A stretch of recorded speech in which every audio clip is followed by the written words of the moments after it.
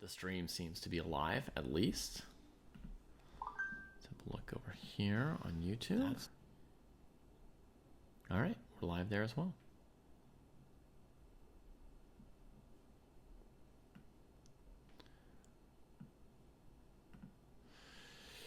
Okay, greetings everybody.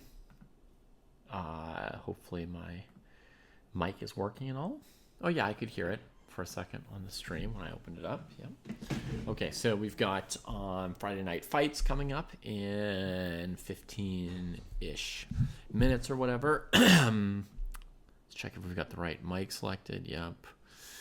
Looks good, looks good. So, for anybody who doesn't know, this is an opportunity to play sort of slow, time control, classical chess. We have two different sections depending on your rating, whether it's over or under 1600. The over 1600 section plays a 90 plus 30 time control. The under 1600 section plays a 45 plus 30 time control. The tournaments are set up as arenas on chess.com. And the links can be found easily here on Twitch with the !fight command. Otherwise, for anyone over on YouTube, you probably have to navigate your way through the Chess Dojo Club on chess.com. URL below me, or if you have some experience, you know how to find your way.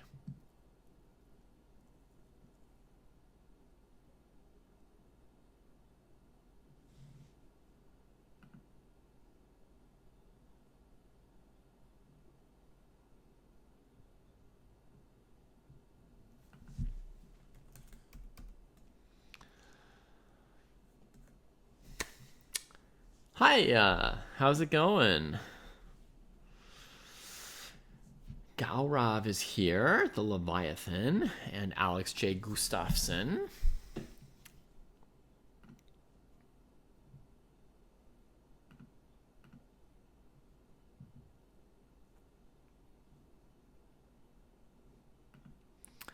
And Tata Steel Chess today.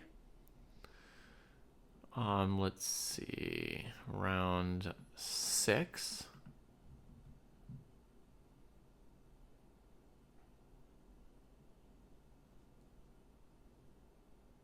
Doesn't seem to be showing the full games or results there for round 6. I watched the end of this end game that was drawn between Noterbeck and Gukesh. Very close. Oh, looks like there was only one decisive game today. Very, very calm. Yesterday they had the rest day. But this looks disturbingly like a boring Berlin draw here. Which means that Arjun's just given up on the tournament. He just wants it to be over. Oh, yeah. Look at that. He just didn't even want to play, even after a rest day. He's just like, get me out of here. An hour and 35 minutes on the clock for each player. Just blitzing, blitzing, blitzing. And they end the game with 7.5 minutes more than they started it with. Tragic. I mean, I love Arjun, but I mean, there just needs to be a standard. You do something like that, you don't get invited ever again to that tournament. Period. You know, that's just how it's got to be. Don't worry, Ernest. That's not the board that we're really going to be looking at today. This one here is. And also, you missed absolutely nothing in that Arjun versus Caruana game. Not a single chess idea present.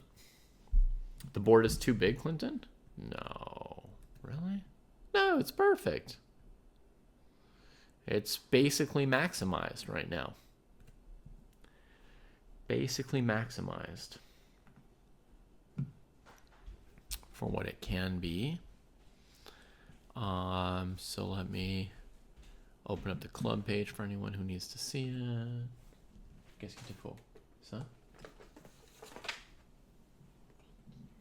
De rien.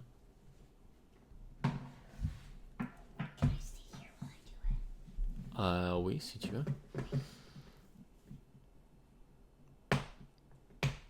Okay, so there you can see the Dojo Club page, and if you go to it and just scroll a tiny bit down, right? Like this would be the top, and then the next thing is upcoming events, and it's got the 2 arenas right there. Then you can click on them to see. So, all right, so that's the club page. Here's the chess.com play page. Asanda asks, do you think spatial intelligence is the biggest factor in chess ability? No, I don't actually think there's one. I don't know if there's any one particular kind of intelligence that's the biggest factor in chess ability. I think in terms of people's results, how well they focus is a very important factor, but still one of many. I wouldn't even call that necessarily the biggest, and that's probably not a kind of, you might not be considering that. I don't know if by ability you mean something more like talent versus, things that help you perform. Like things that help you perform include being in good shape physically, right? Having good endurance, good stamina, being psychologically tough so that you don't get hung up on unpleasant surprises that happen during the game, being able to focus really well, stay focused for a long time, stuff like that. I don't know if you're wondering about those things, but overall, the question of what is the biggest factor in chess ability or chess skill or chess results, I don't know that there is any one factor that stands out too much over the others.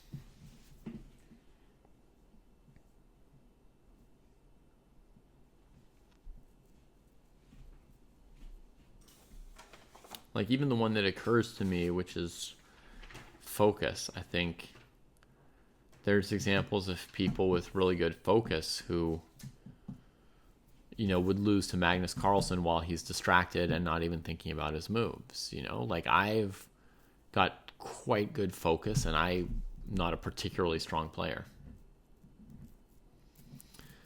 You can teach people the same things, but some grasp it faster, for sure, and some remember it better versus forgetting more of it.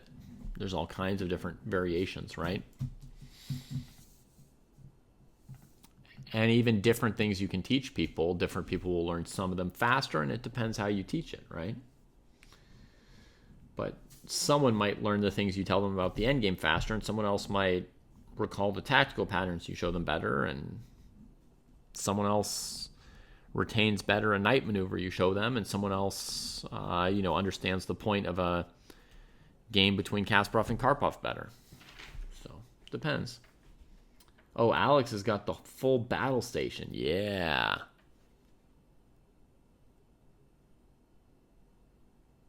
Je ne suis pas certaine. L'un ou l'autre, ça devrait aller.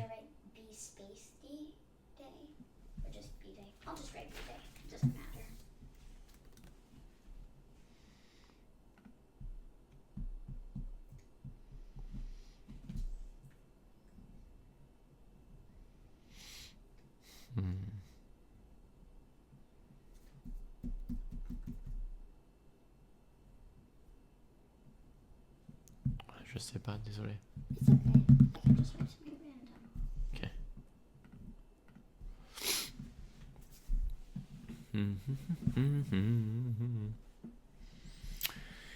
So I'm sorry that last Friday I couldn't do any commentary. Hopefully some folks still enjoyed their games. I was playing at the same time as you that week, for those of you who keep up with Discord announcements and things of that nature, or who were here 2 weeks ago when I announced it in advance. I played a game last Friday night. It was super fun. My tournament was really short, Alex. It was only 2 games long. I won the first game, I lost the second game, and then I withdrew, which I believe is the first time I've withdrawn from a tournament in my life. But the point was, there was one grandmaster in the tournament, and I was, when I signed up for the tournament, I signed up with a couple buys, like an old man, to conserve my energy, but also to be able to come home and spend some time with the kids in between and sort of like partly play the tournament, but not be completely gone for the whole weekend because it was a tournament in my hometown, real easy to get to. But I had a plan in advance that as soon as it was impossible for me to play with the Grandmaster, I would withdraw and spend the rest of the weekend with the family, so things wouldn't be so hard on my partner, and so I would have more time with my kids. And so since I lost in the second round, that was it.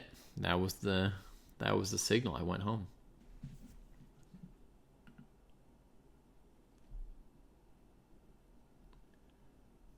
Sonda Intelligence says that intelligence tests show that people who are good at one thing tend to be good at everything. And conversely, people who do poorly in one thing tend to do poorly in everything. I mean, in some kind of bulk sense, perhaps yes, Asanda, but I think individual by individual, you'll just find millions of exceptions to that, actually, right? Like if you look at 1,000 people who are good in spatial intelligence, you might find that 900 of them are good in some other kind of intelligence. And so you say, oh, people who are intelligent in one way tend to be intelligent in other ways. But if you look person by person, most people have uneven intelligences, most individuals, right? If you do these various tests to check like their working memory and their reasoning ability and their spatial and their et cetera, and you look at, 10 to 20 different forms of mental aptitudes, you're not going to find a consistent score for a single person, right? Like everyone will have one or two categories, almost everyone. Again, there will be some exceptions, but you will tend to find, you'll tend to find that that some huge percentage of people have one or two categories where they're stronger or weaker. I don't think you'll find, like, let's say the tests are averaged around 100. You're not going to find someone with 15 scores that are between 139 and 141, or that are between 119 and 121. You're going to get a 20 to 40 point spread, between 20 to 35 point spread maybe between someone's strongest and weakest areas. I'll be right back. I'm going to check on the kiddo.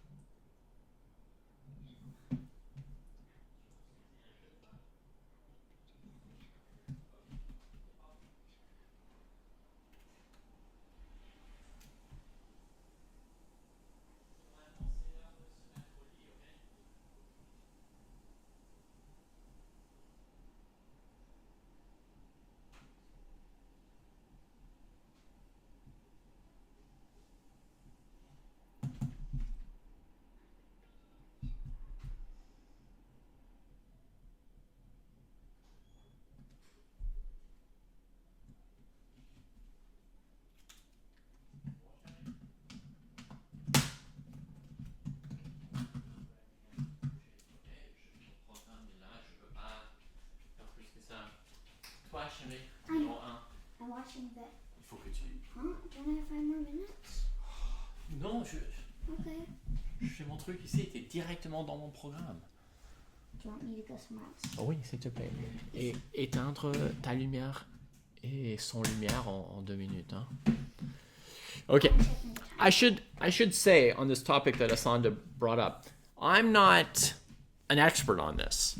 And I haven't looked at millions of people's data points, I just have my own personal experience of working with thousands and thousands of students, maybe something in the tens of thousands. So it's not millions and millions of data points. What I'm saying, it's not based on that. And I don't do research on intelligence or anything like that. I just see what I see.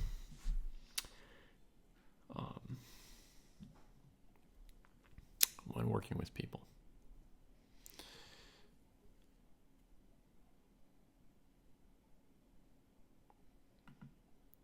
Okay, so tournaments start in 4 minutes. If folks want to play, I recommend that they join up. Let me go tweet it on the mountaintop.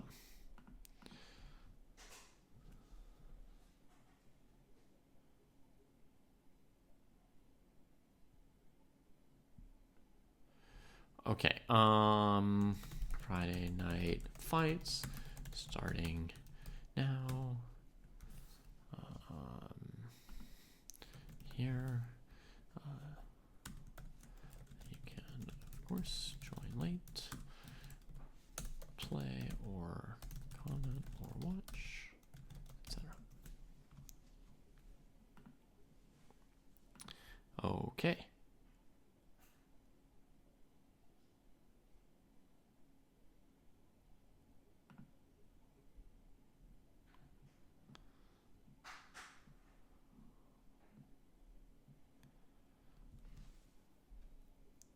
Did we mention book all you buff? Yeah, we did.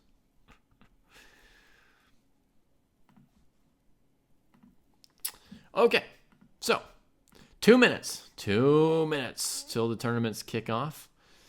Let's see if we've got players in the 1600 plus group. Open up the other tournament. Missing 1. Okay, so each section is currently missing 1 player. So anyone who's out there and wants to join to play, please do so soon. Otherwise, they will cancel these tournaments. Looby-dooby-doo. Ba-doo-ba-doo-ba-doo. Huh. My tournament was strange in that it was a time control of 80 minutes instead of 90 minutes, and it was a delay instead of an increment. So you can't add time, or build up time.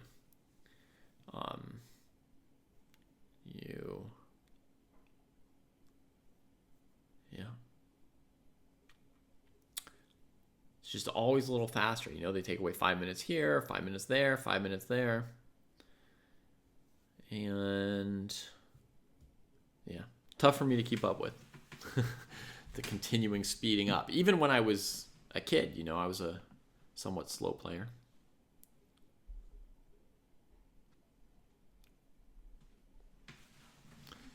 $60 seconds to go. I don't know if the tournaments are going to hold, but in case any tournament does hold, my final piece of advice to our gladiators. In case there are tournaments, my advice to you is to monotask while you play your games. In other words, don't do 10 different things at once. Just play your game. Put aside other things. Don't listen to the stream while you're playing, right? Just turn everything else out.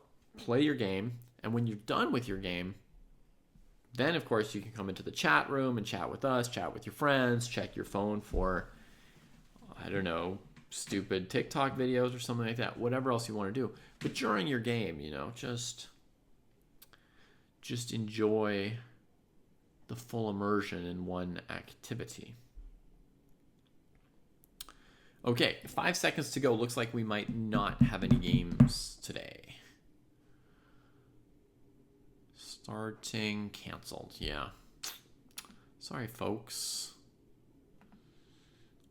I'm apologizing to a very small number of folks. To the 3 or 4 people who wanted to play, I am sorry that there is no tournament today because we don't have enough people.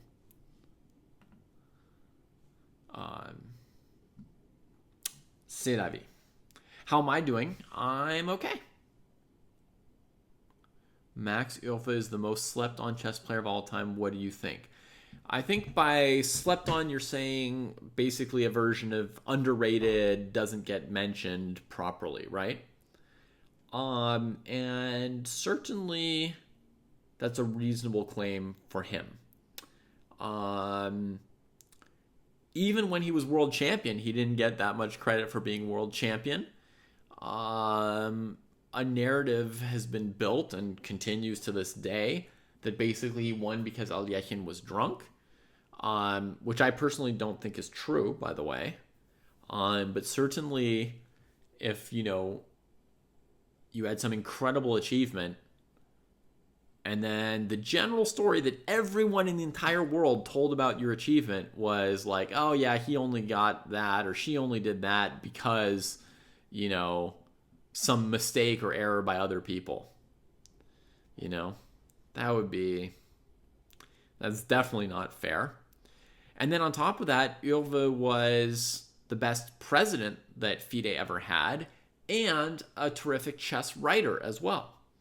So as player, author, we didn't mention him in our show about the top 5 authors, and he was one of the better people who didn't get mentioned. As a player, as an author, as a politician, he does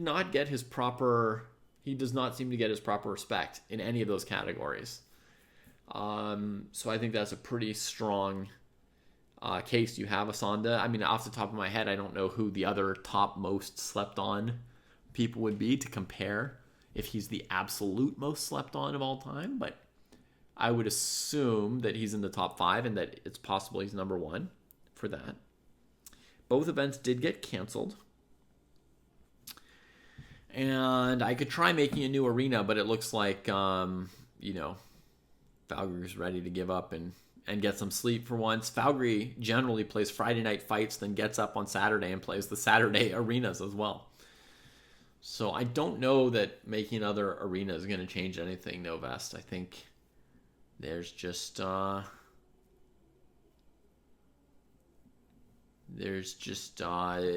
very many players with an appetite or a schedule for playing today. You had 3? All right, I'll make one more tournament if you like. So I'll make it with no rating restriction. We'll just call it Friday Night Fights.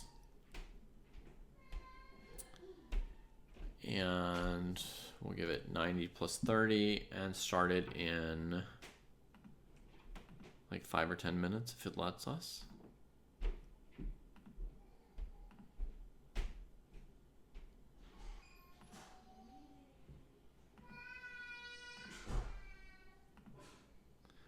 Okay, I've created a new tournament. I'm going to try and send you all the link here. Yeah, don't feel obliged, Alex. Don't feel obliged. You can think about it for a moment. Let me fix the MooBot just in case, maybe. Yeah, and it's right. There's no rating range because we don't have enough people for one of the rating sections. So you are much more liable if you do join this to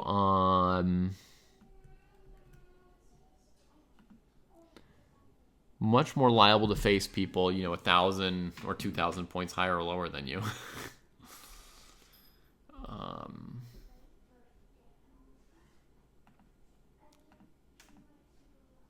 Yeah. So, anyway, there it is. If it doesn't hold, we'll probably do something else. We can still hang out and do a little chess tonight of some kind. But let me just kick back for a minute and see if there is a tournament. And then, if there is a tournament, I'll have to try and flip on a dime and turn on my commentator. But for now, I'm just going to kind of chill a little bit. Normally, around the time the kids go to bed, I stare blankly at a ceiling or a wall for about an hour to recover. It's hard for me to just turn around and do a stream immediately.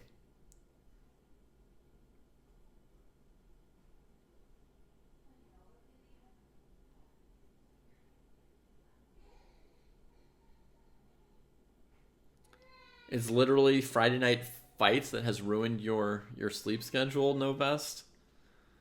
I'm sorry to hear that. Now I feel pretty guilty. Definitely gives me some guilt.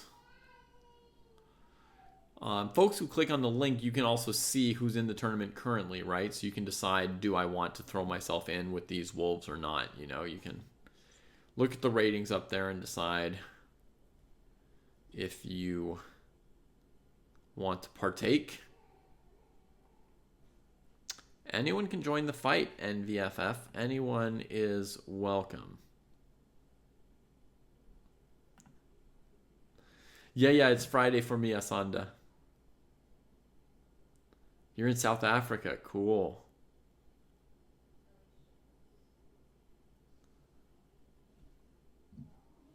Super cool.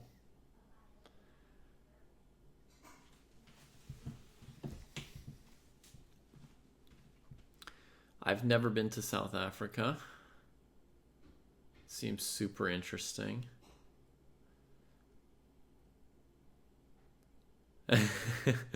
I guessed that much. NVFF. NVFF is trying to rile people up. Join the fight. NVFF wants people to fight with.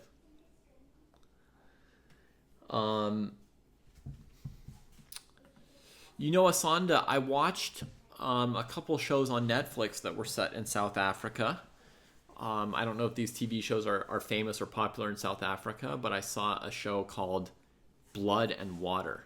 And one of the things that I really, really loved about it was how people were switching languages all the time. You know, they were speaking 3 or 4 different languages in a single room with a single group of people, just switching around, and that seemed super cool to me. Felt like you probably have a big mix of cultures there, unless that's super wrong. Sometimes TV is like so misleading and wrong.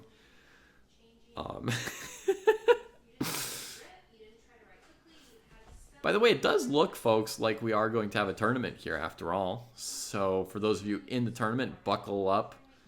And for me also, who's going to have to commentate, buckle up. We've got a tournament starting in 30 seconds here.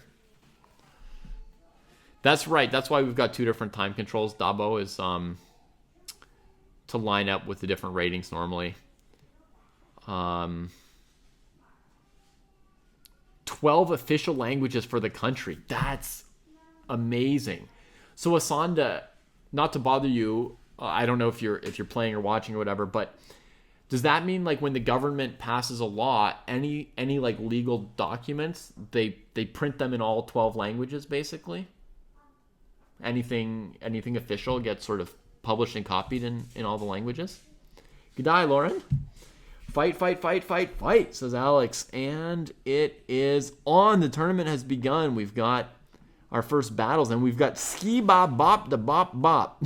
What? Well, there's a name for you. I've not seen Ski Bop da Bop Bop da Dop Bop play before. Exciting.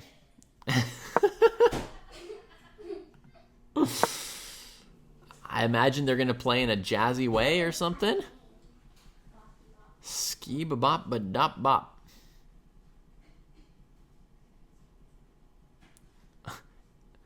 Chess.com calls this the accelerated London system. I don't know how jazzy that is. I don't know if this opening lives up to the name so far. We'll see.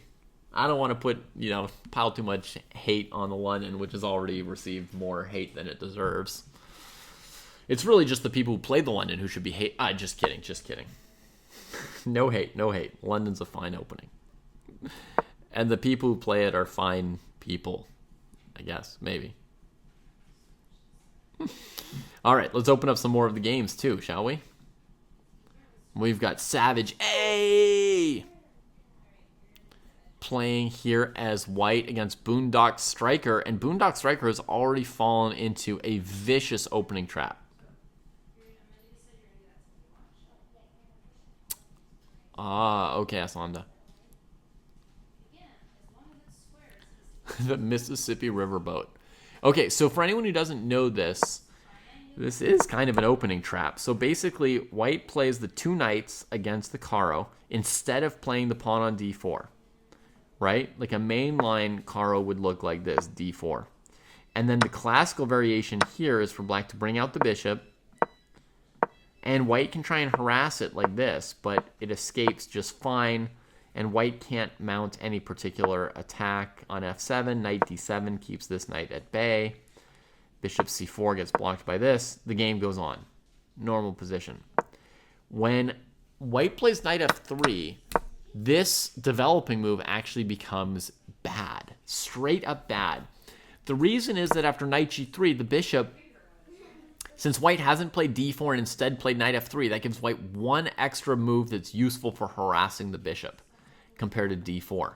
And this bishop can't find a way to successfully tuck away in this side of the board. There are 3 options for black. You go bishop g4 and you give away the bishop pair immediately. That's the best option, I think, and it's not very good, right? Your second option is you just go back to c8 and you say, oops, right? And you let white play whatever, d4, and you sort of turtle up with your bishop inside the structure. That's even worse, I think, than giving up the bishop pair. And the third option, the worst of all, is you keep trying to hide the bishop, and white goes h4, threatening h5, trapping your piece, h6. Now, instead of h5, white uses the knight f3 tempo instead of d4, and throws in a huge threat with knight e5. Now, if knight takes g6, f takes g6, that's just awful. But if you go here, white is simply winning with, I think, this sequence. Queen here, threatening checkmate, g6, and you could say white's already won because the bishop's trapped, and you'd be more or less correct, but it gets even worse. Queen f3, threatening mate, knight f6, queen b3, threatening mate, and b7. And at this point, black has to play a move like e6 or queen d5 or bishop g8, and white gets to play queen takes b7 with straight up a winning advantage.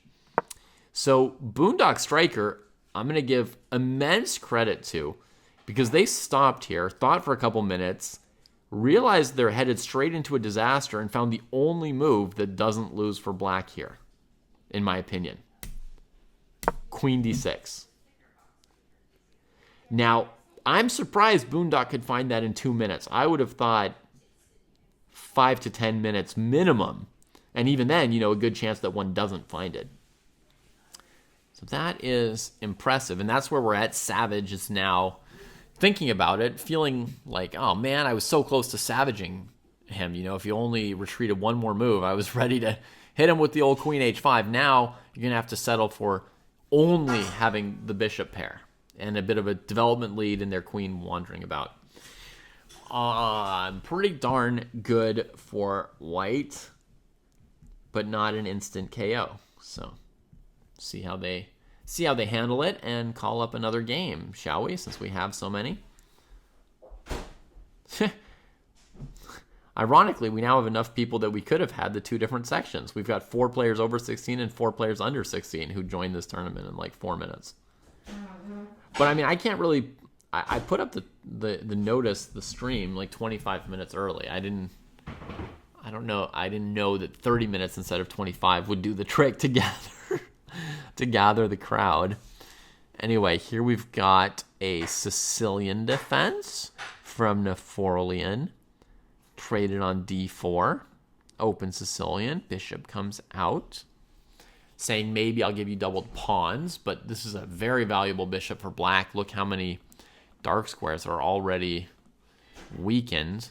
I wonder if white could go queen g4, going straight after g7 and ignoring what's going on over here. Anytime the bishop comes out before the knight, that's basically the pattern where you consider the move queen g4. Maybe black can just hypercharge development, feed you that pawn, tempo with the rook, queen over here, grab this pawn, queen h7, boldly going where the queen had already been or wanted to be. Gets the pressure off of c3. White's up a pawn. with bad development. Rook g4 forces a repetition already. We could go hide here then. I'm not pumped about this as white, so I think maybe queen g4 is not amazing here. But that's the pattern, because sometimes when the bishop comes out before the knight and the queen hits here, you'll see black players forced to play either g6, king f8, or bishop f8 to cover that point.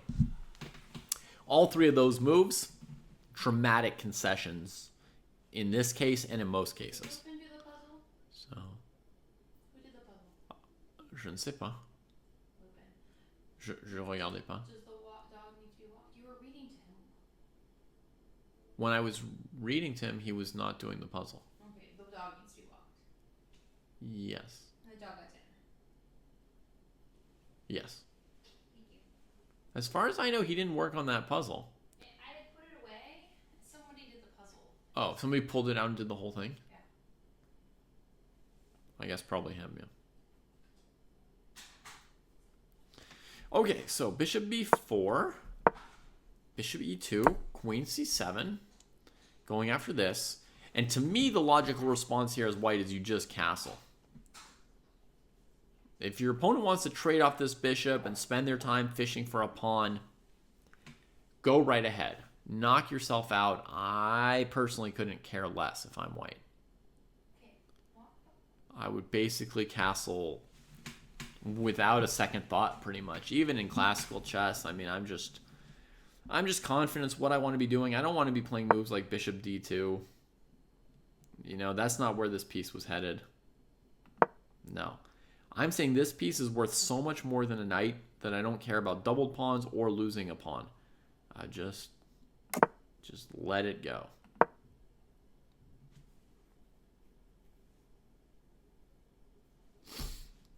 And that's what you got to do sometimes. Just make like Elsa.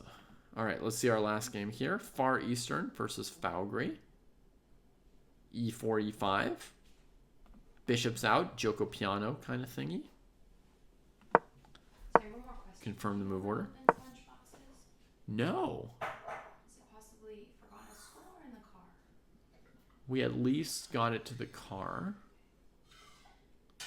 Hey, gefilte fish.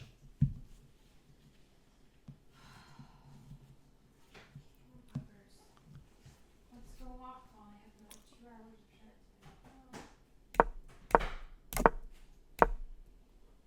of Knight g5 from Fowgry. So in this position, it's a good example of you don't want to move, you don't want to move these three pieces anymore. They've already moved once.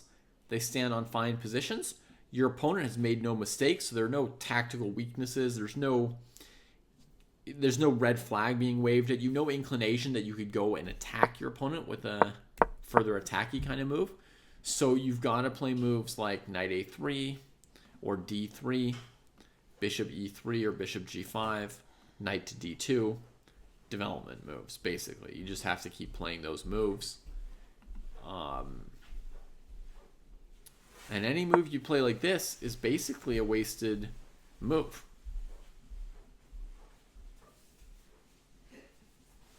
Yeah, any move like this is going to be a wasted move.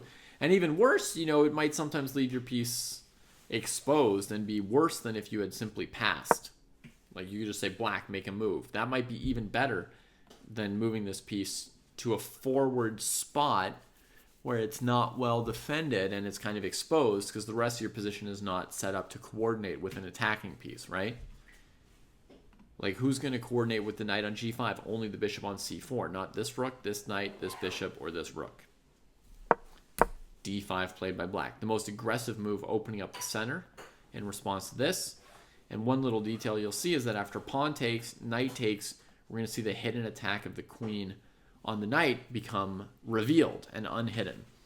So this is instinctively probably black's best move. Certainly the most, what would I say? The most principled, right? Like your opponent plays a time-wasting move, you play the most aggressive central move, looking to continue developing, open the center, etc. Foul green now moves the bishop twice, right? The knight just moved twice, and now the bishop, unfortunately, moves twice, which means black's time advantage increases. Because look at this. In this position, black needs 1, 2, 3 moves for the rooks to see each other. And white needs 1, 2, 3, 4, right? 3 versus 4. But after d5, bishop here, black now needs 1, 2 moves for the rooks to see each other. White still needs 4. Plus, it's black's move. So black is 2.5 tempi ahead in development. That's pretty good this early in a game, a 2.5 tempo lead off the bat. Do I think a top 10 player can beat Stockfish with piece odds? In a classical time control, yes, Asanda. Somebody asked me about this maybe a year ago or something like that. They asked me about, trying to play against supercomputers up a piece. And I tried at kind of a rapid time control against an engine on Lichess. Now, I imagine the engine on Lichess wasn't like the most souped up computer possible or whatever, right? But it was, infinitely stronger than a human, basically, right? And I found it extremely difficult to beat it with like a 5-second time control. I'd always be sort of running out of time resources and the evaluation getting close, just as I'm just not quite there. I drew a couple games and then eventually I won one. And I think if I were playing with like 15 minutes instead of 5 minutes, I think I would have been winning quite a number of games. And certainly at a classical time control, I would have been beating the Lichess computer pretty consistently. I have to imagine that Magnus would actually win very easily at a classical time control against any computer, no matter how good the computer.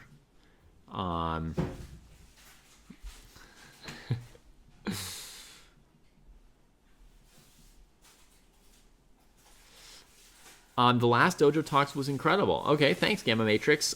We just released 2 of them in succession. Which one did you like? The one about the authors or the one with Jakob, where we talked about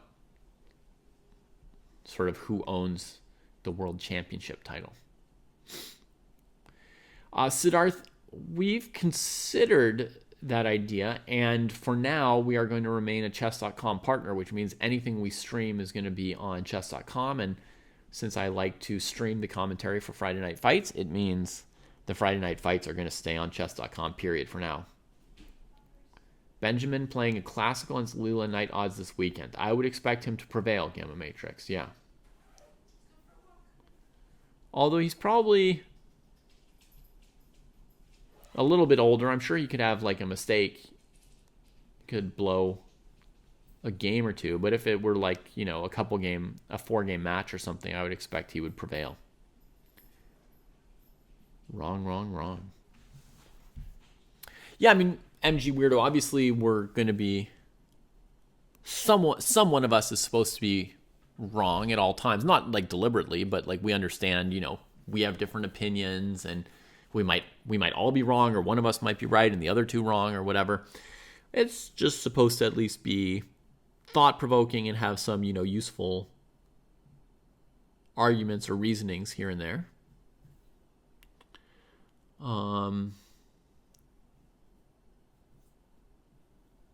Yeah, I mean, it's kind of like a mild partnership we have going, Siddharth, or affiliateship or whatever.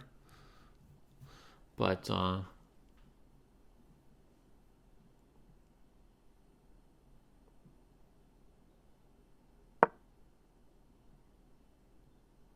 the freestyle and FIDE and Geneskate. Cool. I'm glad you guys like it. An 8-game match.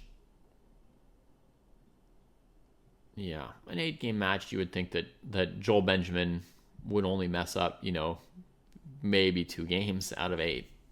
I think.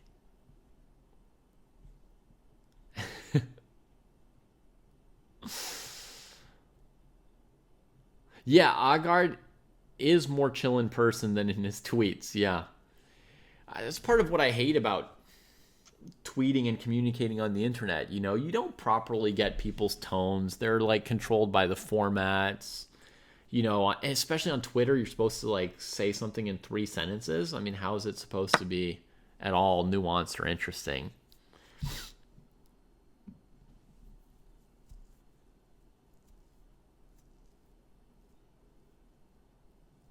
You never miss an episode of Dojo Talks. Cool. You want us to upload it sooner? Yeah, we recorded that one a while ago. We actually have some major problems, Siddharth, in our editing pipeline right now. In terms of, we make stuff and then it takes us a long time to get it posted and published. But have you considered joining our Patreon? We post the Dojo Talks episodes on Patreon before they come out on Spotify and YouTube and other podcast places.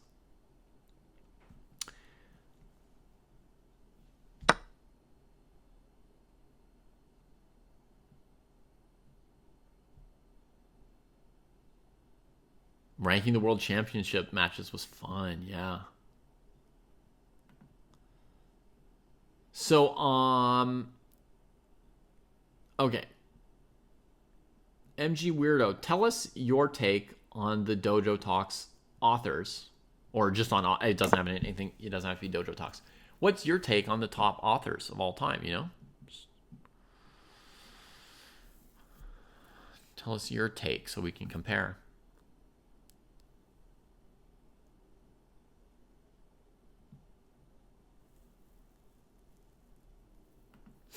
And meanwhile, I'm going to take you guys through the last 4 moves of this while we listen to MG Weirdo. So I really liked this capture, actually, by Far Eastern.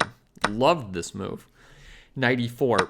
Versus you play a move like pawn takes e4, and, you know, you're not forcing the trade. You might later spend a move on h6, which would be a lost tempo, right? Knight e4, you force white to trade everything with you.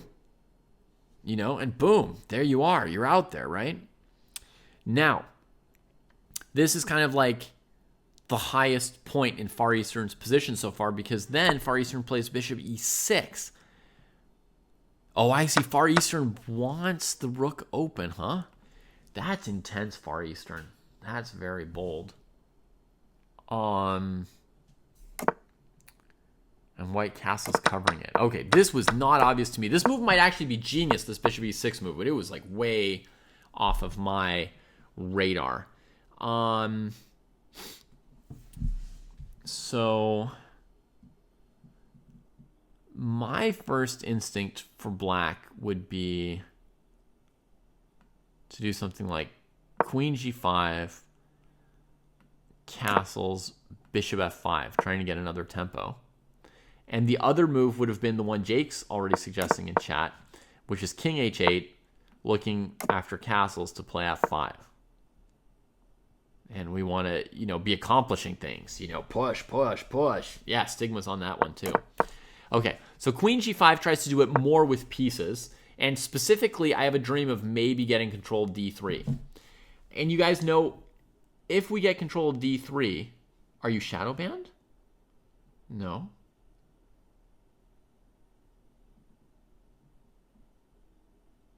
Oh, because I said king h8 f5 and you'd already said it and I didn't see it somehow. Sorry. No, you're not shadow banned. I just was looking at the board. I don't have my extra screen right now, so I was looking at the board and I've got 2 little chat windows from YouTube and Twitch and my board window, and it's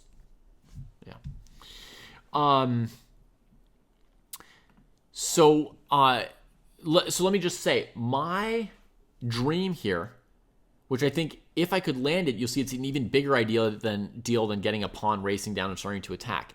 If I can sink my bishop into this d3 square, I've won the game. Like, in the easiest way possible. You know, no calculation, no striking blows, no calculating a checkmate sequence, right? Like, if we get that bishop to d3, you see what that does to white's game? If I can get there before the d-pawn moves. And note that after queen g5, they can't just play d4 right away. They can't let it rip because that bishop's not defended yet. Boom, game over, right? So So this is my idea. The easiest way to win this whole game would be to just land my bishop on d3. So I'm just hoping I can do that. Okay, so white's going to castle, defending the bishop. I'm going to go here. Sorry, I'm missing a lot of chat comments. I know you guys are probably saying really cool things right now. Queen comes here, hitting my bishop. Now, question for me. Can I just play rook d8, give you the bishop, and get into d3 and say the game is over? Is it so over that I don't even need a threat? I just do that?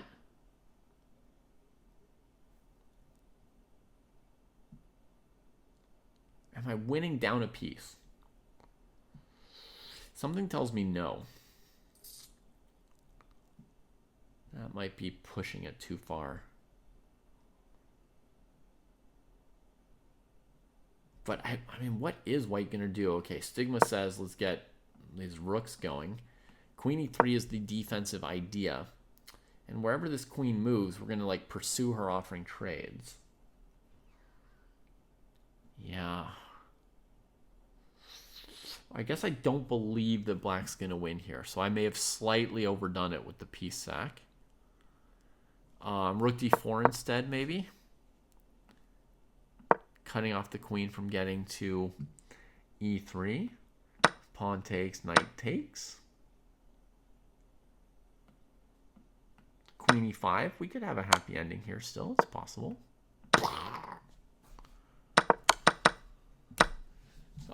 King h1.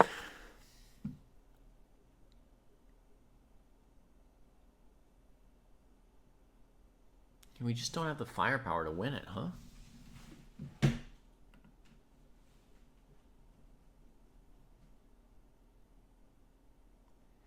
So Siddharth makes a comment. Sorry, Twitch. There's less comments on YouTube, so it's easier to catch up on them. Siddharth says, I personally think that Agard and Silman are perhaps the best, but I'm so biased because I haven't read as many of the classics, right? So we can only rank the books and the authors that we've read, and nobody's read everything, right? That said, some of us have read a lot. Like, I see people suggesting here, Yusupov, read him, right? I've read pretty much everybody that people are suggesting. Someone says Silman, Chernev, Nimzo have read them, right? So I've read a very large number of books back when I was younger. But there are big holes in what I've read as well, which is I haven't read many of the books published in the last 10 to 20 years. So, yeah, I've read Dvoretsky. Dvoretsky is good as well.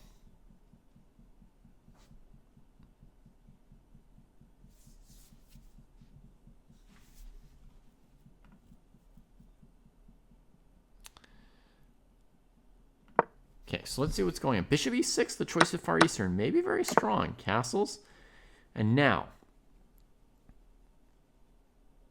if black wanted to be really aggressive with the f-file here, to me, the consequent moves were either rook f4 or queen d5.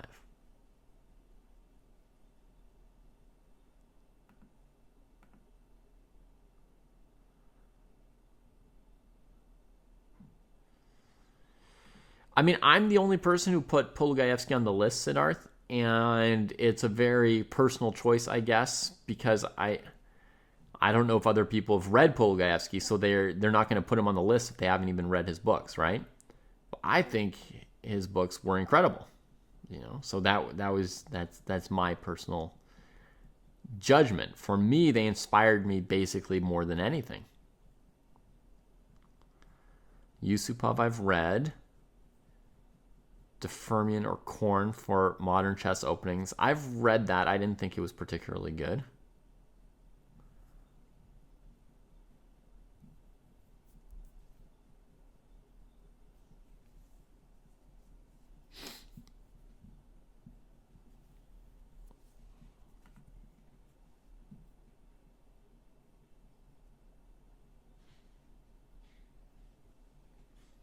So this was a very interesting move. Rook f4.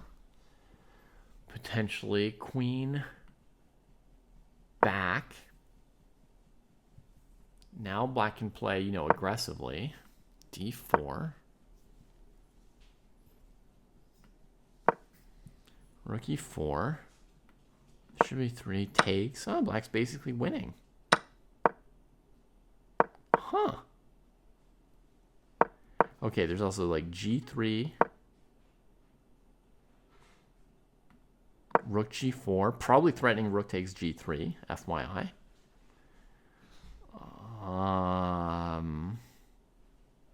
King here. Queen here.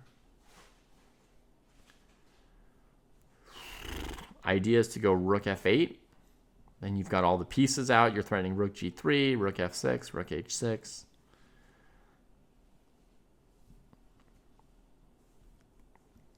You're right about the weenie move, Viral Stigma, and I had my eye on it and will mention it. But this rook f4 looks like it was the it.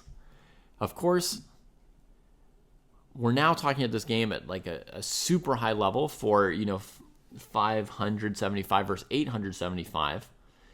But Far Eastern's idea of playing bishop e6, which I wouldn't have considered, it's going to have to be based on using this rook quickly. And actually, it might be, a super genius idea. Because as far as I can tell, and normally I wouldn't look this hard for a complicated variation, but I just wanted to investigate this idea because it was so interesting and surprising and new-ish to me to ruin our pawn structure in the center here. And I really feel like it's probably working out. So I'm pretty impressed with this idea. And I think the follow-up is rook f4, kicking this queen away so that our queen can get to f6 or h4, and the next rook can come to f8 as quickly as possible. I believe in black. Now, Stigma mentions the weenie move, right? Queen d5. And I had earlier thought of this move too, Viral Stigma, and thought, just like you, if white retreats, we play e4, and it's over. And if white trades, like, oh my gosh, this f7 pawn just came to d5, all with tempo. We've got pressure on f2, better pieces, all of them, etc., right? Beautiful. But there is also this move, d3. And I initially missed this move, but it changes the evaluation by like half a pawn or so compared to just trading. d3 loses? Oh, I didn't see that. What do you do? Oh, nice. Oh, that's brutal, Stigma. Okay, so that ruined white. In fact, that move d3. Well, then there's nothing wrong with the weenie move. Nothing wrong with the weenie move. Quite a good move, too. All right, let's see how the game goes then. So both rook f4 and queen d5 look like pretty nice justifications of this weird pawn structure change. Black played queen d7, just continuing with development, letting this rook come out. White plays rook d1, hoping to play d4. Oh, white didn't. White was trying to get more out of their position than their position could handle.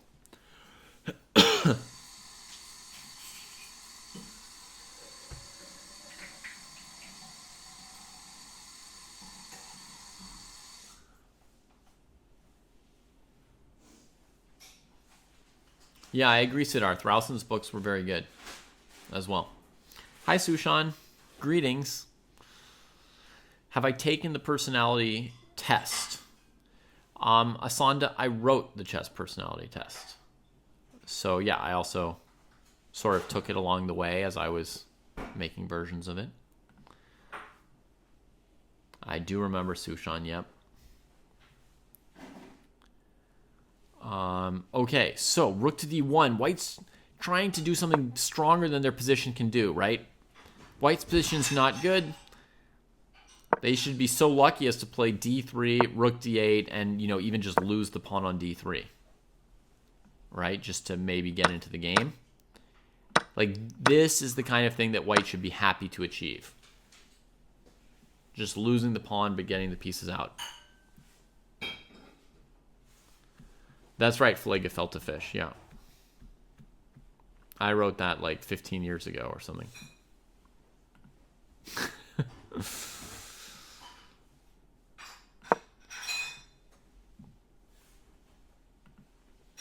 But rook d1 is dreaming of playing d4.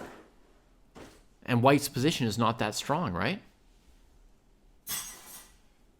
Yep, that was me, head of dog. That was me. Because, you know, I used to play the Latvian Gambit in tournaments. All the way up to the expert section. I was still playing it.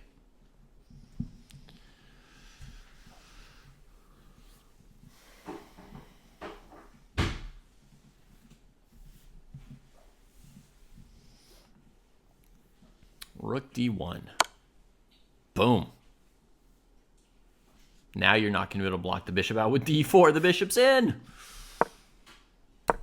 Oh, it comes back. d4 comes in. In this position, the bishop's pretty safe. So if I were Far Eastern, I would have continued Far Eastern's plan of just developing everything. So far, Far Eastern's been super, super consistent about just developing everything. So here, I'd want to do something for this rook. And so that could be rook d8, or it could be rook f4 and rook f8. Even stronger because the file's completely open. You can start threatening back rank checkmate, right? As soon as possible. So I have to assume that rook f4 is the most crushing move here, Far Eastern, followed by rook a to f8. Okay, you came back. White plays d4. You make a trade because why not? And now we're in the live position. And, you know, I think now rook d8 makes a lot of sense since we're kind of fighting over this pawn. But it's by no means the only move. I'm sure that doubling rooks on the f-file in some way is plausible as well, right? It could be rook f2 or rook f7 or rook f5 or rook f6. Any of those moves look pretty strong, as well as rook d8.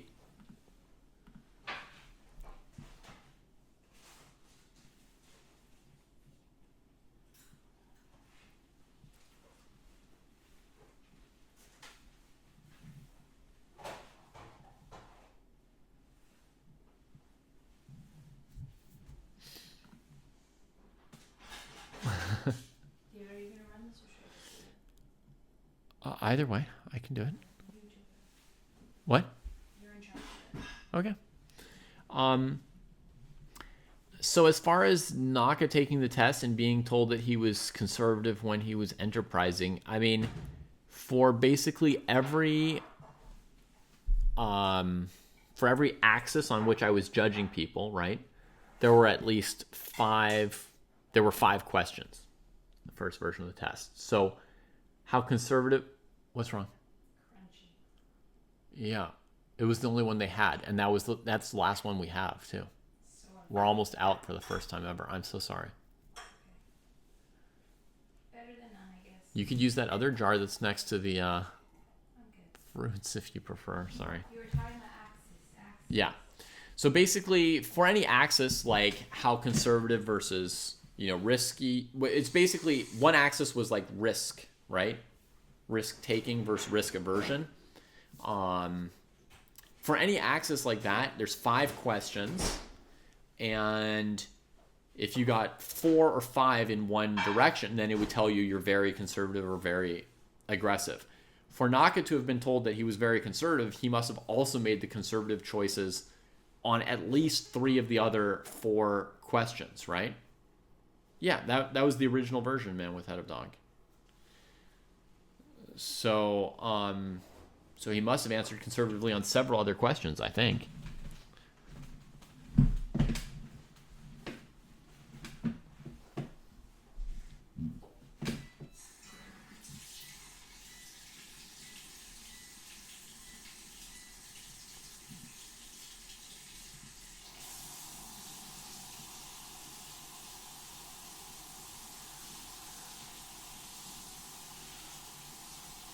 You got different players when you were in different moods. That makes sense.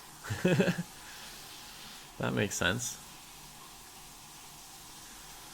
Yeah, they redid it. They redid it about a year and a half ago. And initially, I was helping them redo it. for the updated version.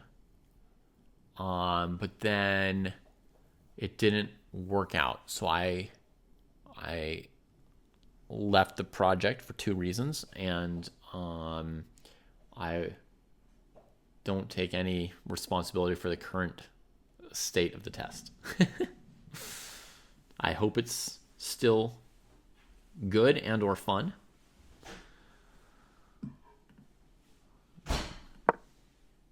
But I don't know it.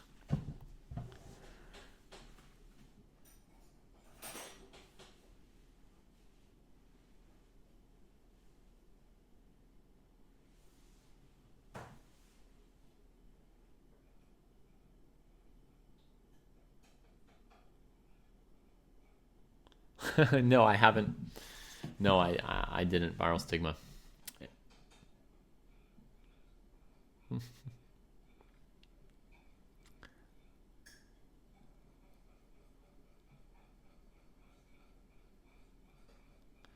And yeah, Alex, you can still take it. You can take the newer version. I don't know if you. I don't think you can find the older version anymore, except maybe in my notes.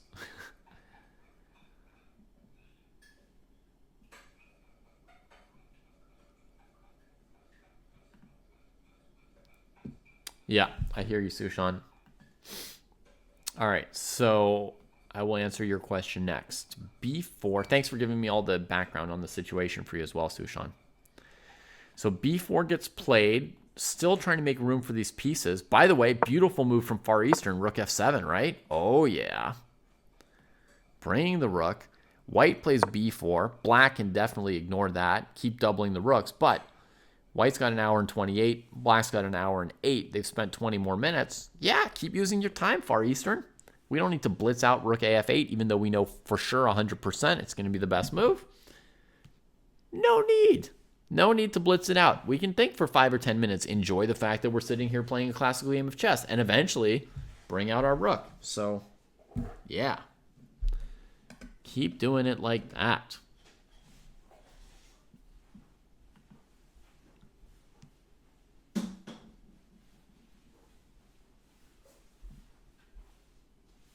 Yeah, I was thinking of putting in some fun questions like that the second time around, Man with Head of Dogs. Some more questions that were directed at basically online blitz players and, you know, more casual players and more sort of like vibrant personality kind of stuff. I was thinking about it. Alex J. Gustafson says, I'll wait for a Dojo profile builder. Oh, we got some plans for Dojo profiles. But folks, Sushan absolutely needs our help. So let's talk about Sushan's situation, okay? Sushan was taking long thinks in simple positions, trying to see every position as a critical moment because Sushan's been training calculation a lot. That's why I was in time trouble in every single game in the last 2 tournaments I played. I did nail in some critical moments in my games, but getting to deep time pressure was a major element in my draws and losses. I was bleeding 5 minutes, 10 minutes on basically so many of the moves. You know, no quick or easy moves. I need your help. Okay, let's help Sushan with this situation, shall we, folks?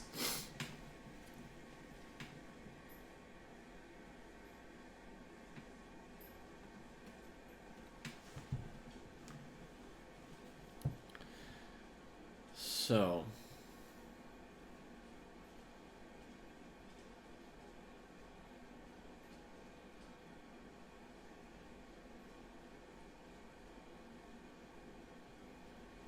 all right, here's one thing you can do, Sushan, which is something that well, let me ask you this question, Sushan.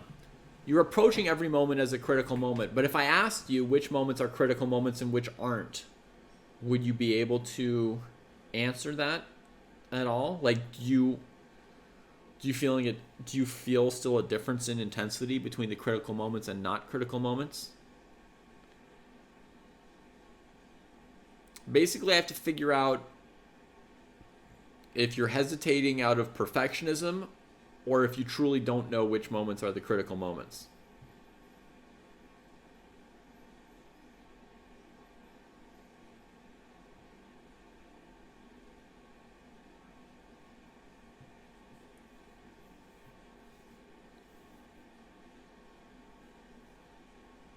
You have some ideas when the critical moments are. So there's a lot of moves. There's a lot of moves where you're bleeding some time. You know it's not truly a critical moment, but you're still just trying to play the best move every move, right? Right. So what I would do with that situation, Sushan, is you set a time limit for yourself for how long you're allowed to think on the not decisive moves. Okay? You set a time limit for yourself. It should be based on what the total time control is, right? But it's probably going to be somewhere in the range of 6 to 10 minutes is going to be your limit. And basically what you do is when your time is up, when you notice that you've hit your maximum time, right? Like you've been thinking for 6 minutes and you're obviously not calculating a move that will win or lose the game, right? It's not a move that will decide winning or losing a piece or more. It's just a move that has some, positional difference you're weighing or something like that. At that point, you just have to play your instinctive move. So you have to say this is not like a win or lose the game tactical moment.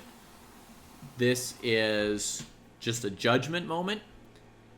And understand in advance, you may or may not get the judgment right, but calculating an extra 5 or 10 minutes is unlikely, doesn't make you substantially more likely to make the correct judgment, right? Because the judgment is really based largely on your positional instincts and your feel for the game, not on your calculations. So another, whatever time calculating is not going to move your chances of getting the right move the needle on that chance for you. Oh, we've got a move here from Far Eastern, e5. Okay, so Far Eastern I think is still worrying a little bit about this pawn, that like b5 will distract the knight and maybe black will win back, maybe white will win back this pawn. But that you don't need to worry about here. The position is so far gone for white, you can just develop the rook. Okay, so yeah, so when you hit that time, Sushan, just confidently play your instinct move, knowing that you might make the judgment wrong, but you're going to have to improve your judgment through another process, right? And that should save you time so that when you have to do a game deciding calculation, you have time on the clock to do it. Okay? I think that basic structure, forcing yourself into that structure, getting used to that structure, can more or less solve your problem for you. Okay? Right, and I know you just switched your opening repertoire, and that's another reason to hesitate and play slower. And that's something that will, get a bit better with time. But you may need to log some more, blitz and rapid games with your openings before the tournaments.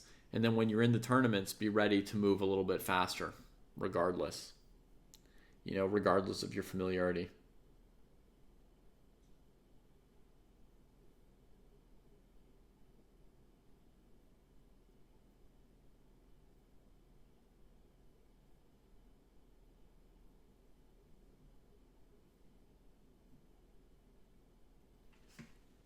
You guys have having connection issues on chess.com? Knight a3 was played. This game doesn't seem to have any issues, but what happened here? Black won by abandonment when white has made all the moves? And it's not even white's turn?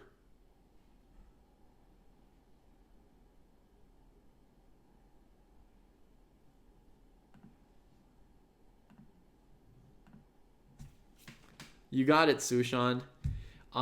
Tragedy is striking for our Friday night fighters, unfortunately. It looks like some games are being canceled or interrupted somehow.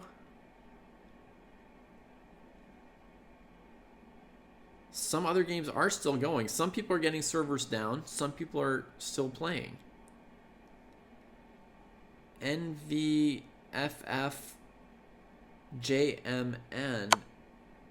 is getting server down here.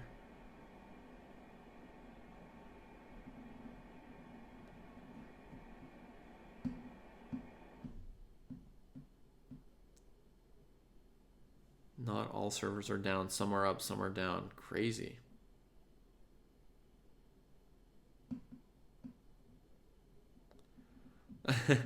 Hey, Dabo, if you send a message to chess.com support, I think you will get your points back. It's like absolutely ludicrous. You know, they have a server error. You lose your rating points. I agree. Just send them a message. Send a ticket to customer support.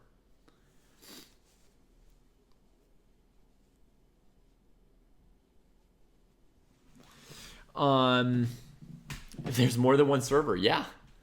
They've got servers named after... They've got servers for basic... Yeah, for just tons and tons. Well, anyway. Happy Friday, Aaron. Good to see you here. Look, we've got somebody else with a string of A's playing here, right? Savage A! Following in your footsteps.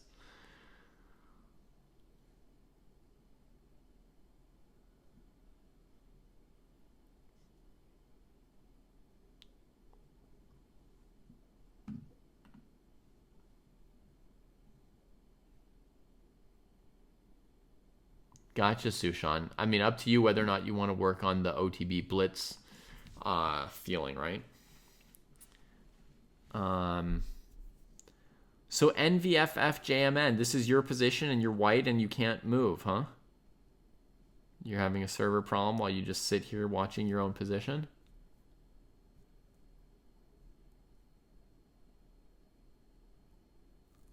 Brutal. Brutal. The good news, at least for you, NVFF, is you did get to play a lot of your game.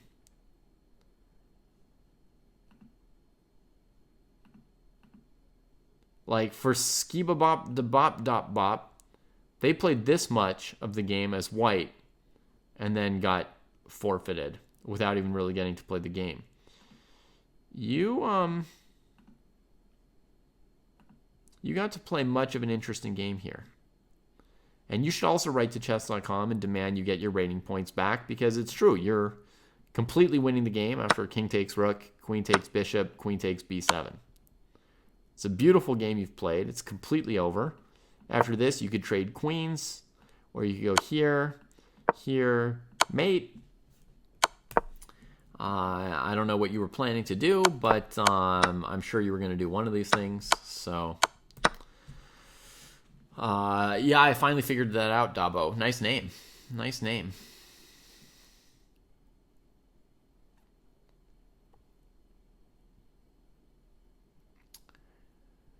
Yeah, I hear you, Asanda. Playing OTB chess is very fun. And there are some places where there's just not so much of it.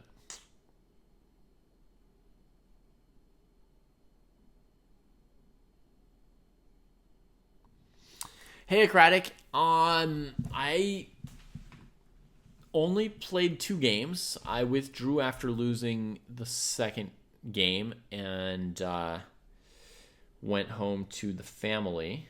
The 2 games I played were interesting and fun.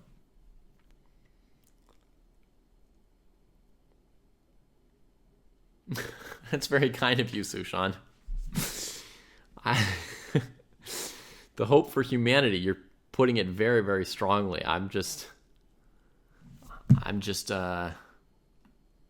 tired but slightly friendly person. No, somewhat. I'm more than slightly friendly. I'm just I'm a friendly person, but I'm not anybody's great hope. I'm kind of worn out, old and tired, and so forth. Yeah, I was also sorry I lost to Craddock, but it's okay. I guess, I played 2 interesting games without having to really travel very far, and then I was able to just come home, and I was even able to come home between the 2 games and, take the kids for a walk in the morning and stuff, so it was all okay. Yeah, it is amazing, Treb, isn't it?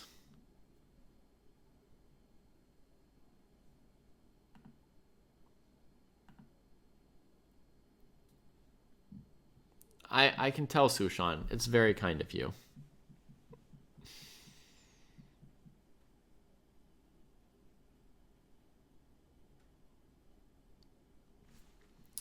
Let's see. What's Boondock Striker saying about when he offered? I would have drew. I didn't know your internet went out. Yeah, it's even worse than that, Boondock Striker. His Savage's internet didn't go out.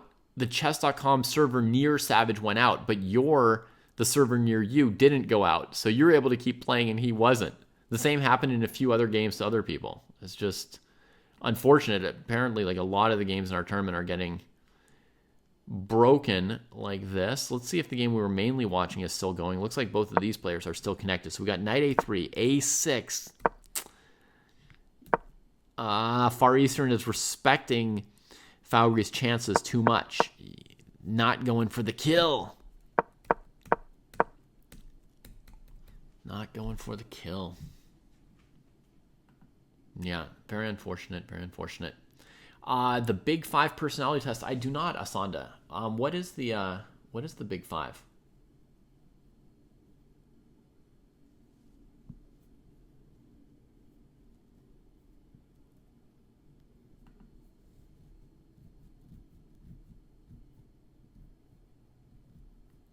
In general, when this happens with chess.com, it's because they're getting like too many people coming in and playing all at once. Like they just,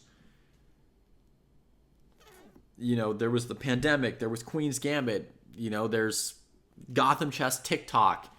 It's just one thing after the next, leading to so many, like such a rise in the popularity of chess that chess.com can't even like predict and get enough servers up fast enough, I think, basically. Like, it's just, here's like millions and millions of people playing suddenly, and they just can't quite keep up, I guess.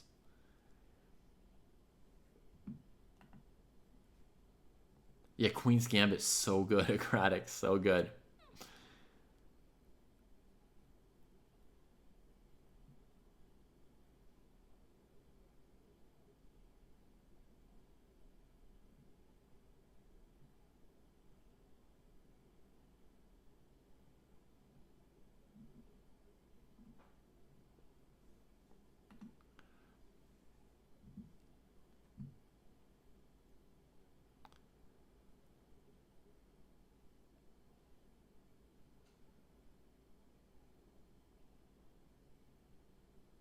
Limitation is the software designed to handle the server loads? Really?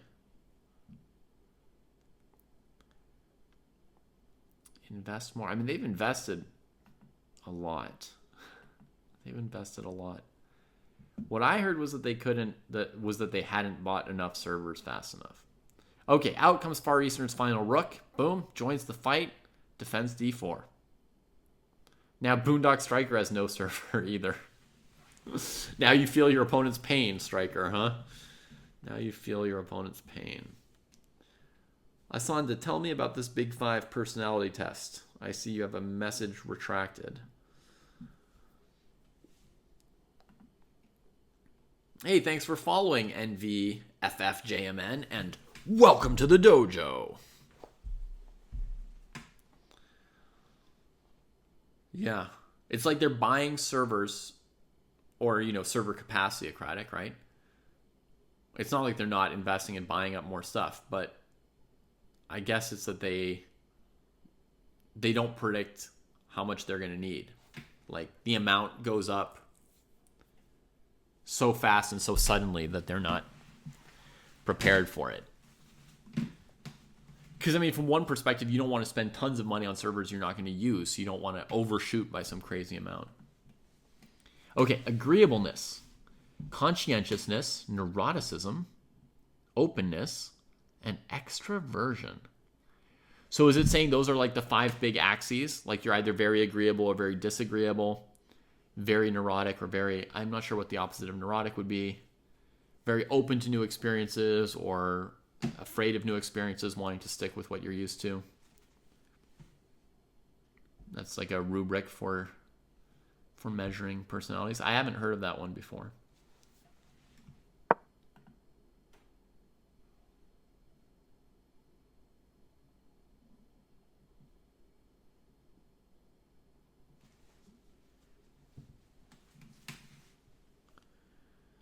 You should be able to have a contract where it just adjusts as you need. Huh.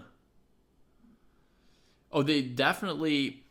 In the past at Kraai, the strategy was definitely buying their own servers.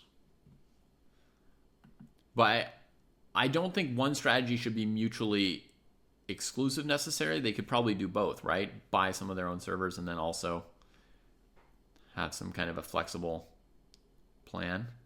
I don't know. Each of those things, each of those 5 axes would be a spectrum, right, Asanda? Pioneered by Jordan Peterson. Jordan Peterson. I don't really know Jordan Peterson. I've heard the name. JordanPeterson.com. I've heard the name. Canadian clinical psychologist. An author and commentator.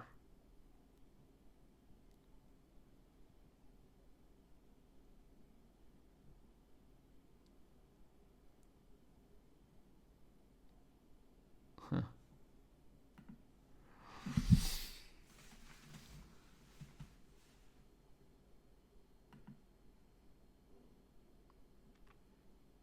Let's go neuroticism.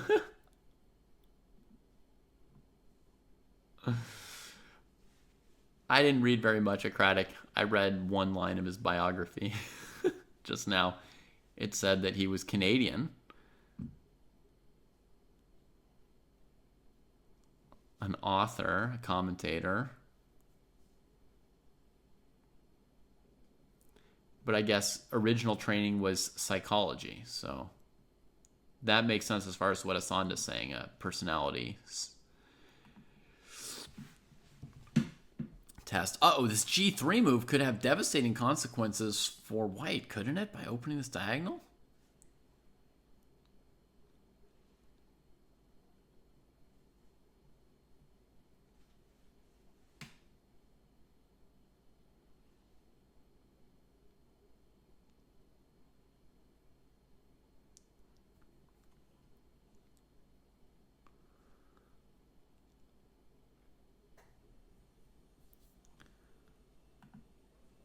His book, 12 Rules for Life, sold more than 10 million copies.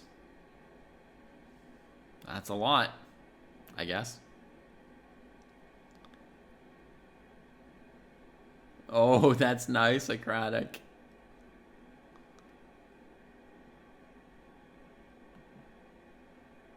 Yeah, Queen D5 is just pure murder, unfortunately. Under-promoted to knight with mate. Oh, wow. That's pretty good, yeah. That's pretty good. Yeah, of course you can share. Let's see. Maybe if you whisper me a link to the game or something. Let me try whispering. La la la. Okay, Microwave is an adult improver. Do I have any suggestions? Yeah, Microwave. This is, first of all, my number one suggestion would be that you find your way to the Chess Dojo. And you did. So, good on you. You're already halfway there. My next suggestion would be try out our training program. Also, hang out with us on Twitch and YouTube when we stream. I have 10 million suggestions, but a lot of them are encapsulated within our training program. Let's see if this exclam command gives us anything.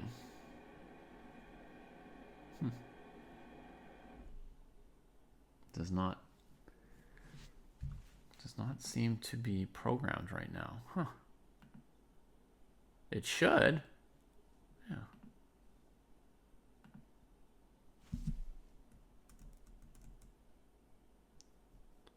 Thanks, Socratic. Why did that exclam training thing not work? It looks like it's on. Oh, Moobot turned it off.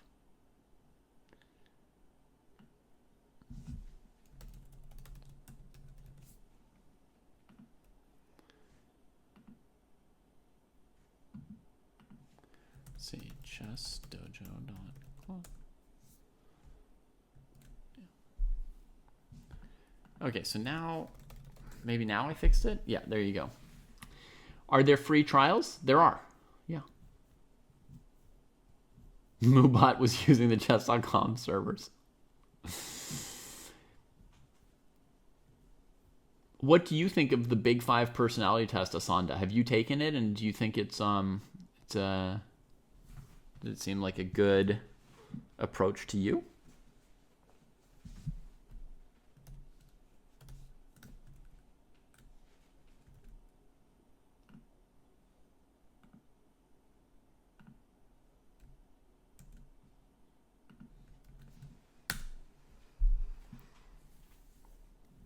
Going to try and load up another game here for a second.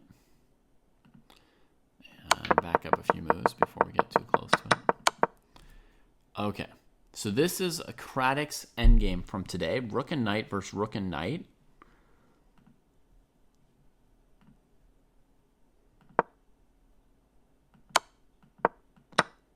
Rook trade. Wait, where's white's knight? Oh no, Kraai's up a knight. Okay, so Kraai's winning at this point, basically. With an extra knight, defends. Push. Oh my lord! Letting that pawn, queen, and the knight? The weird smother? I've never seen that pattern before. Truly. I've not seen that before.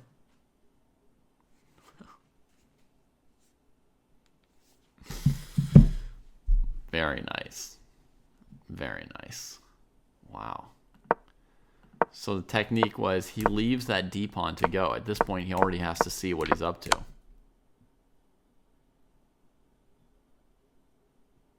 Yeah, you have to be careful not to auto queen. 12 seconds on the clock. And it's right after white queens. Yeah, it's all perfect. Beautiful. Beautiful. So beautiful.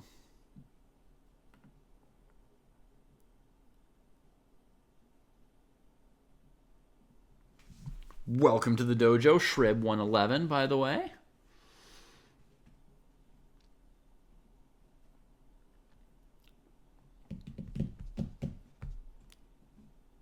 If you want a taste of my suggestions, by the way, Microwave, you can ask me a specific question of any kind. Ask away, anything you like. I'll give you an answer.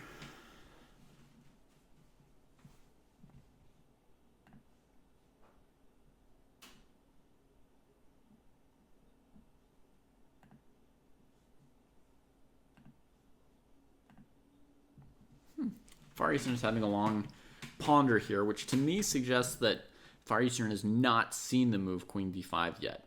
If you see it, you go for it. White just doesn't have a lot of things to do about this diagonal, right? Like nobody that can get to g2. Only one piece that can get to f3 or e4. She'd be sacking a queen. So once you see this move, it's not a super long calculation that you would want to play it. I guess you could spend your time thinking about what your follow-up is going to be after you chase the king out.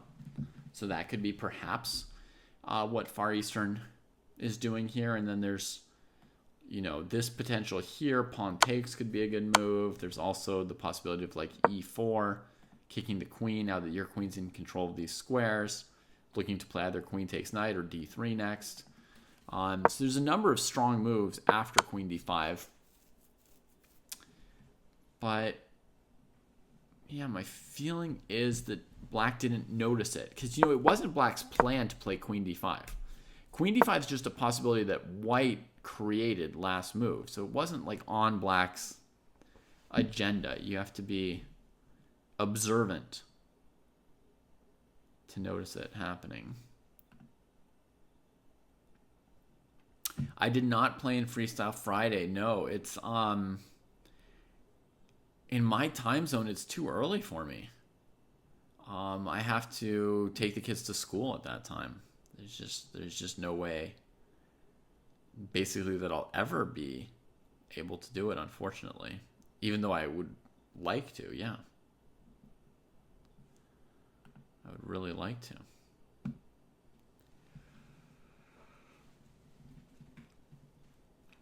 Yeah, as Socratic says, every move takes control of squares and gives up control of squares, right? Like you attack some new squares that you weren't attacking or controlling before, and you stop controlling some squares you were controlling before. Every single move does that.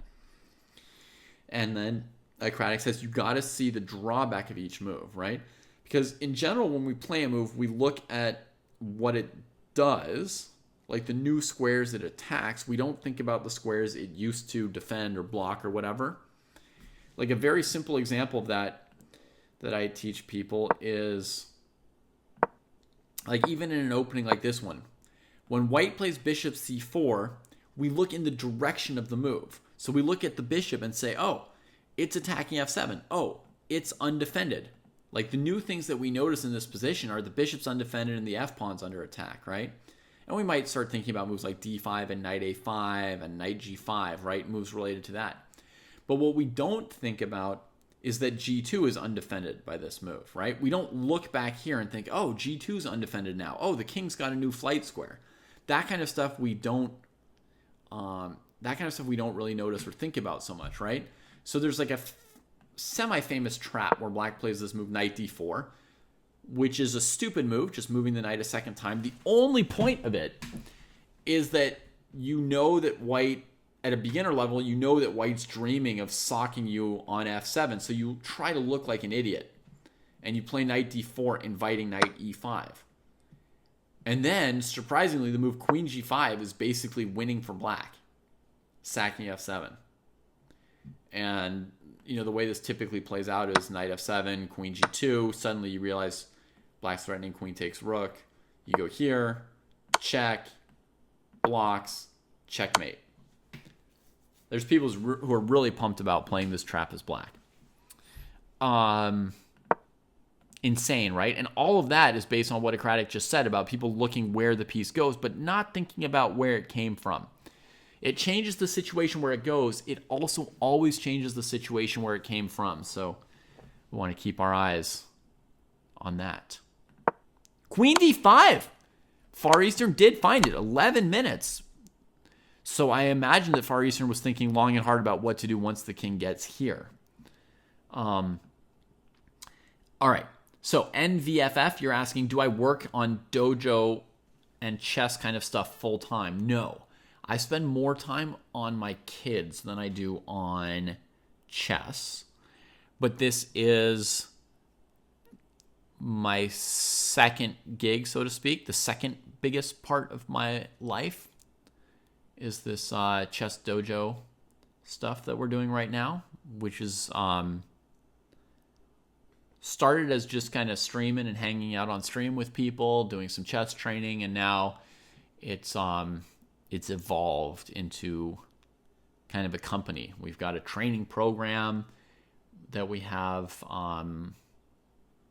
like 2,000 people following a training program, so we're constantly trying to upgrade it. We've got a website that's been built, so we've hired 3 people approximately to build a special website that houses the training program. And now we're building more and more useful tools for people to train their chess with. So at some point, that website, our offering is going to split into dojo training and dojo tools. It'll still be on one website, but we have so many more features that we're going to split the product offerings into 2 products. You know, one product where you get all the tools and one product where you get the training program and some things that need to go with it, our opening courses and endgame courses, etc.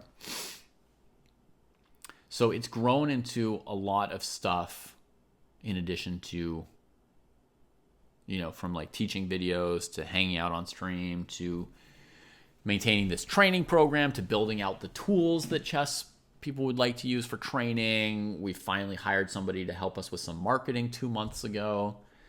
So now we're trying to let people know about what we have. So it's gotten more complicated. We're even going to have to start doing like payroll and payroll taxes and salaries this year. Kostya, Jesse, and I are going to, and Hoki, we're going to get our first salaries starting in 1 or 2 months probably. What do you think we should pay ourselves per month?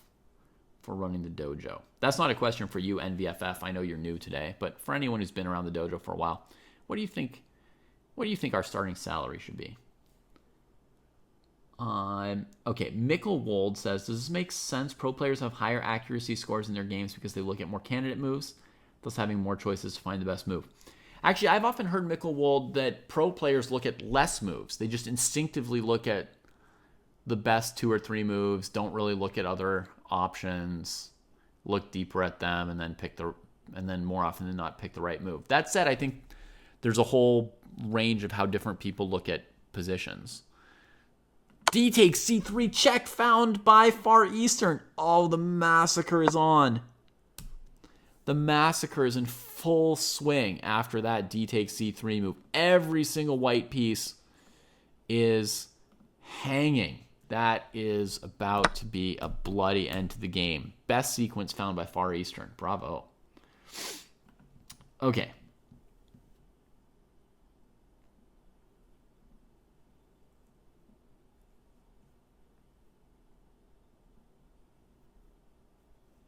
Up till now, we haven't had a salary. We've just divided profits at the end of the month together. So at the end of the month, we have about as much money as Itachi is saying one of us should get. We've got about like $10,000, and then we divide it between all of us. But yeah, I think our salary is probably going to be $1,000 a month, Itachi.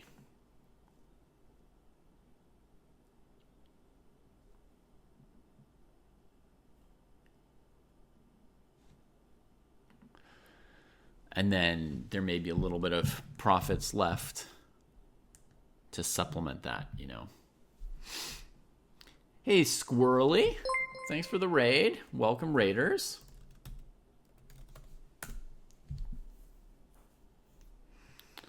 We are over here witnessing the bloody end of a classical game here between Far Eastern and Fougry. Black has just hit white with the following sequence. Queen d5 check, and shockingly, white's just got no piece that can get in the way of this diagonal. The king steps over, the next diagonal gets opened, revealing this bishop and attacking all the white pieces. And now black's just Pac-Manning. Just Pac-Manning. How are you doing, Squirrely? Nice to meet you. Yes, that would be from all our income streams combined. We are missing by a 0 compared to what you suggested, Itachi. Yeah. I would love, what would work for me here in the Bay Area, and what I think would be like a good salary for Chess Dojo would be $5,000 a month. I think that would be like just about a living wage in an American city. That would be cool.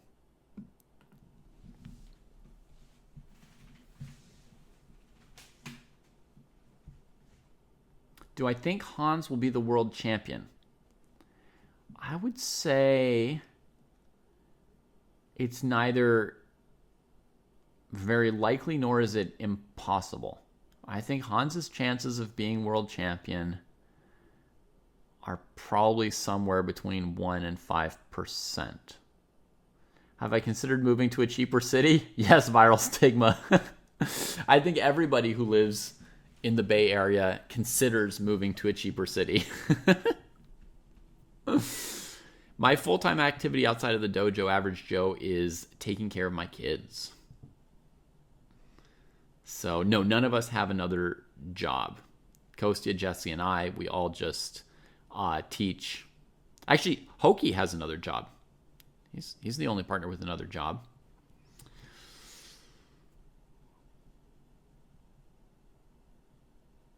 Oh, wow, Acratic. That is quite a while. I've also thought of moving to a cheaper country, for sure. In which case, my salary dreams would just decrease as well, I heard that, Austin. Yeah, someone else told me about that just a little bit earlier on this very show, but I hadn't known it till today.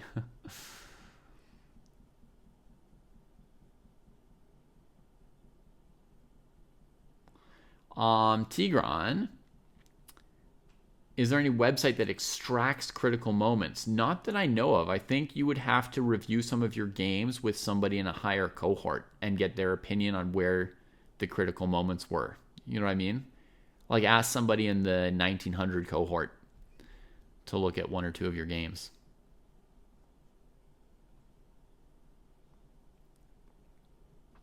I mean, last year I spent a year in France, and it was very cheap compared to here. You know, and France is not even famous as like a cheap country, right? Paris is expensive, but you know, we lived in a small town in France. It was our living costs for the year may have been comparable to like 1 month here in the Bay Area. Honestly, let me think.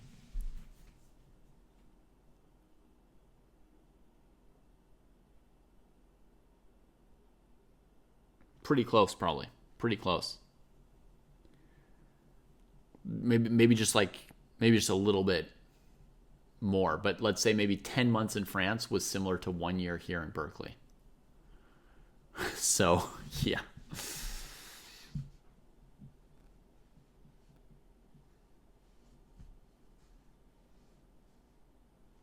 Yeah, France has free healthcare. Like, not only was it cheaper, Asanda, but it was a better life, you know? It was cheaper and better. Why didn't we stay here? Why didn't we stay in France? Family and friends, mainly. We've got family and friends in this area here. I've got my parents.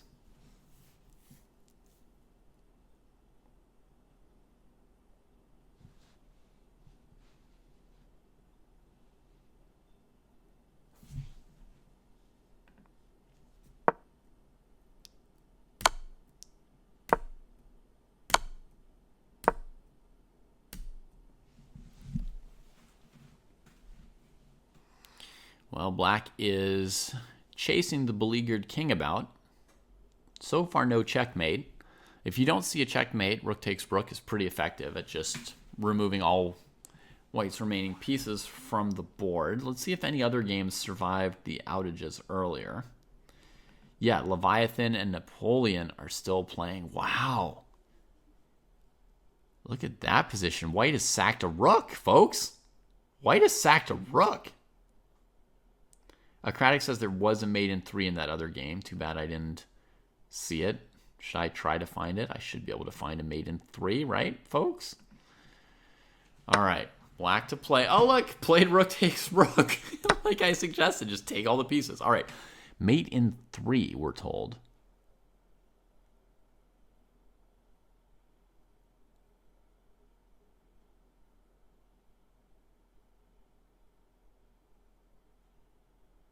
Jake thinks I can find it. Yeah, it's easy, lol.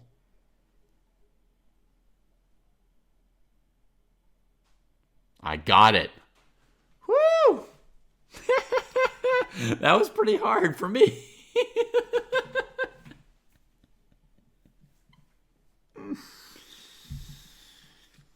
Somebody's been chatting too much instead of calculating.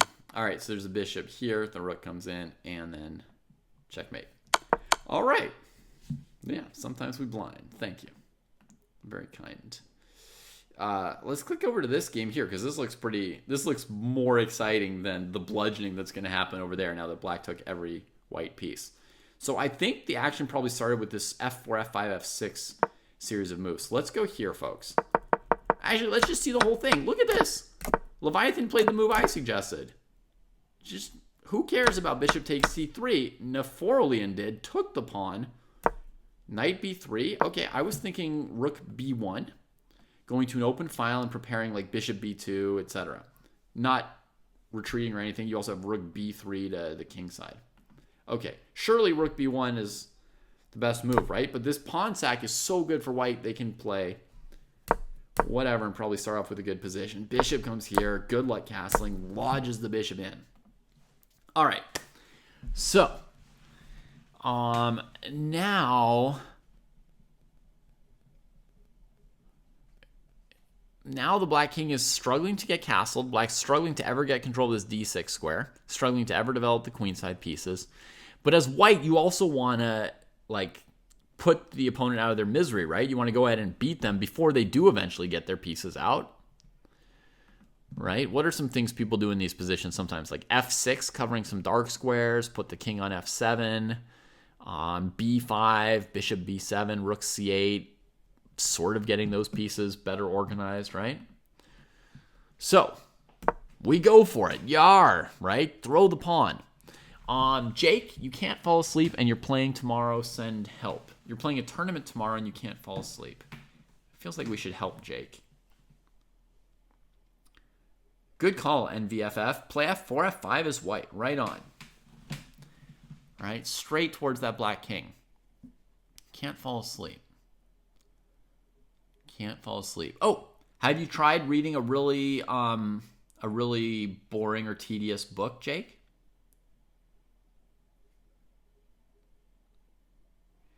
Sometimes we try to do nothing to fall asleep, and then we're doing nothing and our mind races and keeps thinking about stuff, and we can't fall asleep. But if you try to do something, you find that you're too tired to do the thing you want to do, and then you collapse.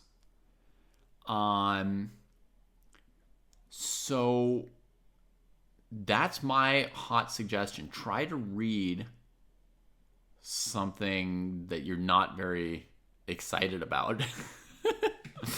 It's always the same sweater, Samuel. You say nice sweaters as if I've got like 100. I have 2 sweaters. I got them both in France, and they were pretty good, so I brought them back. All right. By the way, not a chess book. You want a not chess book.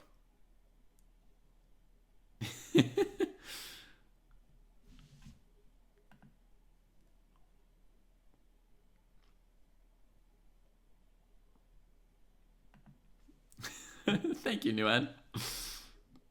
Yeah, you're welcome, Alex. Have a good rest. Here comes the pawn. Oh, yeah. See, black doesn't want to allow f takes e, opening up the rook, right? So black has to spend a tempo on this. The other option was you castle kingside now that you've blocked this diagonal to shelter the king here. Problem is the king's got no buddies here, right? White plays f6 to get rid of this pawn instead of fe. This is going to be even more devastating. Pawn takes, rook takes. Now, yeah, tough times for black. The pretty open king. I mean, it was a thought. e5 is a thought as well. f6 takes, knight here. And here, Gallup just said, check me out. Boom! Rook f7. King f7. No follow-up. Now, you should have thought about this a little bit before you played it. Hopefully, he's double-checking a little bit, but has a follow-up. Let me see if I can find a variation for him. That's not that easy.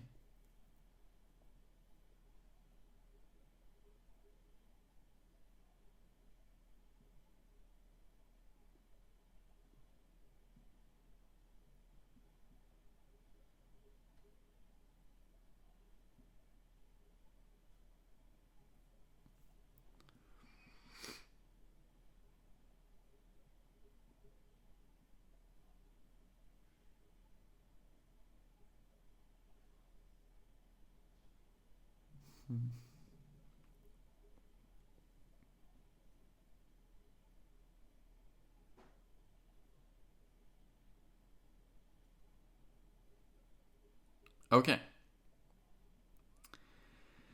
So yeah, bishop c4, queen d5, and bishop h5 all look like candidate moves. I have successfully, I believe, calculated bishop h5 to a forced win.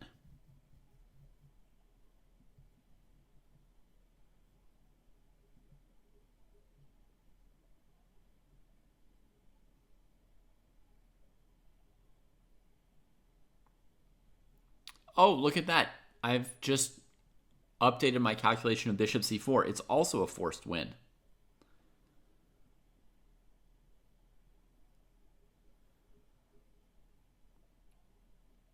Yep. All right. He's played some kind of move. We'll check which he's played. Bishop c4 and bishop h5 both mate.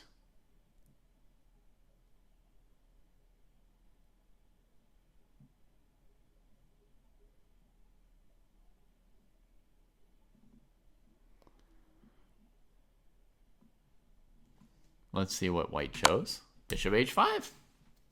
22 minutes of looking for. All right. So, folks, let me just make one comment here about White's time usage. I mean, this is like a brilliant game White's playing, but White spent 5 minutes to sack the rook, and after king takes 22 minutes on the follow-up. I would suggest, in general, you want to reverse that time usage, right? Like when you play rook f7, you want to be pretty sure that the move works before you play it. So if you need to, spend 20 minutes on rook f7. But to sack the rook and then think for 20 minutes says when you sack the rook, you didn't yet really have clarity on how it was going to work out. You could maybe play rook f7 with zero calculation acrobatic, depending what kind of a player you are in the time control. But, I mean, in general, you play super, super fast, period, right? Positionally winning, do you need to calculate? I mean, when are you going to spend your time, right? You've got 90 minutes to spend on the game for those who are going to think at some point in the game. Of all the moves to think on rook f7, it sort of stands out in the sense that if you're making a mistake, you could lose the game here, and if you're playing the right move, you could win the game. So, I would argue it's prudent to calculate, and it's also fun. I like looking at a position where I've got forced mate in 7 and just checking every single branch and be like, that's a nice mate. That's a nice mate. Why not? Got to enjoy it, too. That's one of the reasons I enjoy classical chess is I enjoy enjoying it. Like I want to spend some time. Okay. Now, let's see what he does. In this position, the winning move I found was bishop a3. Gauros played something. Rook f1 is like the obvious move. Bishop f7 is a candidate move. h4 stopping queen g5 was the choice, but now the knight blocks the queen? Uh-oh. That move was played pretty quickly by black. 10 seconds on it. And mate follows. Even with mate in 1 on the board, you see white spends more time on the move than black. They spent 20 seconds playing the checkmate, just taking your time and enjoying it. Good work, Leviathan.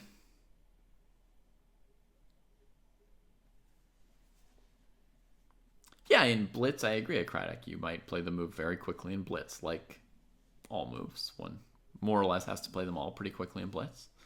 Well, that was a beauty. Very nice. Very nice from white.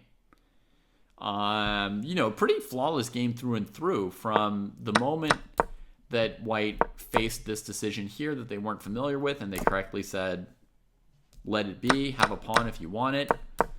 Lodging the bishop, and then here coming up with a plan. How do you push for white, right? Like, do you play queen d2, rook a1? Do you what do? You play c4, c5, locking the queen side. There's so many options. White comes up with something nice and energetic and convincing. And then, boom, a rook sack too. Yes.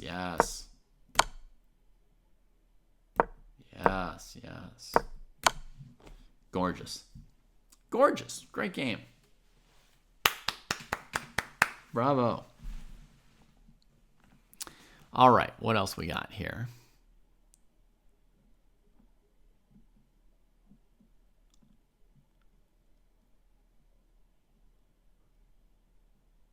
We've got a fan of Bleach here playing black.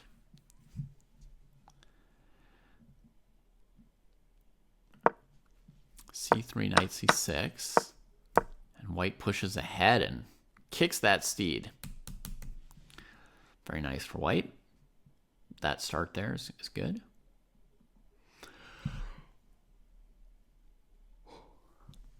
And then we've got Aaron joining us. Again, getting the white side of a Benoni. I feel like Aaron's opponents play the Benoni more often than others.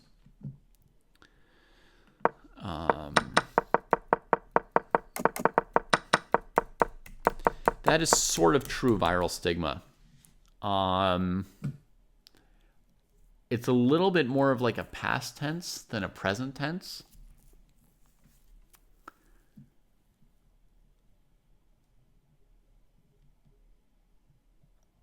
I don't watch much now that I have kids, but I used to.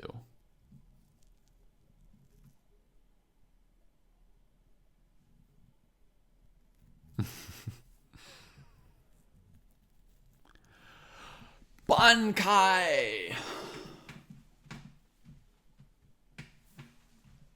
Did I finish watching Blood and Water?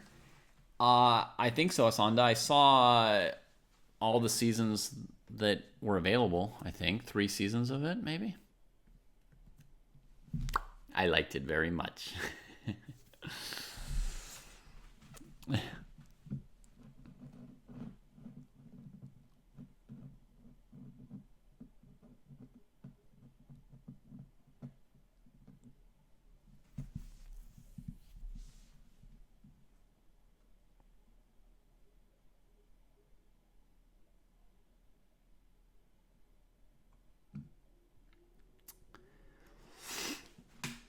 Yeah, there's definitely some repetition in in theme and dialogue and so forth. Viral Stigma, yeah.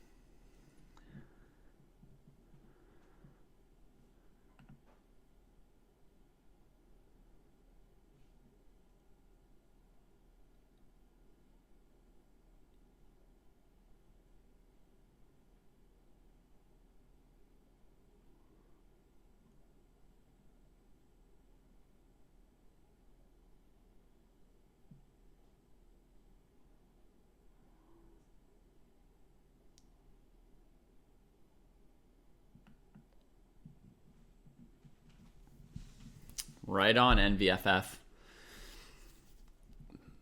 Normally people just play one game, you know, because like fighting one full game is epic and intense. But the server thing was upsetting. I would recommend that you kind of untilt yourself versus trying to jam more games for your rating or whatever. You played a really good game. You should probably just be happy that you played a good game. I cannot pronounce the word Xosa. I don't know how I'm supposed to pronounce it.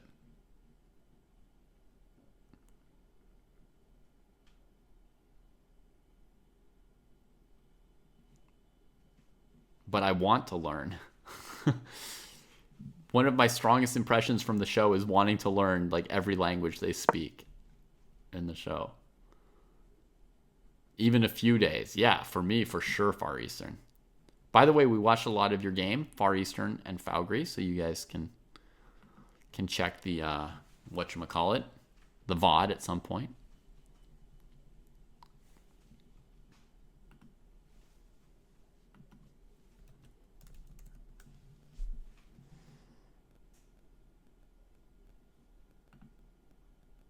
Bankai!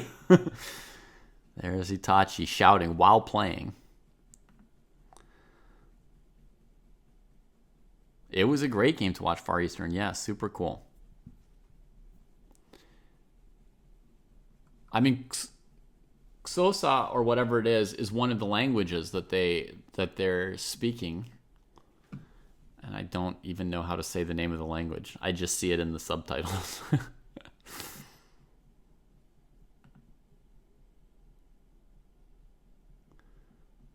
The thing to know, yeah, there's another tournament tomorrow, NVFF. The thing to know about the game is that you played a great game. Regardless of what happened with the servers. You played a great game. So.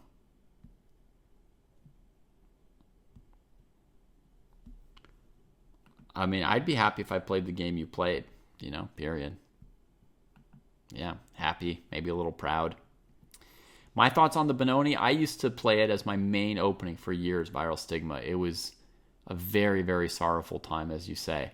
I think the name is appropriate. It's got promise. It's got a click. Okay, so it's like, it must start with a click, right? I was going to ask you, does it start with a click? Is it like, Kosa? Kosa? I feel like they never say I feel like I never heard them say it. It's just like in the subtitles it says in Kosa. And then it says what they're saying. But the Benoni was so painful. It's like so close to working. It's so close to being like a dynamic, fun opening against d4, which is full of not dynamic, fun openings. And it just doesn't work. You just keep hoping that it will, and it just doesn't.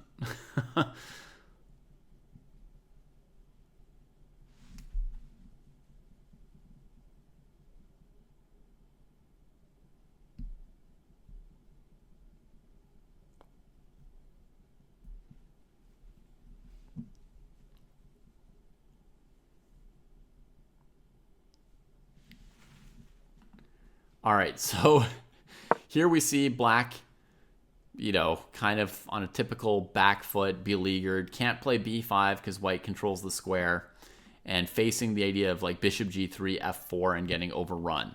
So black decides, I'll stake out some control of these blockading dark squares at the cost of just giving up everything with the light squares. Every single one. Oof.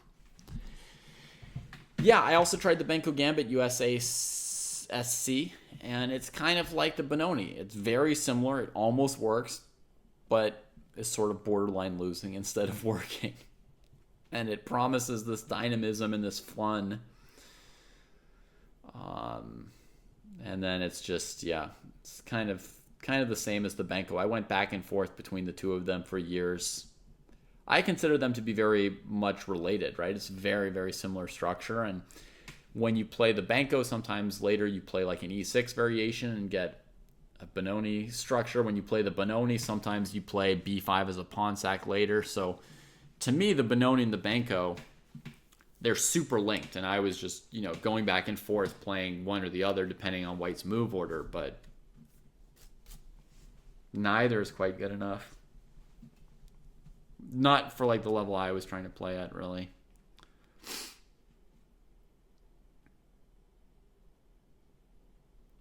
The Blumenfeld Gambit to me is kind of equivalent as well. Just barely losing. What do I recommend against d4? There's like 6 different variations of the Queen's Gambit that you can play successfully as black. And then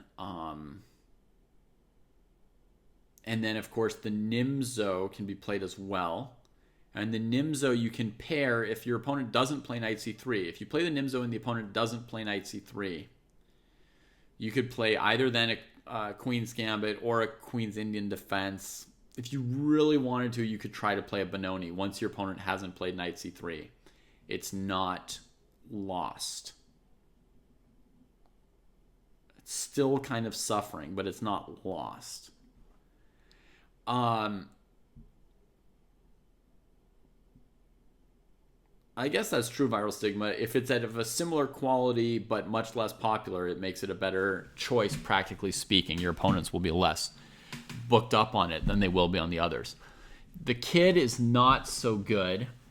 The final opening that you can play against d4, I would recommend is the Gruenfeld. If you're an aggressive player and you're not so pumped about playing Queen's Gambit Declines, you could play the Gruenfeld, or maybe the Semi-Slav is one of the most complicated and aggressive of the Queen's Gambit Declines. That's the one that I moved to when I started playing less and less Benoni. I started playing a bunch of Semi-Slavs. And I had a very aggressive style at the time, and it fit reasonably well for me. So that's probably a recommendation too. But also, yeah. To some extent, you can get away with anything you want to if you're not at a GM level, right? So, like, if you want to play the King's Indian or the Benoni or the Banco, you can do that if your opponents aren't, over 2,500 and, like, professional players booking up. You can kind of play whatever, You can play the Dutch. You can play whatever you want. Don't even need to ask me, right?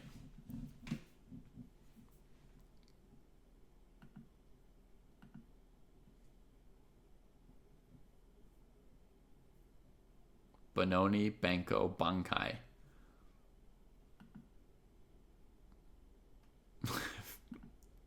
Fair enough, Itachi. I see the link. Aaron attacks the G-pawn, forcing more weaknesses out of black. That's weird, though. Bishop D3. I thought this bishop was just going to be like, hello. Come into these squares.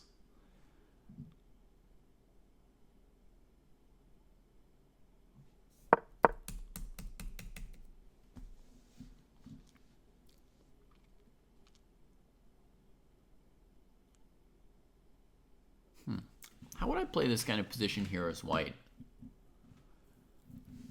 I mean, one idea is to try and maneuver this knight all the way to f5. Knight e2, knight g3. Maybe that's why the bishop moved the way it did. Another idea is trying to make this f4 pawn break to go after the king. So that could be g3. And then f4.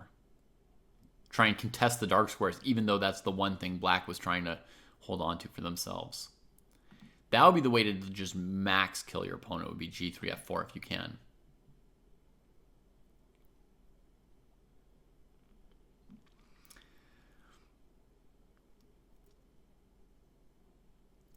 Yeah, I think Viral Stigma, for somebody really aggressive, one problem with the Queen's Gambit accepted as an opening choice is white has a wide range of types of position they can play. They can play perfectly symmetrical positions. They can even play those like d takes c5 lines where they trade queens on move 8 or 9.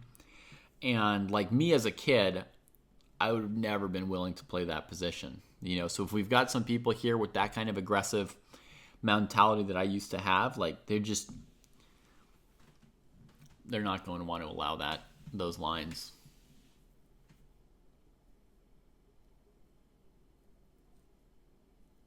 But, it's not bad to play a variety of different kinds of positions. If you can tolerate it, you can learn from it. Let me grab a glass of water here. I'm a little underprepared for this.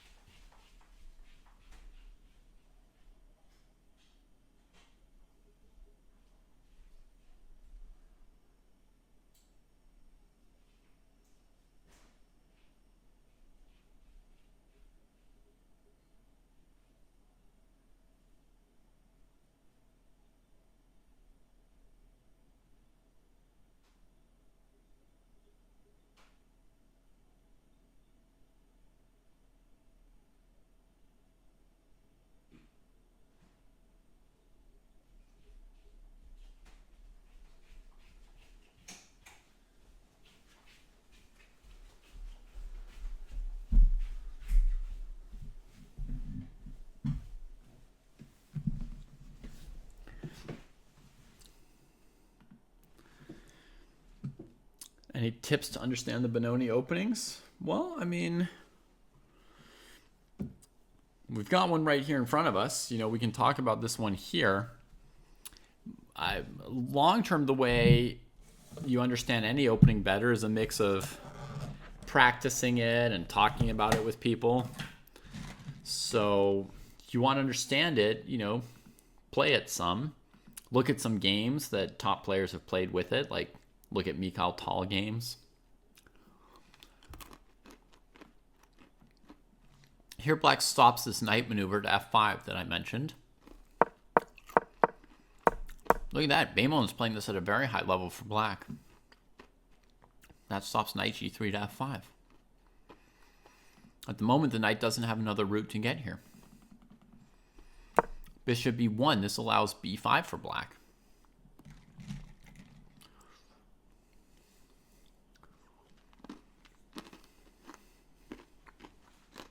I did not know that, Acratic.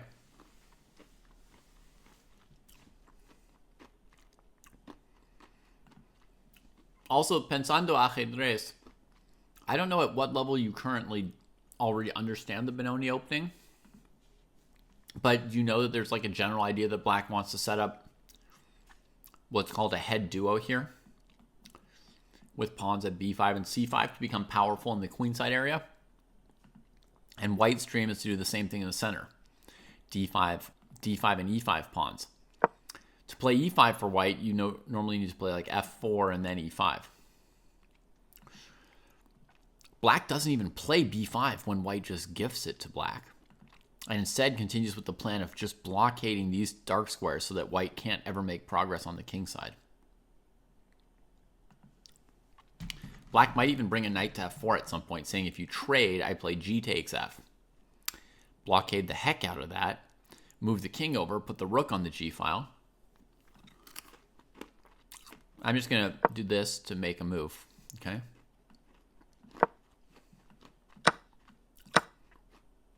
If we get this pawn structure, you see for white to break through with f4 and e5, it's becoming basically impossible, right?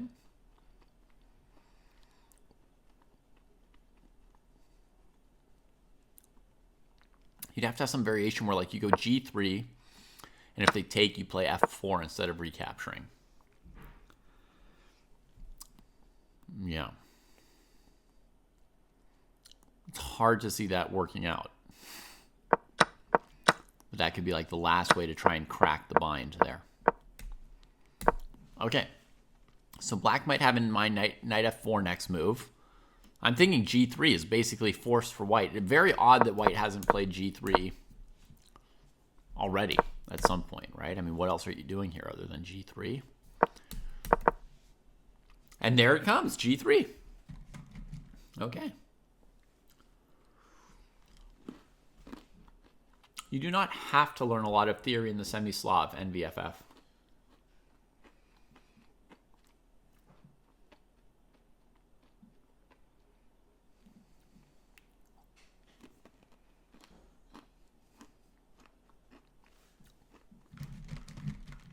You could, but you don't have to.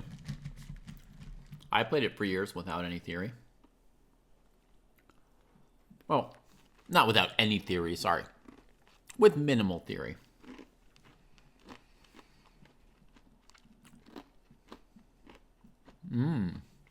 Who's going to win Tata Steel?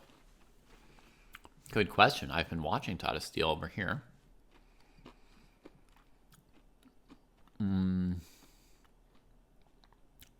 I think it could be Abdusadarov or maybe Gukesh. I think it's probably mostly between... I think the two of them look like they're in the best form at the start of the tournament. Prague's in really good form too, but he's not quite as consistent as them.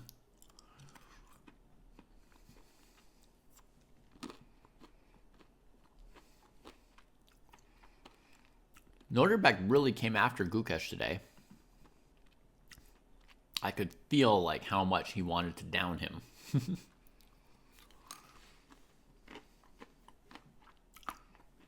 Oh yeah, Fedoseyev's doing great. Vladimir Fedoseyev, formerly of Russia, now represents Slovenia, I think.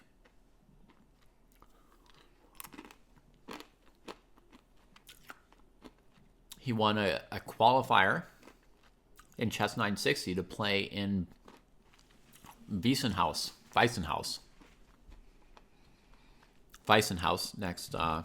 next month, which will be the Chess 960 Super Tournament.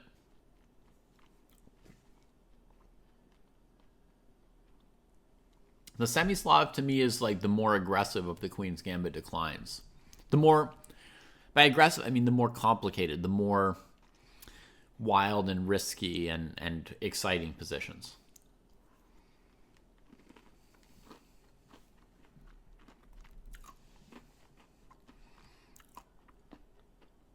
I think Aaron is playing too fast this game, perhaps because Baymon is rated 600 points lower.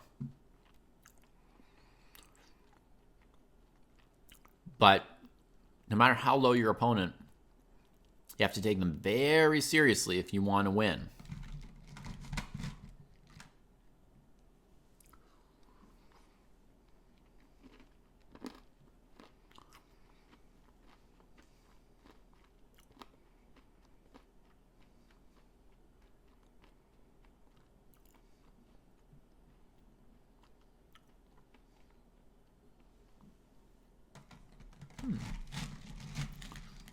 I guess I was slightly hungry. These peanuts are really good.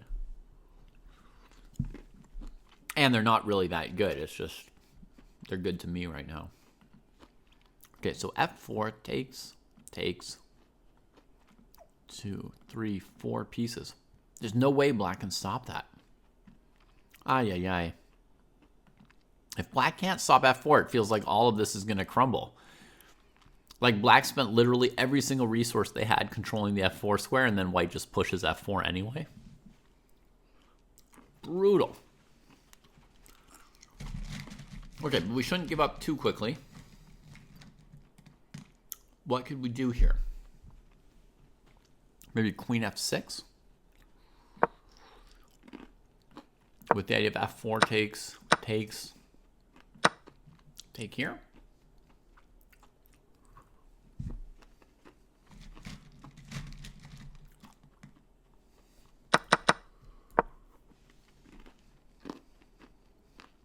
And if white takes time to defend this pawn, like this, then boom! And we've prevented F4 finally, right?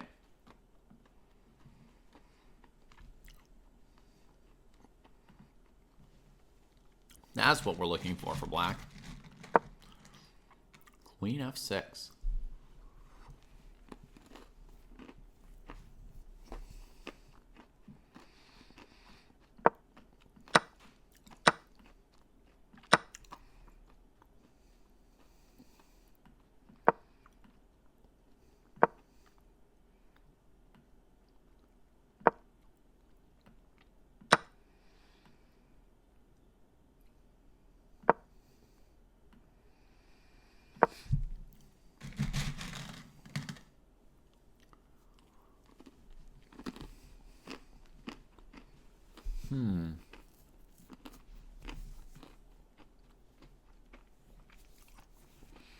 This is messy, right?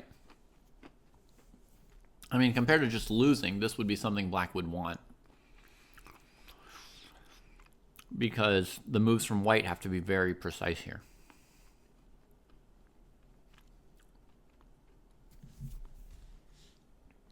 Right? Like, to give you a sense, bishop here, king just comes over. If you come back here, rook g8. If you take, fine. Right, now black has got some firepower. Opposite colored bishops makes the middle game sharper and more risky. Yeah, white can take on h6, but the game goes on.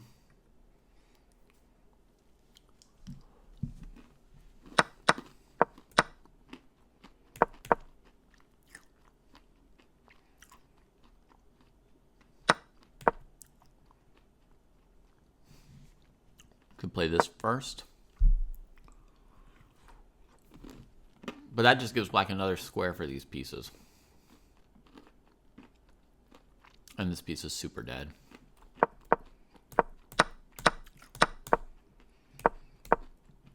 Yeah, if black plays queen f6.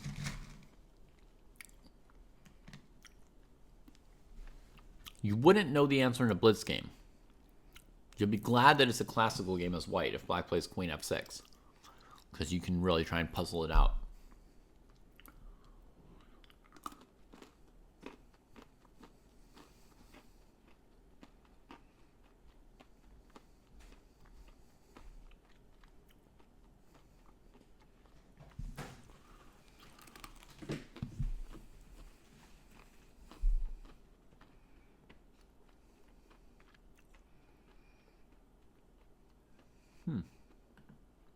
I'm not even sure what to do next for white after queen f6.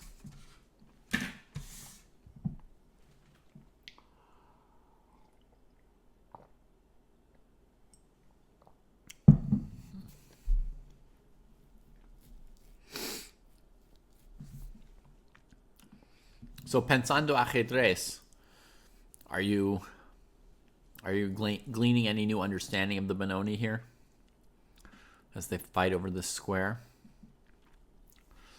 See how savage these lines are sometimes, how wild and tactical. This is a huge theme, by the way. This e5 pawn sack comes up a lot in the Benoni. Black takes and then you push. So you get rid of a pawn on e4 that blocks your piece, and you put a pawn on e5 that blocks their pieces from using that square. And then this becomes a passed pawn, and the c pawn is hanging, so you can often recover your pawn sack later on.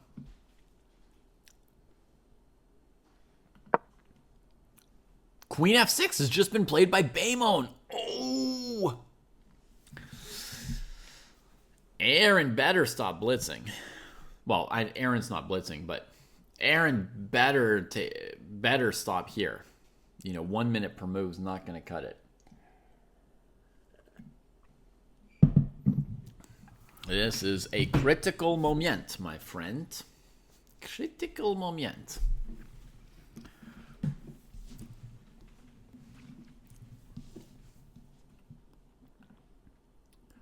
Wait, NVFF, you blundered mate in 3. You were playing a classical game this whole time you were talking to us?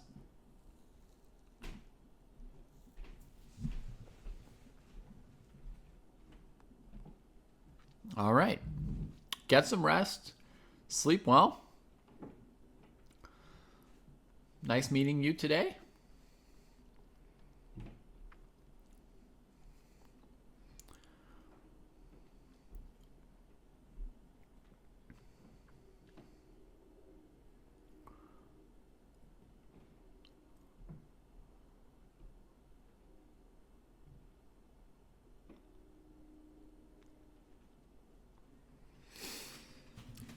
Whew. Oh man, does anybody...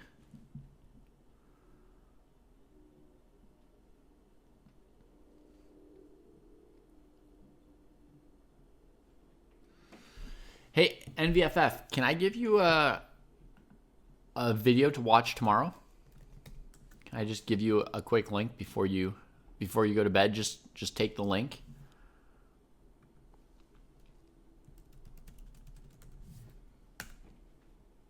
And you can watch it tomorrow.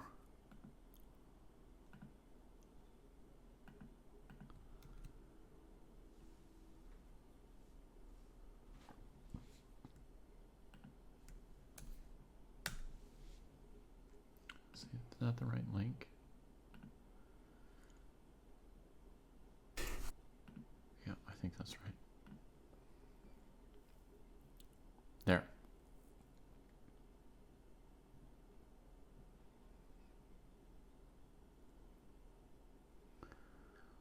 So, yeah, I hope you'll be able to watch that video tomorrow.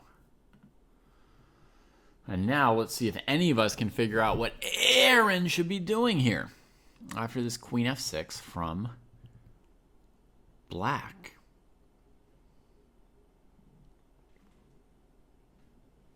Good night. See you next time.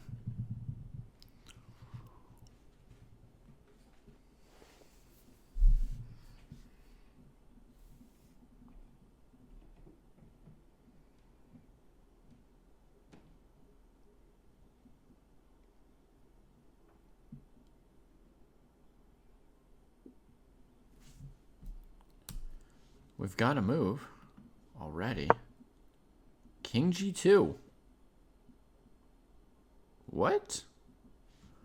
That doesn't stop bishop B2 or knight F4 at first blush.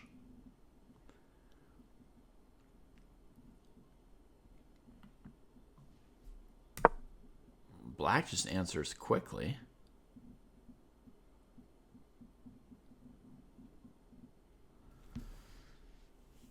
Are they not aware of knight F4? Or have I miscounted the pieces? 1, 2, 3, 4, 5. 1, 2, 3, 4. I'm doing this like I'm so scared that I'm so bad now. Like counting it up like a little kid. Knight F4. Takes. Takes. Takes. Takes. Takes. Wins. Bishop takes over here. Check. King over here. Takes. Takes. Takes. Wins.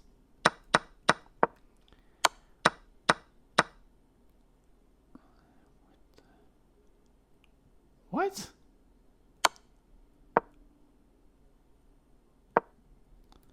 I guess neither player is aware of knight F4 as a theme. They just don't know about the move.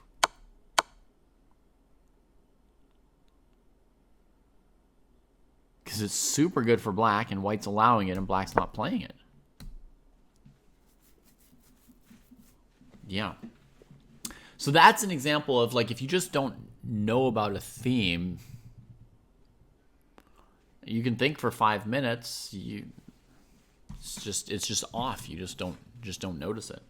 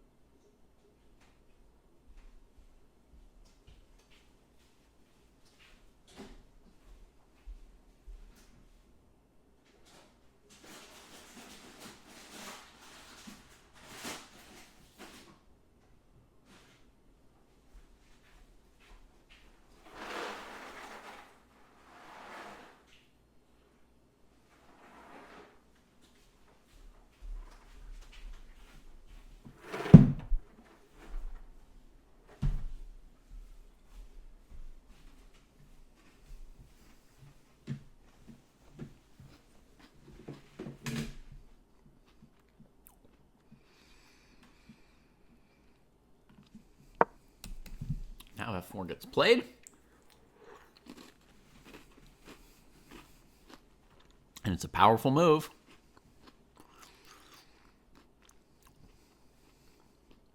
I don't know why King G2 was played first. What was wrong with this?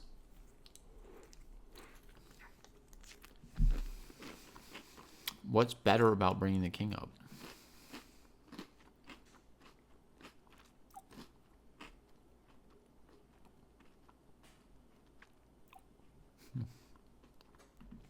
I don't see it. Okay.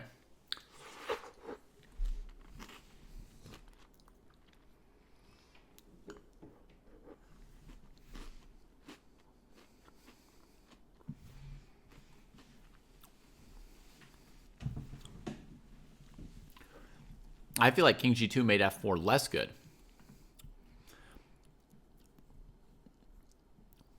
Because the king's more exposed here to these knights. So black can take, and then, in my opinion, choose between grabbing the pawn or playing rook g8, offering a piece sack. Aggressive. So I've already mentioned bishop b2 before. Let's have a quick look at the new possibility. Rook g8 takes, check. Here.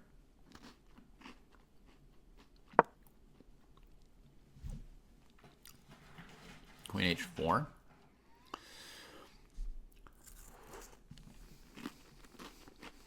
That looks pretty amazing for black, right?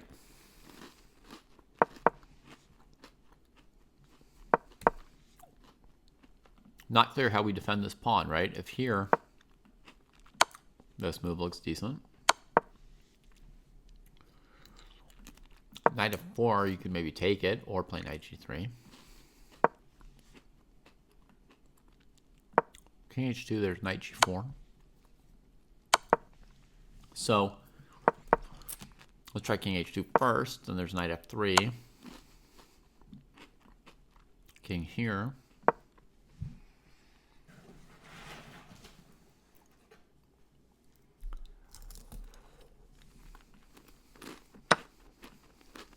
If we trade queens, white's got a bishop pair against a rook. That's probably winning for white.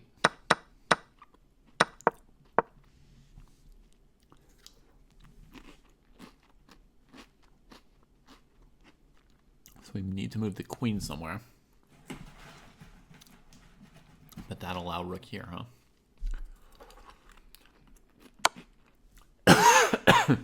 And this is the only move I can try. Here. Here. Counter shot. And black loses.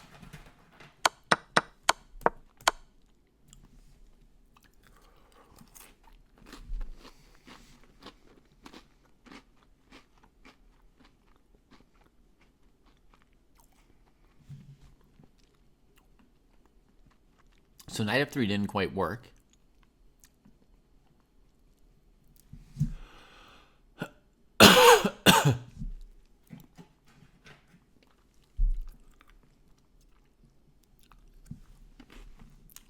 So that leaves like knight g4, queen h4.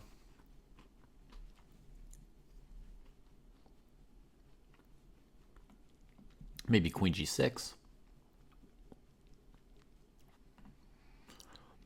Though I don't really see a follow-up here. Oh, knight f3, yeah. Okay, so there's a lot of moves. Queen to one of these squares, queen to h4, knight g4.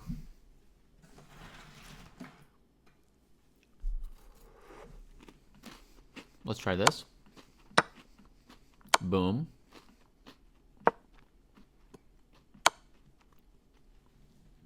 Black has at least a perpetual check. Probably a forced win.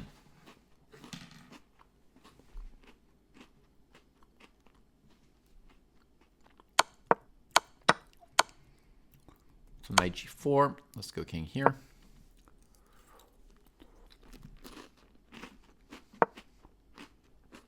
Harsh. Oh, yeah. Black looks pretty good.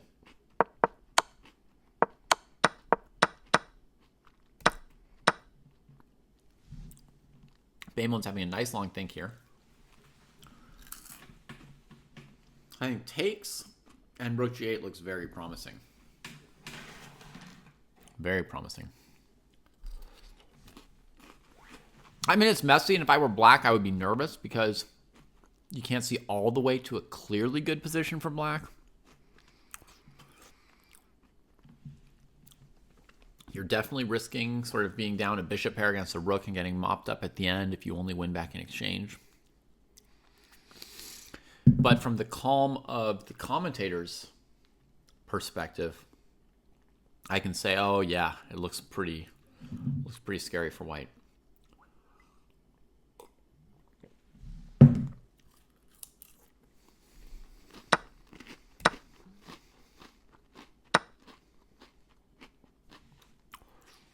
Okay, Trexit's saying maybe white's intending knight f4. And so the king here, so there wouldn't be knight g3 then.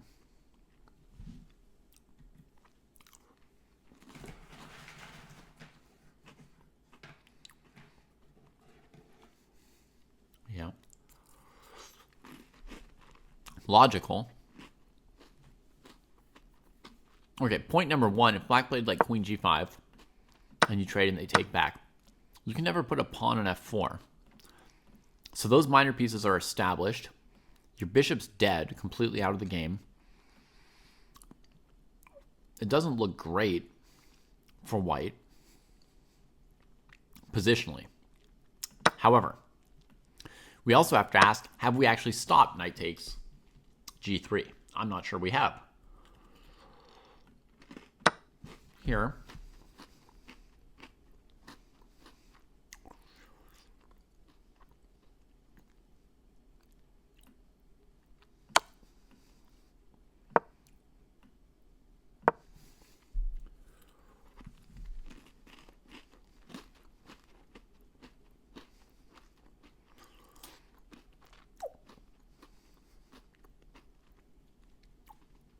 the threat from black is to do this. So I could stop that with rook here.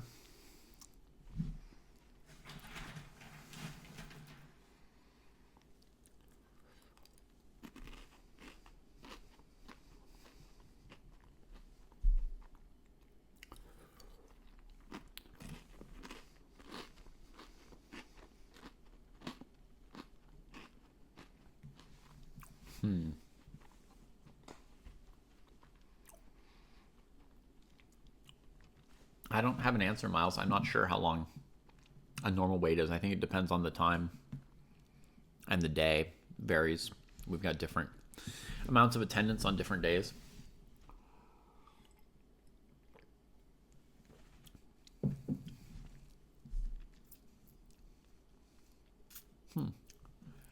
Well, rook c2 maybe does it. I don't see anything brilliant from black here. I was kind of suspecting there would be. Oh, that's great. Enjoy your game, Miles. Be sure to mute the stream or close the stream while you play your game.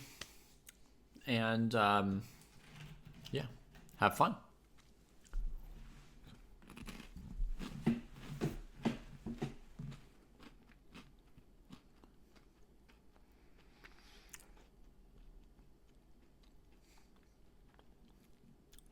On the other hand, white's also not fully untangled. Maybe black could just do this and this, and it's still close. I mean, this bishop is 10 moves away from participating in the game.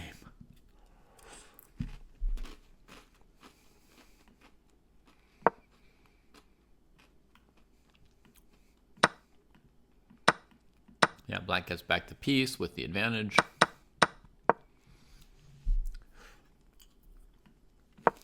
Rook g1, it's always this way. Check, here, check, here, here. Black's winning the endgame again. King h1.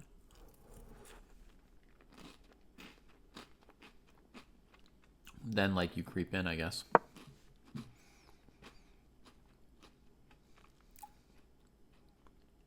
With the idea of taking this pawn at some point.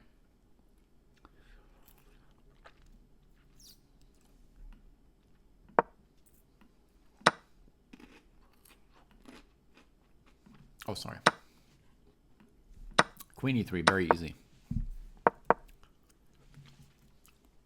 Yeah, maybe black even has time for rook g7. That's crazy. Crazy.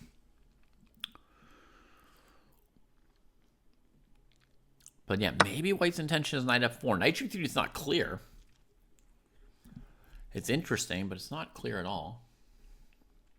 But also, I mean, if black just plays a simple move like this, black's not really threatened with losing. Wow, all that, and we're actually still here in the game. We got a good massive variations there. Asanda, yeah, lots of hobbies. I don't get to do many of them right now because I have 3 kids that I spend most of my time on. But there's a million other things I'm interested in other than chess. Some of my favorite things are teaching and music.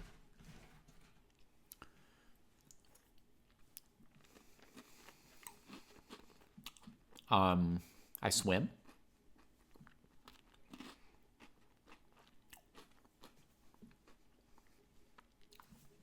In general, I work out. I've been trying to work out Monday through Friday. Every day the kids are in school. That's right, Lucky. Every Friday night. What instruments do I play? I know how to play piano and violin. I don't play violin with any regularity anymore. I played it when I was younger. Piano, I still play. I'm interested in, rap music, writing raps. So I don't have a good voice, but I guess in that your voice is your instrument, so to speak. But I'm interested in the writing process.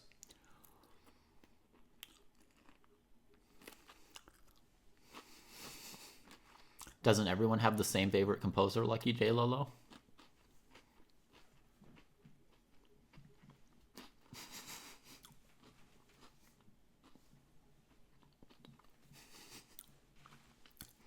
Yeah, mine is Beethoven though. It's not a very surprising or niche choice.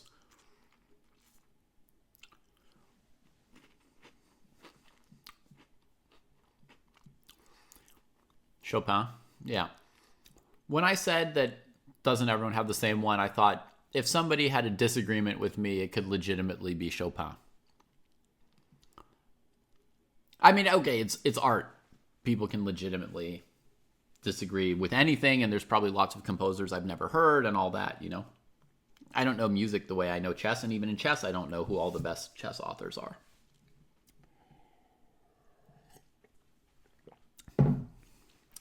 But I thought, Chopin is someone you could listen to a lot of Beethoven and a lot of Chopin, and I could imagine someone having that preference.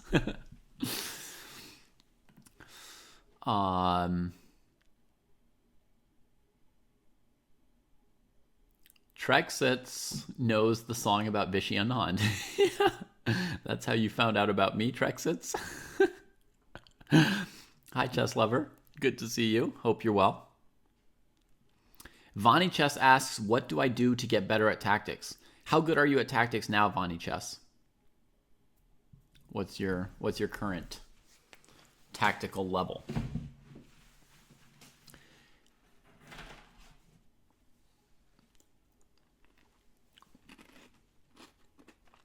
Are you learning basic patterns? Do you know all the forks, skewers, and double attacks and stuff? Do you normally calculate 2 moves deep or 4 moves deep when you're playing games, or 1 move deep?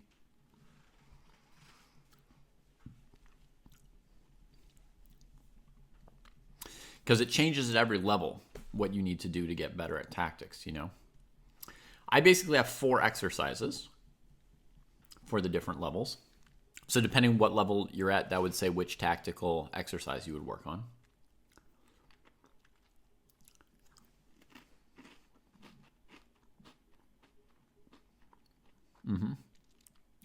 Okay, 1900 USCF. In that case, I have to assume that you have a knowledge of all the basic patterns if you're 1900. The only one, Petrosian Tigran, is this Evaluate Like a Grandmaster by Eugene Perelstein and Nate Solon. Yeah?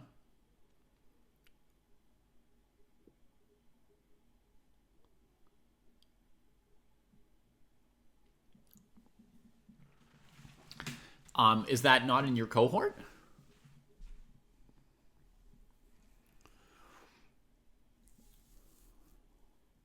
If it's not in your... I feel like that one should be in your cohort.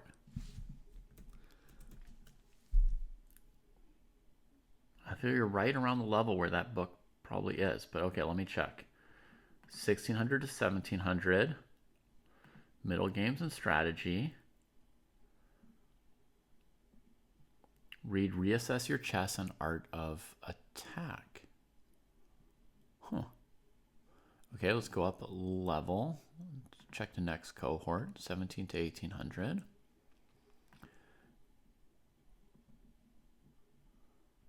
Read, evaluate like a GM. Okay, so it's in the very next cohort. Okay, I knew you were close. So Petrosian Tigran, in your cohort, there is no book of positional exercises.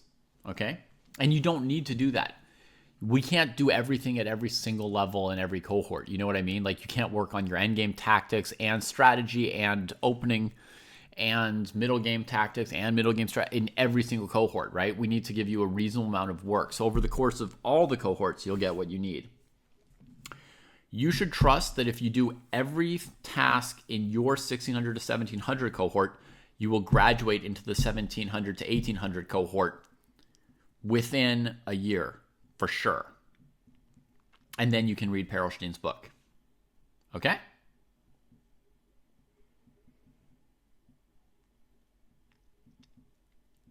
You don't like reassess your chess style writing. Then work on other tasks first, for now.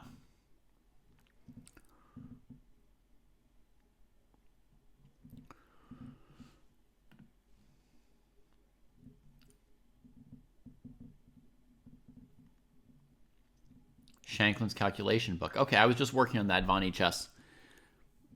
Is it a book with like 6 chapters? The first chapter is a bunch of, captures and really forcing moves.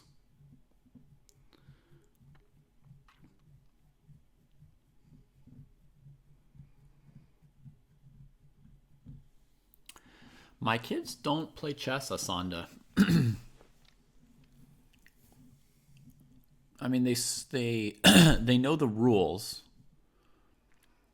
but they don't really play. Yeah. Correct. Okay. Yeah, I think that book is a good book, Vonnie Chess, and it's probably a decent level for you, at least. There's 1 or 2 chapters that are harder, I think, but at least the first chapter, which is the one I was just working on last week, I think is probably a good level for you in that it's probably like a bit challenging. You can get some of the ideas, but not get all the ideas, so it's normal that you'd miss a sideline here or there. Seems like a pretty good choice. So I think it sounds like you're probably doing something that's very good for your tactics in that. The one other one I thought, the one other idea I thought of for you, Vonnie, is if you're not noticing tactics, maybe you don't have a good sort of alert system to tell you when there's likely to be a tactic in your games. Has Black moved here? No, still not. Good job, Baymon, sitting on this critical moment and thinking hard about it. Go you, Baymon.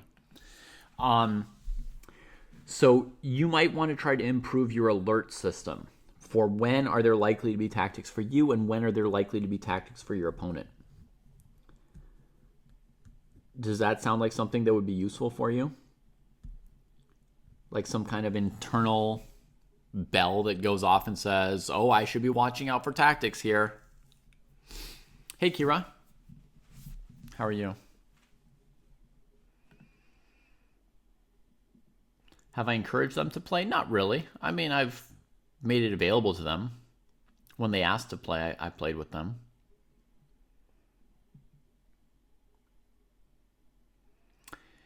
I have not read Dan Heisman's articles or books, Trexit. Sorry.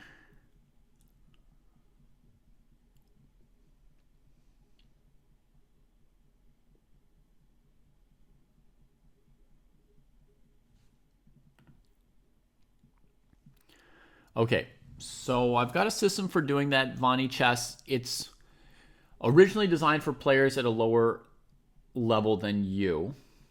So I hope you don't find it insulting to be pointed to a resource that's mainly aimed for people a little bit lower than you, so you might find it goes a little bit slowly.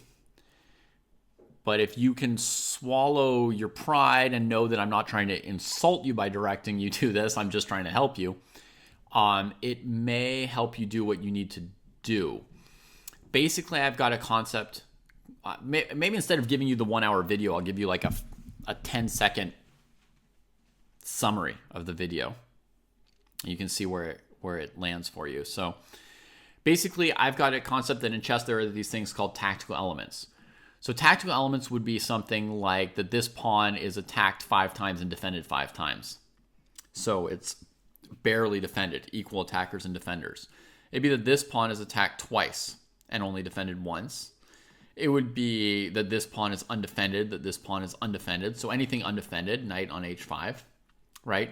It would also be stuff like the knight is that the king is, you know, a knight's hop away from these knights, so they're kind of in touch with each other. It would be hidden attacks, like between the rook and the queen, that they're attacking each other through the pawn. If you go back here, it would include something like a trapped piece, a piece that can't move. I think both players, Vani, overlooked that in this position, the bishop had no squares to move to. That tactical element on its own meant that black could play knight f4 with a great game. But they weren't aware of the fact that the bishop was trapped. They weren't listing it as like an element of the position, nor did they know this particular theme, right? There are like 2 different ways that this could pop, that you could come up with this idea. So the idea is you figure out what all these tactical elements are, and then you play a few games during which you keep track of all the tactical elements. So if we were to start with this game, we'd go d4. There's an open diagonal to the king. The bishop is in contact with the open diagonal to the king. Now the c pawn is undefended. This pawn is barely defended, and this pawn is barely defended. And you just keep track of all the elements as you go, right?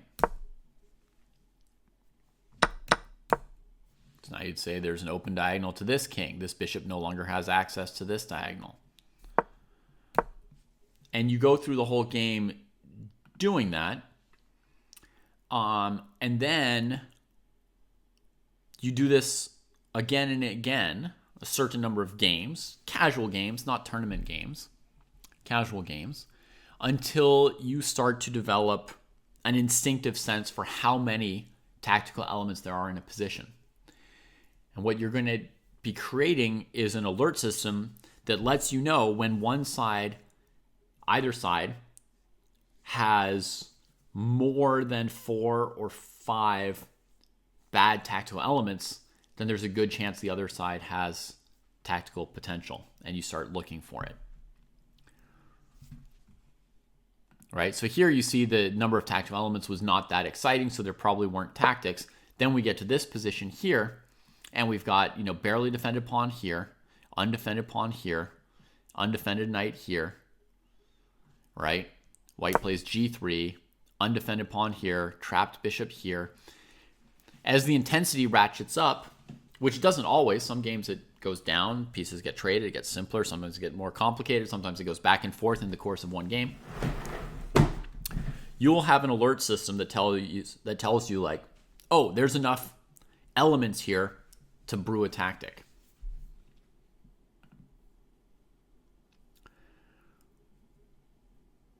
I don't know if that's thorough enough to get the idea across to you, or if you want to watch the video, or if you're not interested. You could either say you got it, or say you're not interested, or say maybe you'll try the whole video. If you want, I think it's not on the Chess Dojo channel. I think it's on the David Pruess channel from many years ago, and it's called Tactical Exercises 2 or something like that.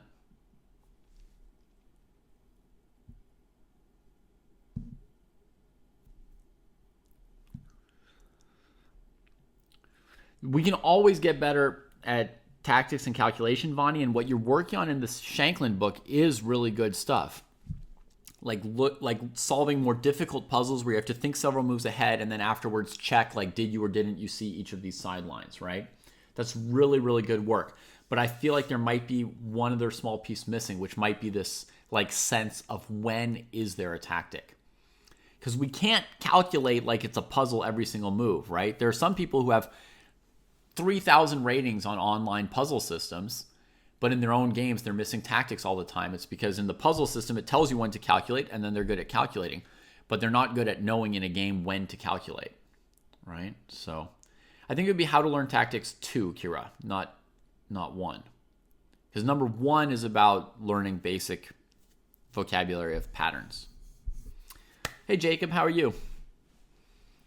And Asanda, I haven't read the article Queen the Supporting Actress, so I don't I don't know that one. Okay, there was a question before from Lucky J Lolo that looked like a long question. All right, since I'm on here, I might as well ask. I've been analyzing my games and submitting them to the dojo, and I've been wondering when you think I should take a serious attempt at analysis without an engine. Immediately. I play pretty sharp things and feel like I miss a lot without it. Yeah, that's fine. It's okay to miss stuff. The point is not to find everything. The point is to do the work of analyzing something. That's how you get better at chess.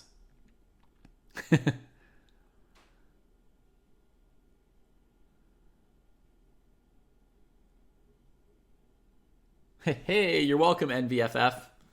That's the most important chess video I ever made, so I had sensed it was for you. Glad you risked your time on it. Do young elite pros still read books like Gukesh or Abhimanyu? I don't know, Trexits. I don't know. Someone should ask them. Wait, yeah, there is a chess-based video where Gukesh like shows Sagar into like his space, and you see that he has chess books.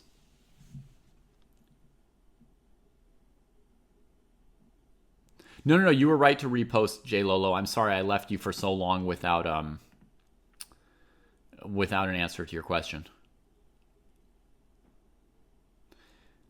I'm perhaps the most anti-engine of the senseis, but Jesse also would tell you analyze tomorrow without a computer, and I think Kostya would tell you analyze tomorrow without a computer, but he might say you could check your work with the computer. Jesse or I would tell you you don't even need to check your work with the computer. You don't need to know if your work was right or wrong. You just need to do the work.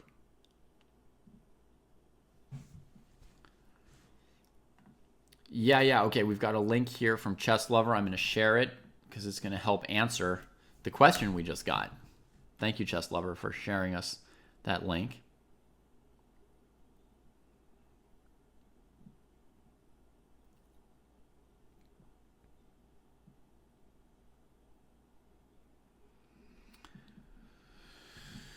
So do you understand, Lucky J Lolo, and other people who are listening in on this question and this moment with us? Do you understand that the point of analyzing a game is not to figure out every single thing about the game correctly 100%? Or even 5%? Yeah? The point is just to do the work of trying to find an answer?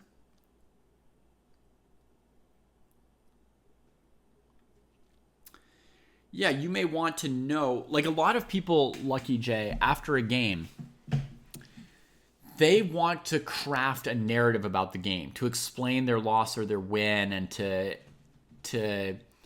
satisfy their ego, essentially, right? So they want to know, like, I was winning until, like, I missed this one thing, right? Or I got a bad position from the opening because I didn't know the opening, but then I steadily outplayed my opponent throughout, right? So this wanting to know immediately what the truth was of the game and what mistake did you or didn't you make, and were you or weren't you better than your opponent in what way, for most people, it's rooted in an ego, right? It's rooted in you want to make up a story that will make your ego feel good. And you need some details with which to craft that story. But whatever details you find, we already know what kind of a story you're going to craft, don't we? If you're honest with yourself, you already know what you're hoping the engine's going to say. You've already got in mind, as you turn on the engine, what you think / hope it's going to say about different parts of the game. You've got a certain number of ready-made narratives that you've crafted for yourself dozens of times already to keep making your ego feel just right. And that's really what you're looking for. And yeah, lots of people want that. And lots of people are looking for that, right? It's another reason why they're not really like improving. They're just looking for a story that's pre-written, you know? So even they're looking at this ultimate truth with the engine. In fact, it's only to have information with which to deceive themselves, right? Isn't that weird? They're looking up the truth in order to lie to themselves more effectively with that truth. Whereas somebody who actually wants to get better at chess, not just make themselves feel good, is doing the work of saying, like, if I'd gone here, what would have happened? If they'd gone here, what would have happened? They may not find the truth, but at least that person actually wants to know the truth. At least that person's actually trying to improve themselves instead of come up with another story explaining why they're already a genius, but something keeps stopping them from becoming world champion.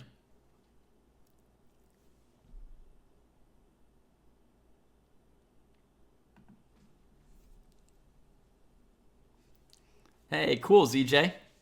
Good to see you, and welcome to our Twitch chat. Surely Black could have gotten better position. Black finds themselves in a conundrum now, right? Because if the bishop moves, as somebody in chat said, e5 check is going to cost like everything we've got. So now Black's looking at, how do we get the queen into one of these squares? I don't see it. Yeah, I think that Black could have gotten a much better position than this. I thought that instead of burning knight h4 here, I think the h4 square, your queen maybe needs it. So bring the rook to the attack. And then if they take here, bring the knight this way and be prepared to bring your queen here. And this looked like a very, very powerful attack for Black to me. To me, it looked very, very powerful.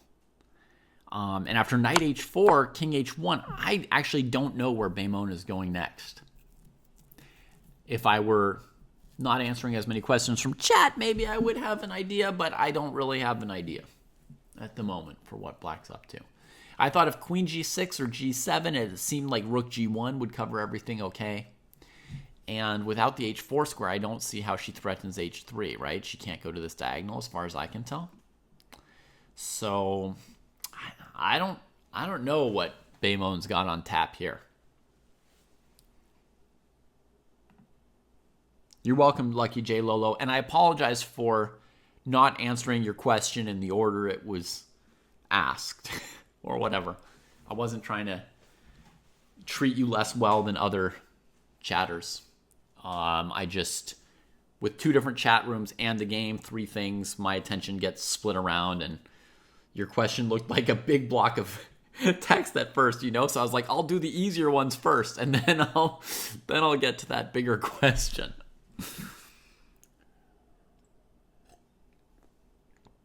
And whether or not you believe or care about any of the things I said, know that you can just start doing your own analysis any day, anytime. Whenever you choose to start doing it, it'll be a good time to start doing it. You don't have to do it. I don't mean to belittle the people who do the computer thing. It's very natural. Lots of people do it. The goal is never to belittle them or anybody. It's just to comment on what I think is going on there and what will or won't be more helpful for you, potentially. All right, Max the Degenerate. Welcome to the dojo. First time chat. Yo, I beat my first decently high-rated master 2400 and just checked my notifications and dude DM'd me saying I'm cheating. Is that normal behavior? Yup. When you beat a few more high-rated masters while having a lower rating than them, Max, you will soon have enough data points to know that that is normal behavior. I mean, normal behavior for a chess player. I don't know if it's like, I don't mean to normalize it in the sense that, I don't mean to say it's great behavior or anything like that. But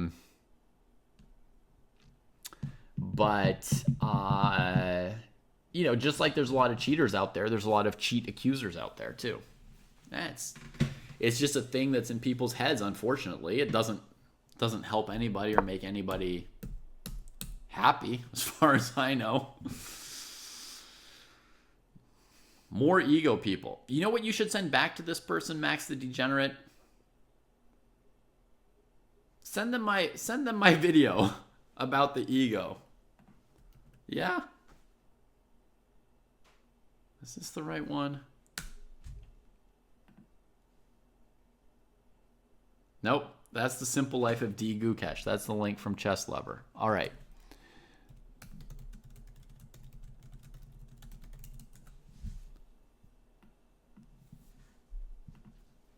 I'll get you something you can send back to the 2400.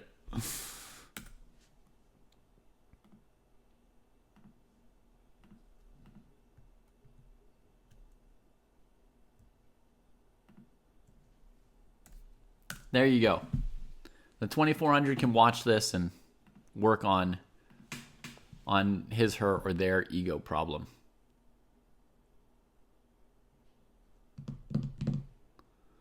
Jacob Wilbur says it's not just chess players. Okay, Jacob Wilbur says that's normal behavior in any online multiplayer game.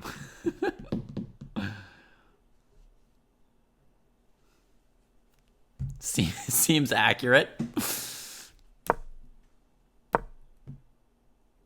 All right, so we're getting into some little tactics here with knight f3, but we know none of this is going to work for black. In advance, we know it. You know, they got too much stuff hanging.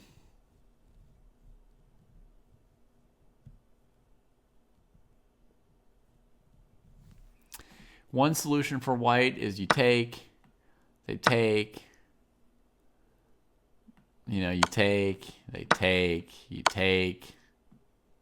they go somewhere, you collect.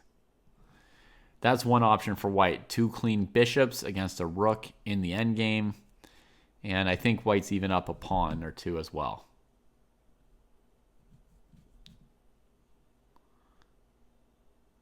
So let's see what white's done. Oh, white's doing exactly this. Aaron! On the same wavelength as me. Seems good. Chess Lover saw the same thing. I don't know if there were 10 other wins, you know.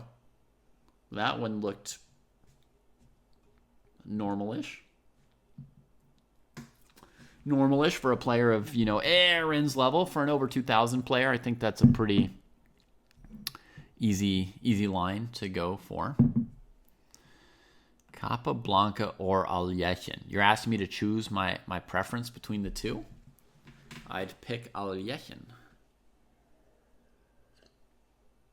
I mean, my instinct is, why can't I have both of them?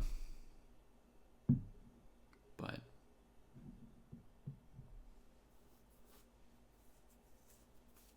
tell us more, Max. Stayed the same rating for 2 years, and then suddenly you went up. Yeah. Well, I think it was when you downloaded Stockfish, you know, and started using it in all your games. That's probably what led to the sudden boost in your rating.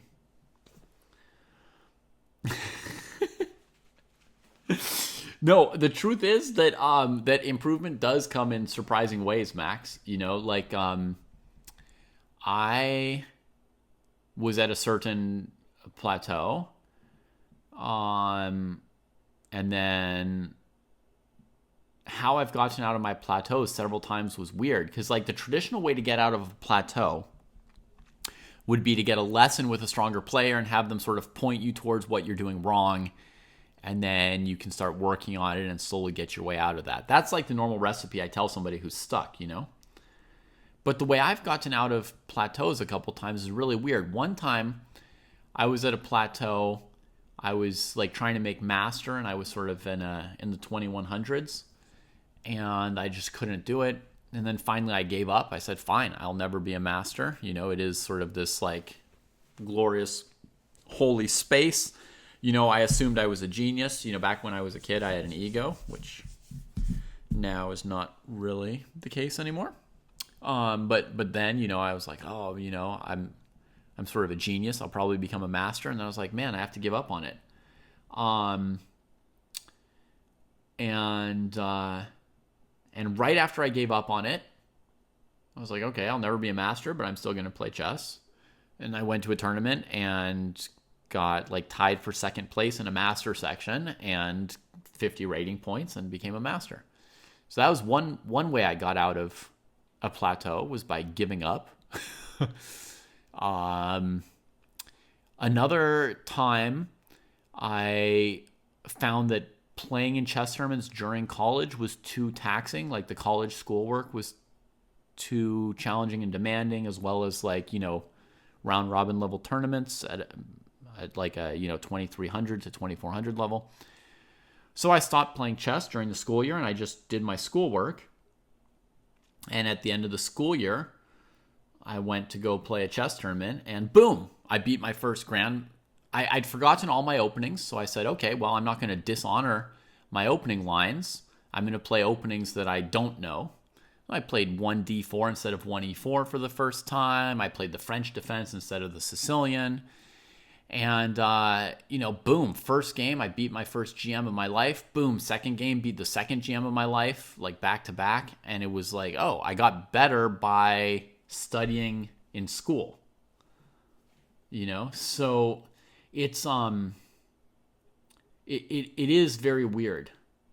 I think the things that can cause us to click and get better are not always so obvious. Yeah. Read The Inner Game of Tennis. Who wrote The Inner Game of Tennis, Lucky J? I'm glad you liked that video, ZJ. Yeah, I enjoyed. There's a couple of them, right?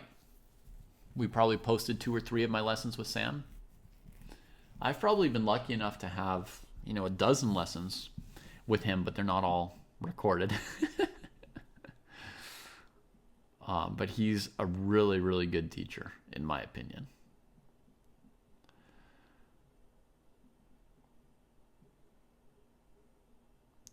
And yeah, ZJ is with us, Max, hitting peaks when least expecting it. Yeah.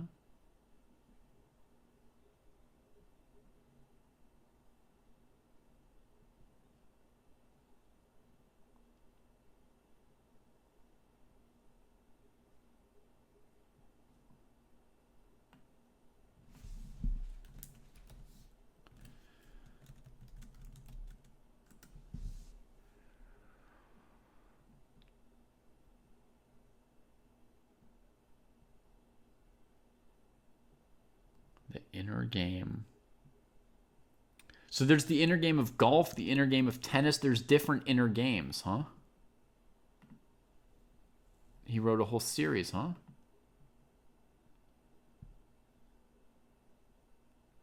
That's great, Lucky J. That's great. Thank you. The way arenas work, Materinotve, is that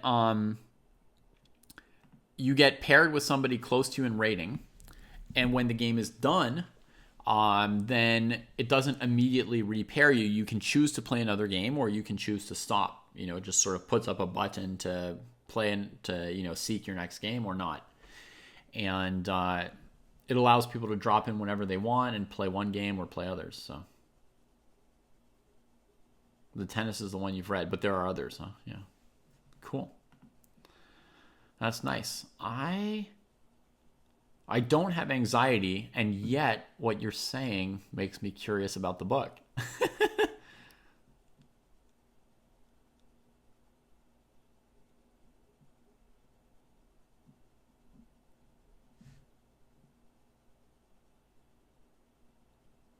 Right on. Yeah, attack the issues. Right, so when you join the arena for the first time, it will assume that you want to be paired for your first game, and so you wait to get matched. And it'll pair you, it'll wait a certain amount of time trying to find someone with a similar rating to you. The longer it has to wait, the more it'll be willing to pair you with somebody much higher or lower if it needs to get you a game.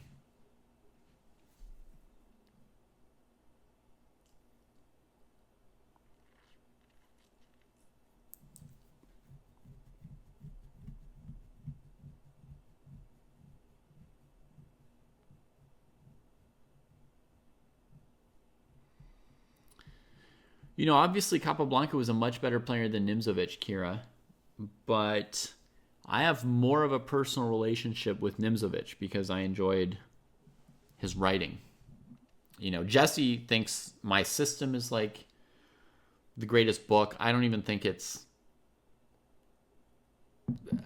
the Nimzovich book that really touched me was Praxis, Chess Praxis.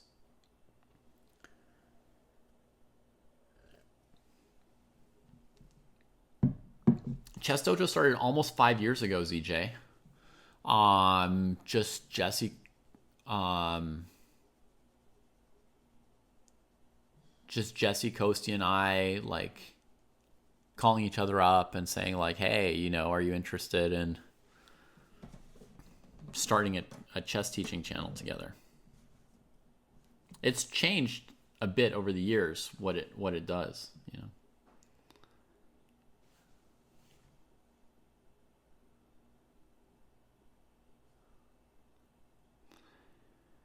I started playing chess at age 5. I started playing in tournaments at age 12. That's when my chess development really started. I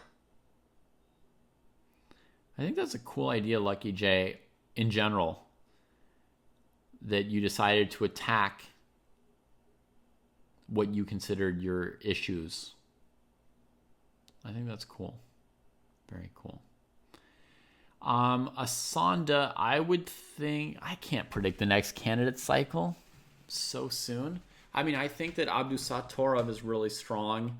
Caruana obviously already qualified for it, so he'll be in the candidates tournament. He's very strong. I'd like to see Abdusatorov and Aragaisi in the next candidates tournament if possible. But the next candidates tournament would be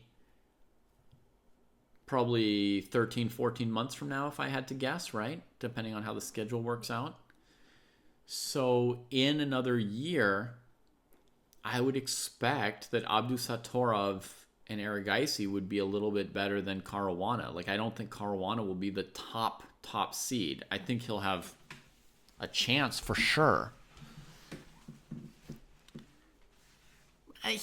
They might only have caught up with him, actually. I mean, he's so good, and even a few points at that level mean a lot. He's got a lot of skill and experience, and he's not yet losing much of a step.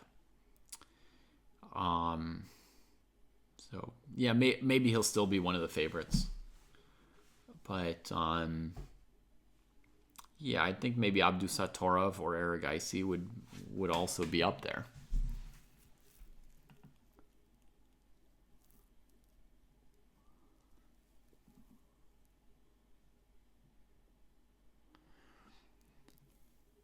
I don't remember everything I said in the video Trexits, but I remember that I had Anand at number 10. Because Kostya and Jesse and I were always like sending each other little like messages back and forth every time Anand goes down to number 11 or back up to number 10, which has happened like 6 times so far this year.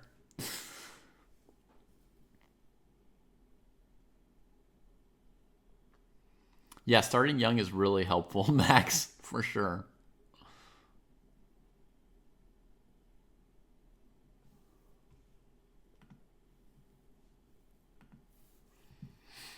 This is a pretty exciting position. I guess White has enough pieces to have the advantage against the queen, but the rooks are not coordinated yet, so Black is trying to mop up the pawns and isolate the D pawn so White can't win off of that. I don't know why Magnus was so pumped on Ali Reza. I mean, Ali Reza's a chess genius. Maybe that's a piece of it. But I'm no expert. Man, the White King is weird, like with this light squared bishop.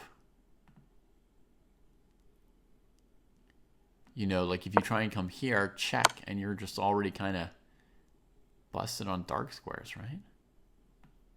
I guess here you do have this move. But okay, queen here, hitting the rook and the knight. That doesn't look good. And then rook here, defending the knight, queen h4. Oh, God. is so awkward. Every time it happens, you think of it too. Yeah. You know, and right now, Prague is on a streak, so he just passed Anand, right? He knocked Anand down. And so I'm like telling Jesse and Kostya, I just need Wei Yi to lose one game. I just need Wei Yi to lose one game at Wei Kansei. And I've got Anand back in the top 10, you know? He did what he had to. He played 2 or 3 games at a Bundesliga somewhere and gained or lost 1 point or less, you know, held his rating for the year.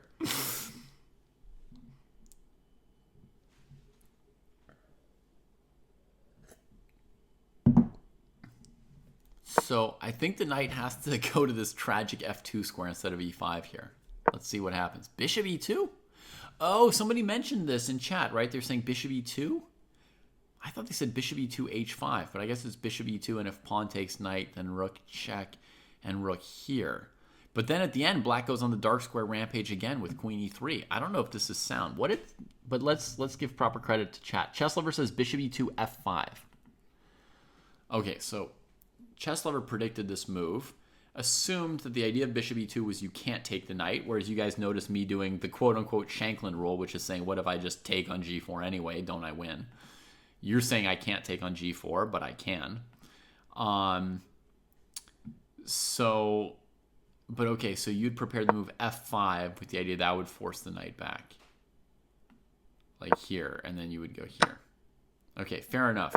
But humor me for a second. Pawn takes, check, here, here. Okay, the rook and pawn are both looking harmless right now, like the king can handle them. Check. And if you defend your bishop, dark squares. Right? So here, you have to go here. And now, well, black is obviously fine, right? If not winning. First of all, queen h6 to e3 is a draw. Second of all, queen takes bishop. Now, queen versus 2 rooks. But the rooks are disconnected, and black's pawn structure is solid, and black's up a pawn. So the first thought would be that black is better. Finally, we could maybe even ignore this bishop, and after king h1, we were saying, right? Maybe even just play g3. And just say, right, we're just going for mate.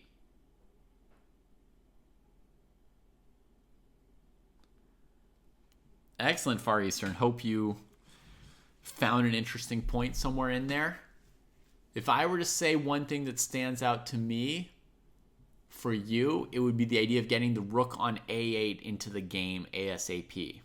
If I were to have one takeaway. Does that rhyme with what you got from it or not?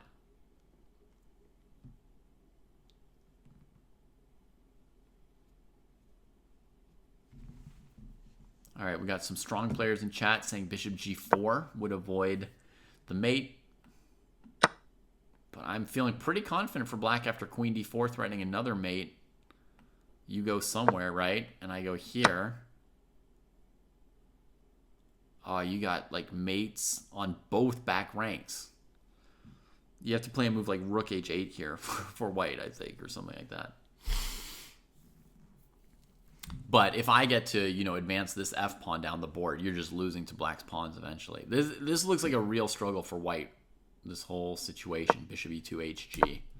Boondock Striker's got an hour to think about it. And I think pawn takes knight has got to be good for black. Yeah. Okay, chat's figuring out that Gukesh won the World Championship match. Yep.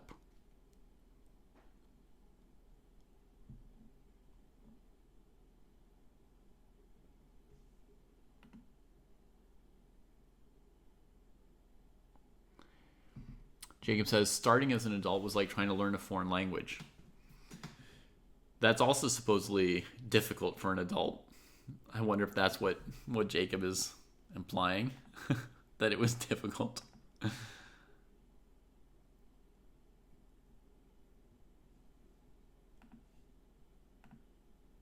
Okay, so Far Eastern says in that game they wanted to double rooks on the F file, but calculated there was no quick kill.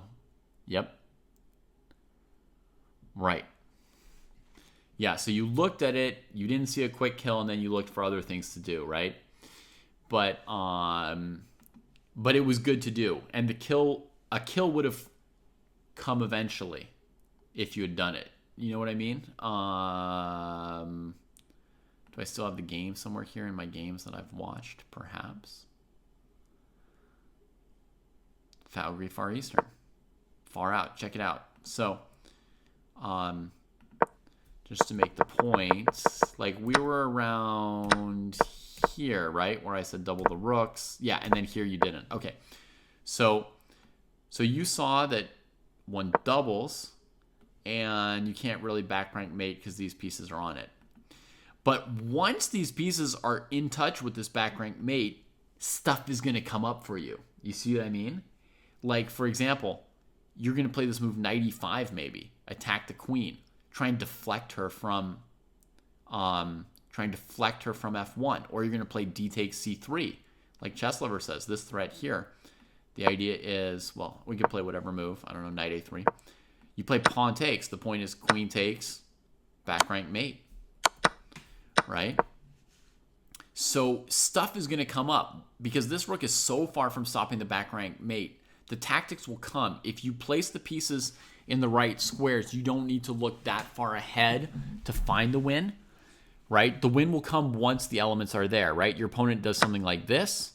You play whatever, queen takes d4, attacking the rook, the queen, the back rank. They trade. Do you even need to take back the queen? You could go here, here, here, I guess. Looks brutal. We can also do this very simple thing, though. Bishop takes here. Back rank mate is threatened. They play g3. You take on a1. So, you know, it's like you're threatening to do this. You're threatening queen takes d4 if they take. You can play knight e5 as well. And I'll show you. Stop that. And I'll show you another thing I'd calculated. Here, queen d4 is like so crushing, but you can also play a move like knight e5 here, just to show what happens once all your pieces are in the right square. They can't take your knight because of this, right? Let's say they move the queen here, trying to defend f1. You can still play queen d4, even with their rook on your queen. Right? Oof. We're just like, we're threatening queen takes rook. We're threatening queen takes rook check. Queen takes queen, rook f1. Like, it's going to come. It's just a couple moves beyond the horizon, and you can't calculate it in advance. You just have to trust, you know, that if you do be a good boy about the doubling of the two rooks on the open file that leads to the back rank mate, you just believe that once you do it, something good will come. Yeah. I can tell, Far Eastern, you like to calculate further and really see something clear. And you're trying to look too far ahead. Like even somebody who can calculate further than you, right? So let's say for argument's sake that maybe I'm trained to look 4 to 5 moves ahead and you're trained to look 3 moves ahead. So like in theory, I can calculate an extra move further than you. But regardless of what my training is for calculation, I'm not going to put that burden on myself here, right? Like I'm going to say doubling rooks is good and I will calculate next move, not now. You know, will I calculate a tiny bit? Will I check that my move's not stupid? Yes. You know, when I play rook f8, I will maybe have checked the move b5 before I play it and just make sure, okay, if they attack my knight, is there nothing I can do? Well, I've got, let's say knight e5 is at least fine and maybe I can try to win with this back rank tactic and leave the knight hanging. We'll decide later, maybe, right? But I'm not going to put the onus on myself that if I play rook f8, I have to find a forced win against g3, h3, bishop d2, knight d2. I'm not going to do that to myself, right? It's an unrealistic amount of work. I'm going to put the rook, I'm going to develop my last piece to its best square and calculate next move. Okay. Yeah, of course you don't see all this. I'm showing you some like really insane tactics, but my point is really that you can't predict all those insane tactics, right? The point is to play the good move on the move where you just need to play a good, clean, developing move, and to do the calculating once the position is right for the calculating. Okay. Oh, we've got some parents of toddlers in chat.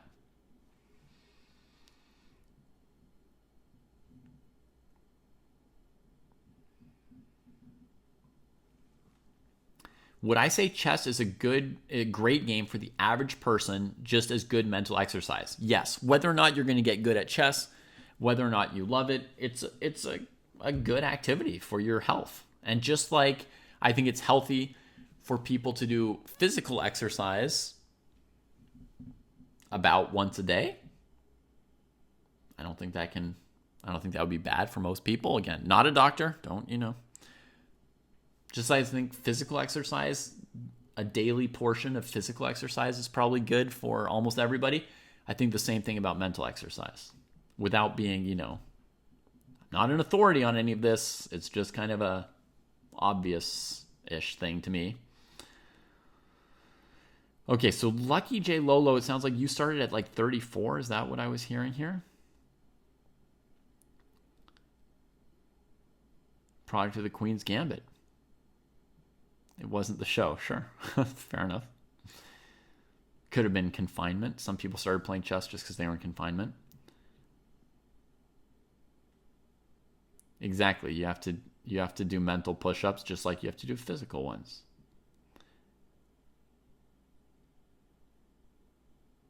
Yeah. Can we have more 2-hour-long dojo talks? Fine by me, Zane. Yeah. Jesse sometimes likes to get them done in an hour, but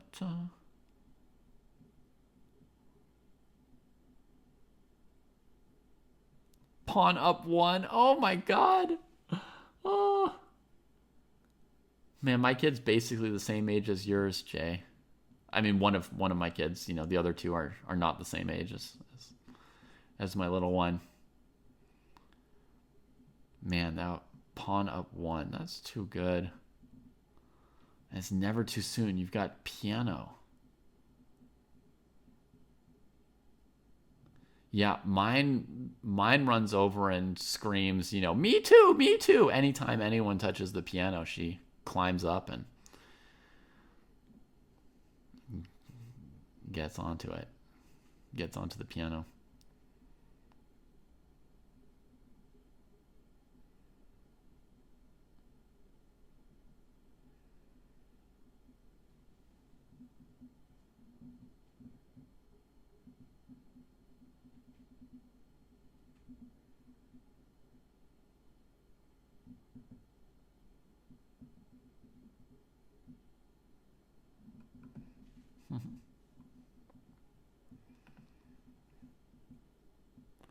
Okay, so where was our other game?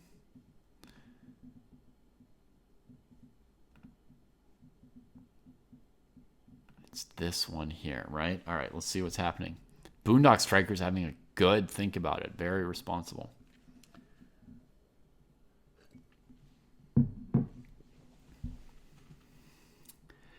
I don't know if I would have the talent to be a super GM, Zane. I think if I'd started as a kid with a chess culture already in the family, if I'd started going to tournaments as a kid, I think I would have been a GM. I don't know about a super GM. I mean, when I was young, I had a lot of confidence in my talent, and I naturally calculated pretty quickly and sort of just saw a lot of variations naturally somehow. But there's a lot of other good people out there, And at some point you start banging your head against really good players all over the place, and it's not easy to climb to the top. I don't know. Did you pawn up 1? Oh, it sounds like you've got a pretty happy home life there, Lucky Jay. You do seem pretty lucky.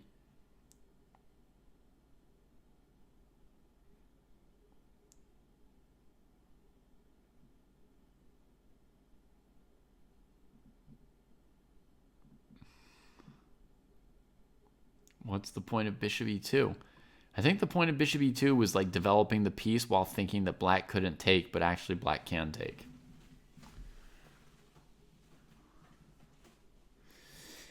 I did pursue the GM title already, Envy. And then I gave up on it.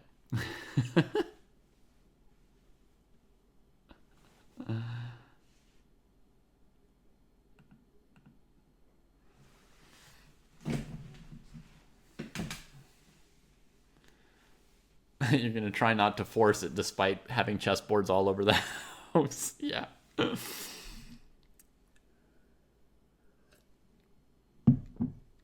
I am not going to take another stab at it, no. I just don't have the resources anymore, Envy. Too much other stuff to do and so forth. Oh, sorry, Jacob. Sorry, YouTube. A lot to absorb. Makes sense if you think about chess is like a conversation. When your opponent does something, you respond. The better you know the language, the more precisely. Yeah, I think of chess very much as sort of a battle of ideas, a conversation between the two players. And knowing words, you could say, is somewhat similar to knowing, like, the patterns, right?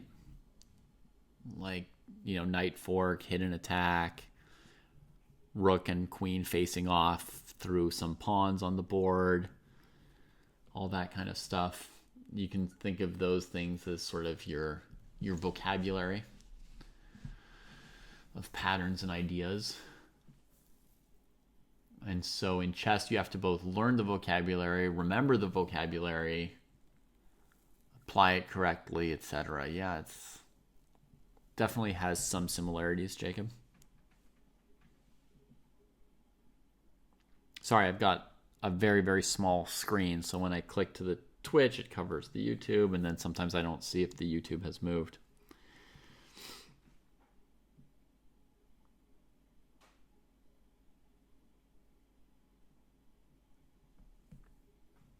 So Merles is also thinking that white is probably lost here.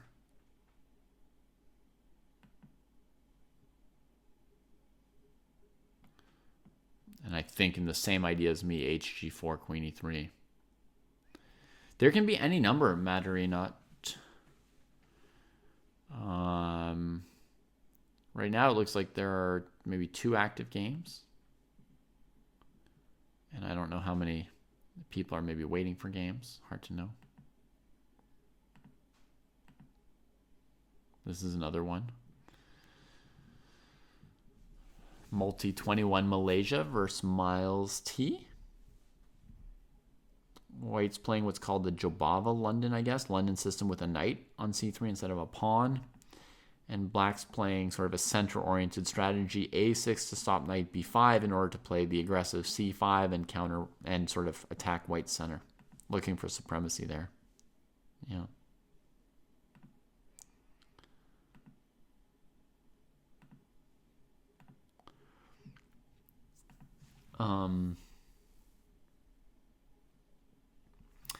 Yeah, sorry, Matarino TV.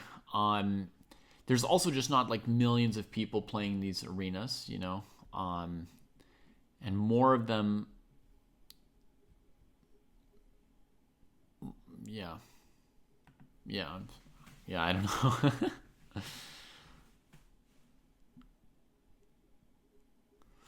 It is possible, ZJ. Anybody could watch the stream. I tell people not to, so hopefully.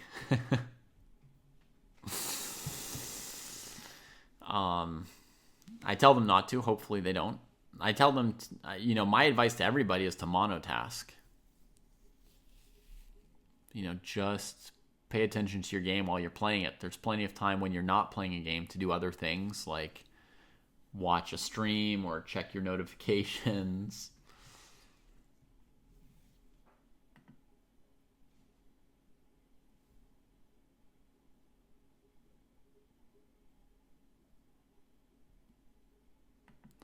I don't know about that doppelganger, Zane, no. I never heard the name.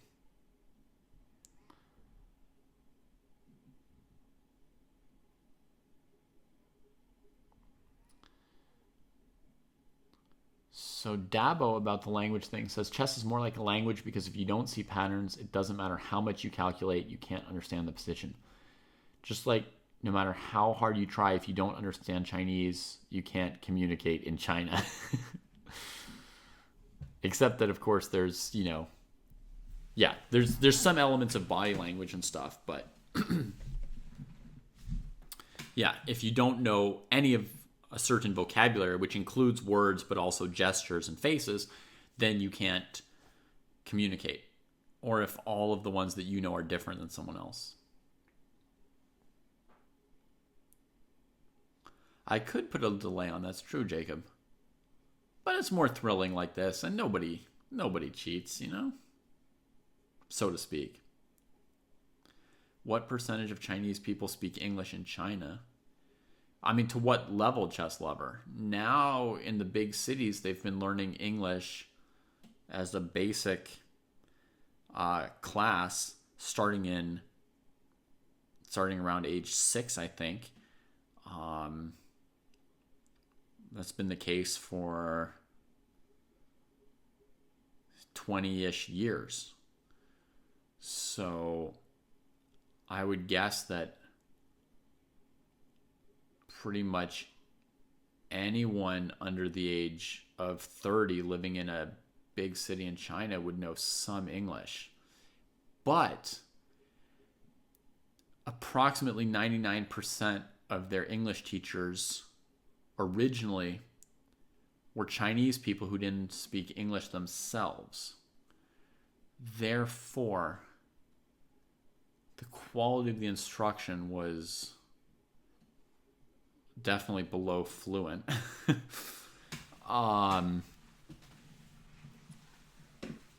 Fair enough, Far Eastern, yeah.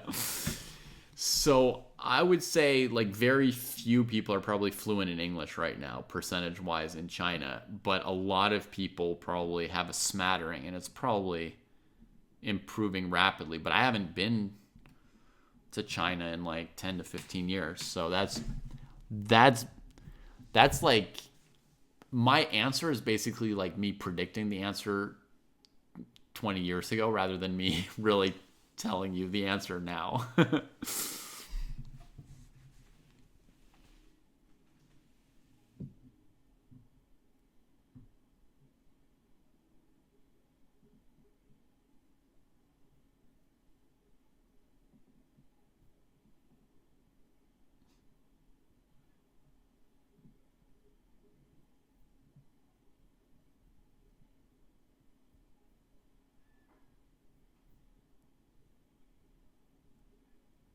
Oh, that's sweet, ZJ.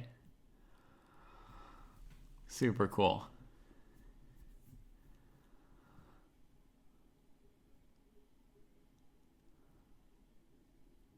I've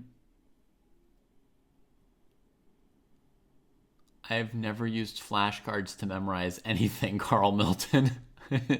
Not chess, not, spelling words in school. Nothing. Nothing ever.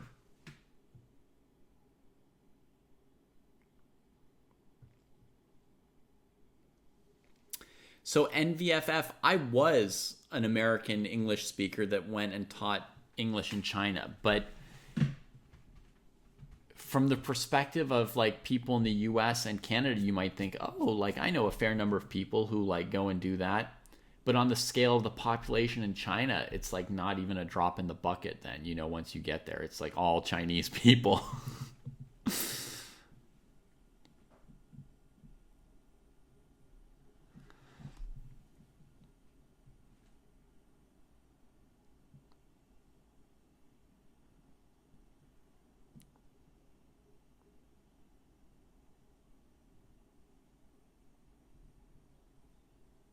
Someone used flashcards to memorize endgame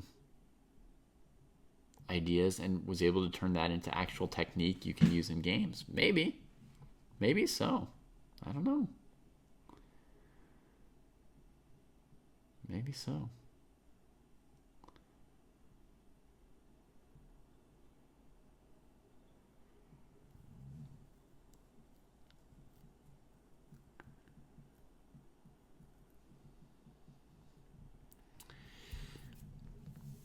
The Caro is playable at the top level, Zane. I absolutely believe it. I have been studying it this week, Tuesday through Friday.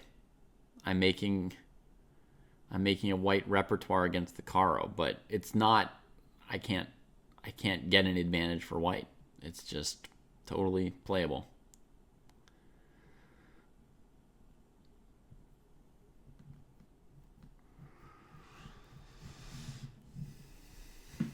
I've been hammering away at it with a supercomputer for 4 days.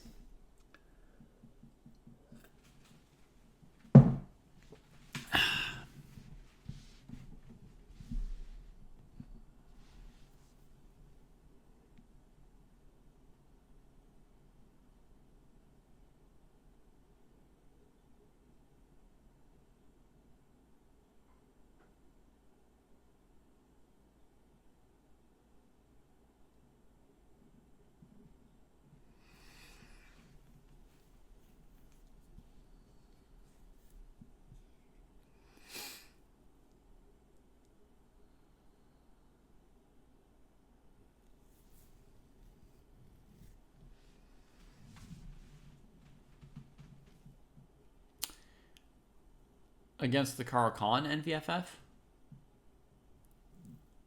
Yes, against the Caro-Kann, the 2 knights is playable.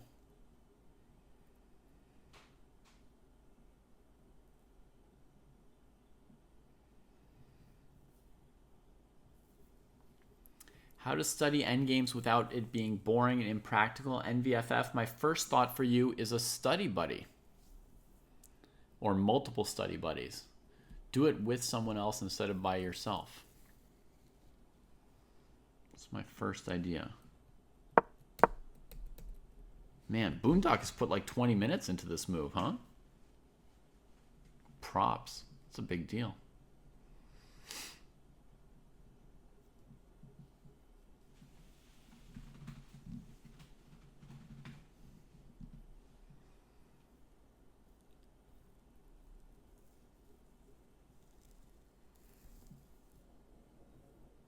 That's how I was able to work on like Dvoretsky's Endgame Manual, which is a very, very difficult book, and kind of at the time I wasn't yet interested in endgames and it was kind of dry for me. But by working through it with somebody else and sparring against them, you know, different positions we found in the book, we would then play them out against each other. And coming up with, you know, inside jokes and stuff to laugh about as we worked through it, that really made it good for us. And I'm not saying you should work on Dvoretsky's Endgame Manual. You know, that's a book for people over 22, 23, 2,400 FIDE maybe. I don't know exactly where the cutoff should be, but probably somewhere around 2,300 FIDE. People below it should use other resources. But whatever book or material you want to work on, if you work on it with someone else, I think it's going to be more fun.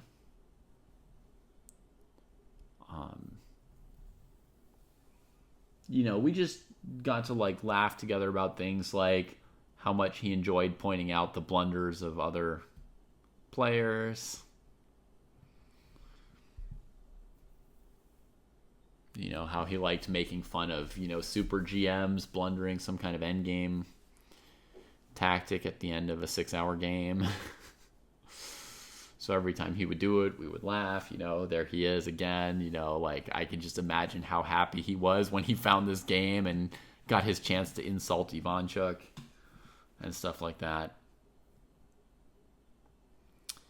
There are various, you know, positions named for various chess players and composers, and so we came up with little like stories about, you know, we came up with like the story of Van Cura,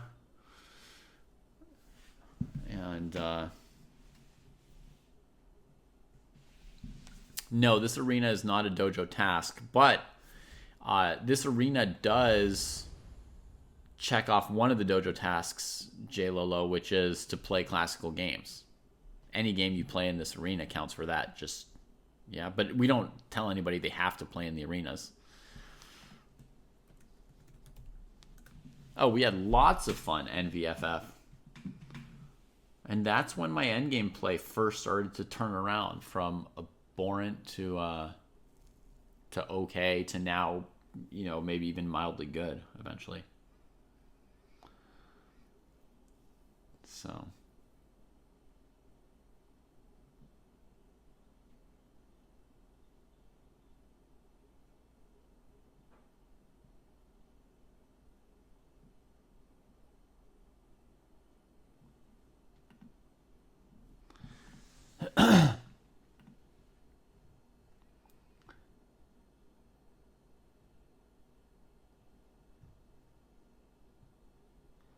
and by the way, check this out. Check this out, NV. Carl Milton over on YouTube is saying, I spent 3 hours today studying endgames with my buddy. We learned about king and pawn on the 6th versus 7th of the A file versus the E file versus king and queen, and we had a blast, inspiring one another to push further and compete for who could calculate deeper, and sparring and sharing the knowledge. It's some of his best chess memories so far, just today, just from doing something that might even have sucked on your own, and then together it's like super. Okay, ZJ says, if a magic genie appeared and offered some amount of money so that when you accept, all your knowledge about chess would reset to 0, what's the least amount of money you would accept?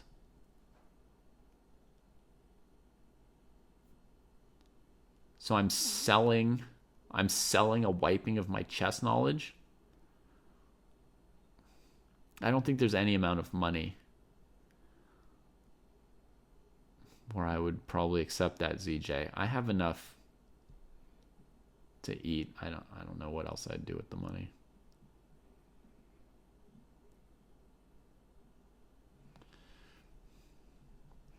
There's not exactly round times, or there's not round times, Lucas. It's just whenever someone is there. Yeah, I mean, the only thing is, like, relearning chess is fun. I thought you were going to say, like, would I just go for it? I didn't realize you were going to offer me money. I thought you were going to say, would you want to just start over and have the fun of relearning it again?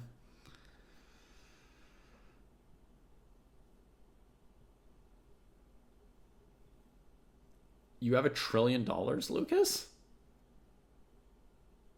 That's not possible.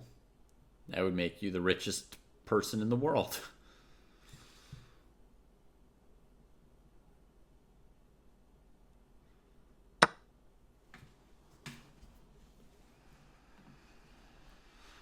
HG, 32 minutes. Boondock Striker goes deep. Goes deep.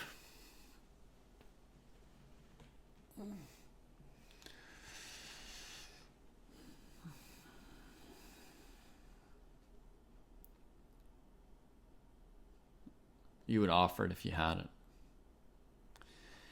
But with like $1 trillion, you could do other things too, Lucas. Instead of buying chess knowledge, you could like feed everybody in the world or something.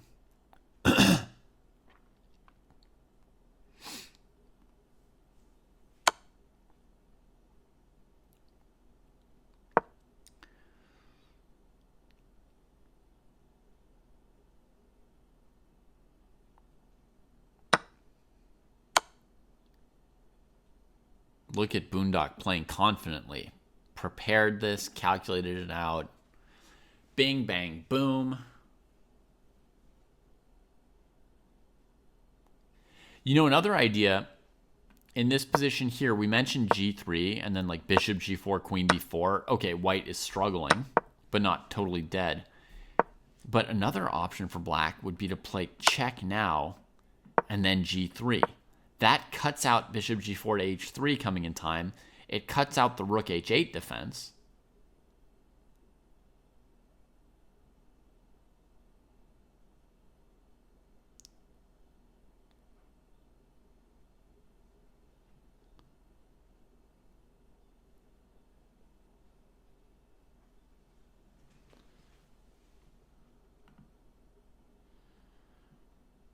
You're 500 too, Lucas? That's okay. With $1 trillion, you could take a stab at taking over the world. Yeah.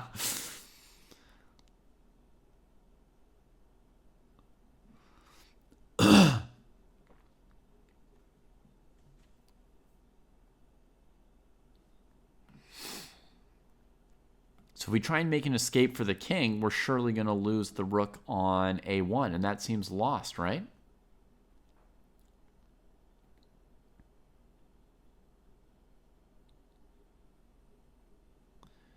Right? Like you can clear a spot, get checked, and then anything like this is just obviously lost. Bishop and rook versus queen and like pawns.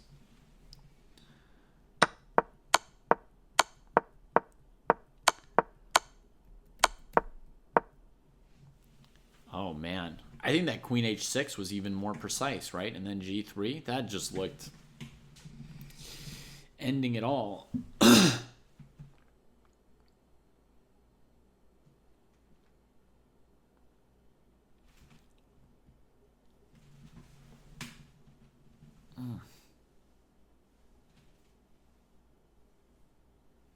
I haven't heard of that, ZJ.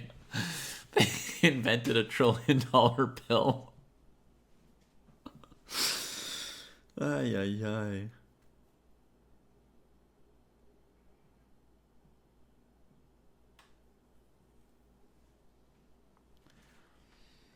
At that point, your economy is doing so bad you don't have enough ink to print the numbers for your make-believe money. Yeah. What do I think about AI glasses to cheat at chess? Well, I think it's somewhat well known that I'm not in favor of cheating at chess. So, what else am I supposed to think about them?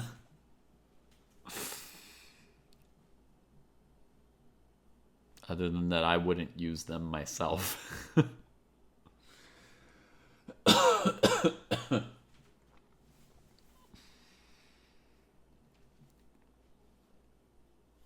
Am I now scared of playing people who wear glasses?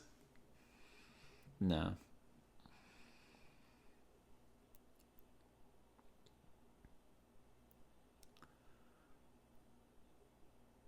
Oh, whether I think it's possible to stop that kind of cheating?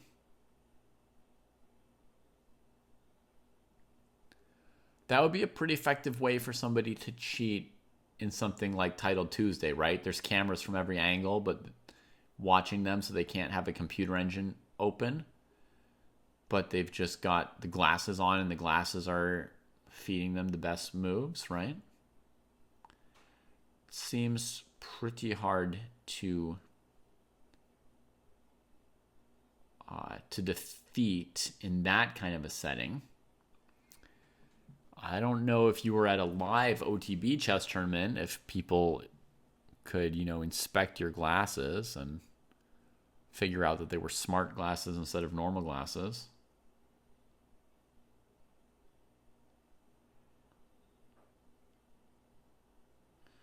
Yeah, people could do it for a lot of things other than just chess, right? They could cheat on all their exams or other stuff, right?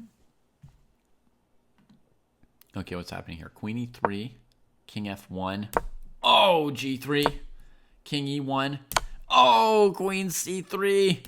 Boondock just keeps striking. Oh, bam.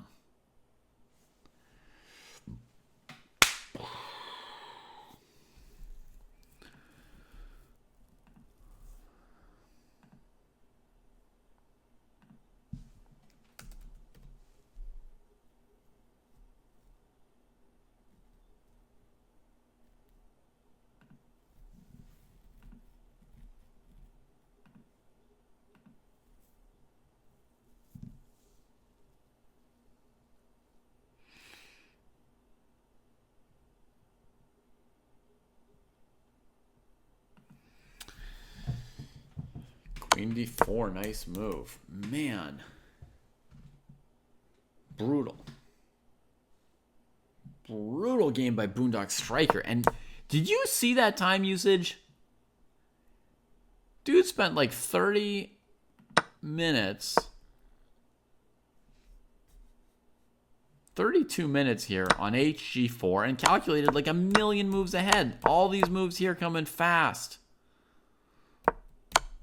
Boom, boom, boom. Oh my God.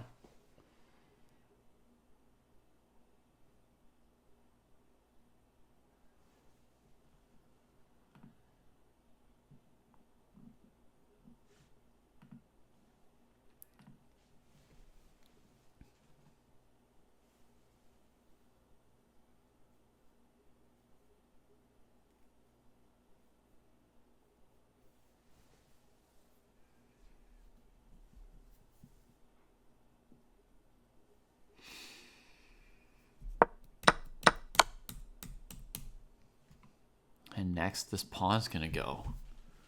Wow.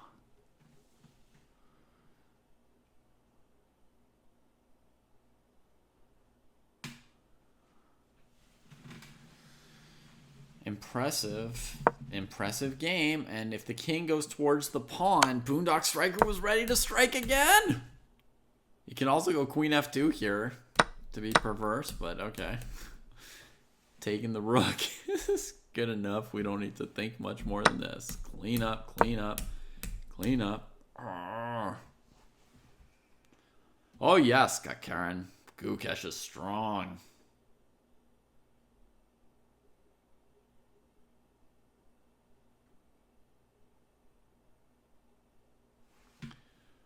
Goodbye. Give me the next pawn. Give me all the everythings. Oh man, Boondock Striker. That was powerful display of calculation, way above a 1600 level there. And of like, you know, Sitzfleisch. If you guys don't know, Sitzfleisch is German. It means like sitting, you know, meat or flesh. It's basically like your ability to sit on your butt for a really, really long time. Which Boondock Striker did there, right? 32 minutes of calculation on one move. Very, very nice.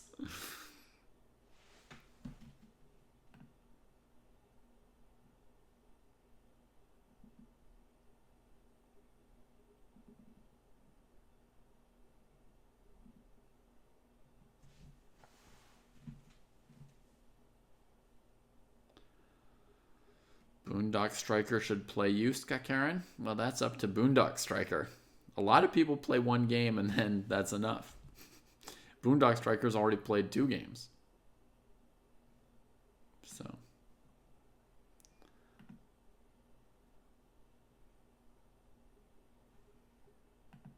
Yeah, that was absolutely amazing. You thought over 30 minutes on a move.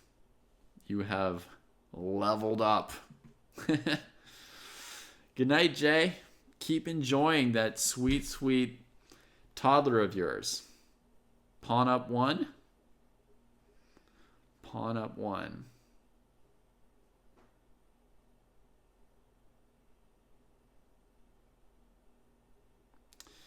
You know, Karen, I think actually I'm going to go to bed now. I think that's what I'm going to do. There's a rapid tournament in the morning. I got to set those up real quick. And then I have to get a little bit of sleep, I think.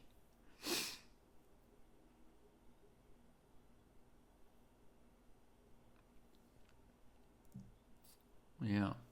I don't think I'm going to get into another game, you know. We've got a question from Carl I might answer as we set this up. So let's go here and just make tomorrow's tournaments at least. So we're going to do club arenas. They're going to be, instead of 90 minutes, they're going to be 15.5. Be 3 hours long. This is the typical format for our Saturday tournaments for anybody new to it. Saturday rapid under 1300. So it's going to be 3 hours long of rapid chess. It's going to start on Saturday the 25th at 9:30 a.m. Yeah, every now and then it starts at 9 or at 10 instead of 9:30, but the typical time is 9:30. Create that one. Copy the link.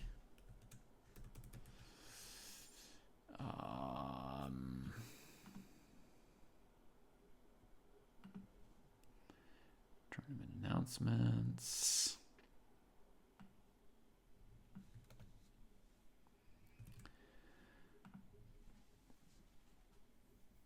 The tall variation of the Karo Khan. Dabo, is that the advanced variation with H4?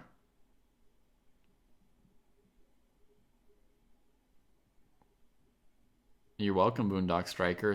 Karen, I think 3 wins will certainly be enough to win the arena. It depends how many people come back tomorrow to play more games. I don't know. Normally, there's not like a ton of people playing after the period of time when I do the commentary. But of course, it's open, and it'd be great if people, took advantage of playing it at different times of day. That's what it's there for, so that people can play whenever works for them.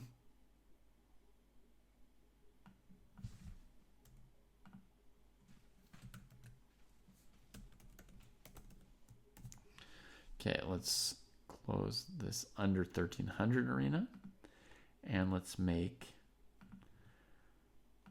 the 13 to 1700 arena.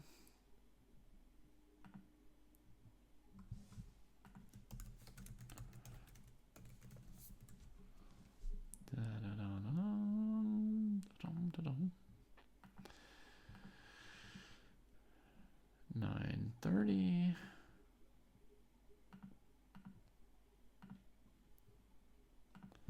Copy the link. Put it here.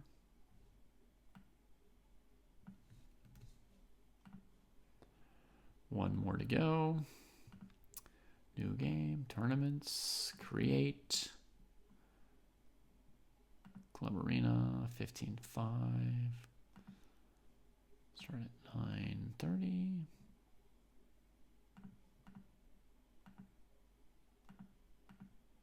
And give it a name. Saturday Rapids 1700 plus. Woo! Create.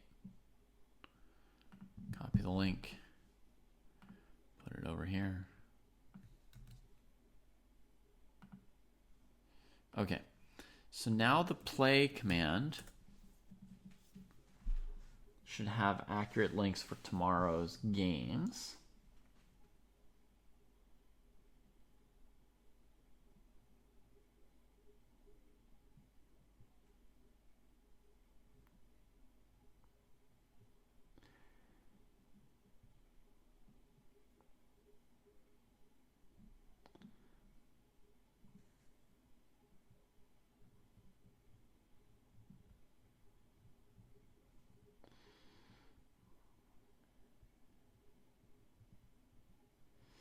Yeah, I've definitely looked at that line, Dabo.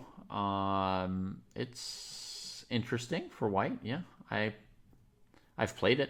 I've been playing it for years, both sides. So Carl Milton has the following question, folks. I think you might like this. Maybe this will be the last question for the night. Carl Milton asks, since you have said how much fun it was to learn about chess, would you mind sharing with us some of your most fun topics or ideas in chess that set your brain on fire with delight?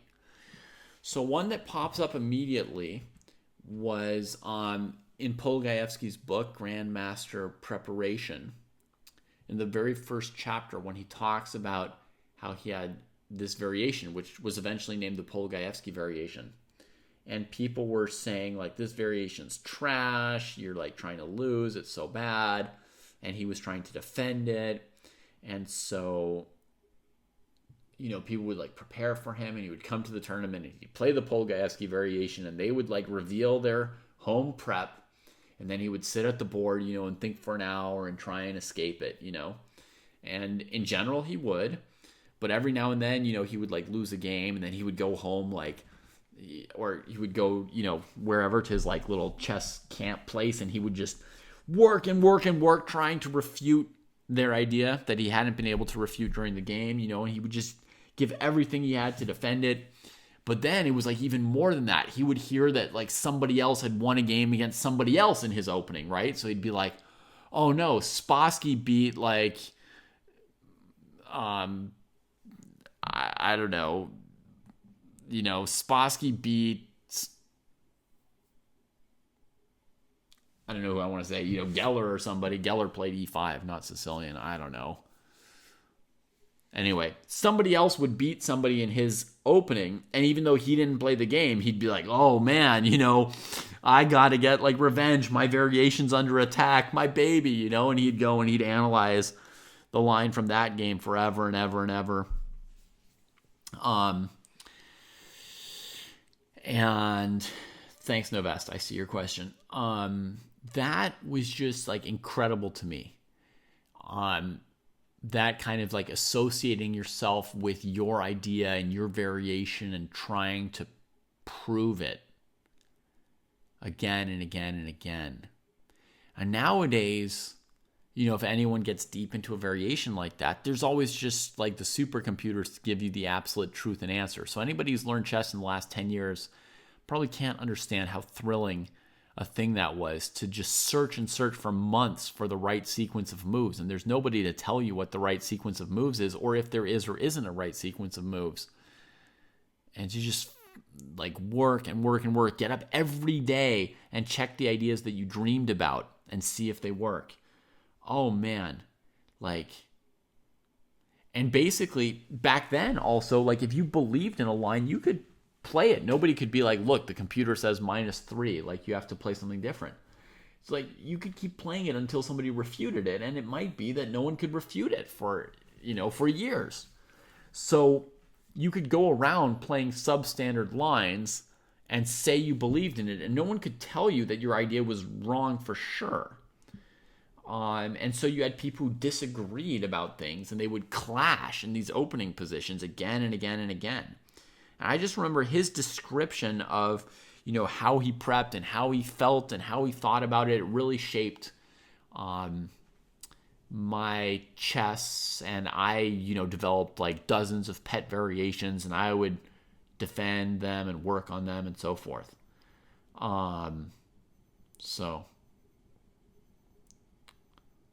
Yeah. So that was like one thing. Another we mentioned, Carl, right? Like the time that I worked on Dvoretsky with my friend for a month, we worked about 8 hours a day on chess with little like breaks for tennis and other like physical stuff to break it up.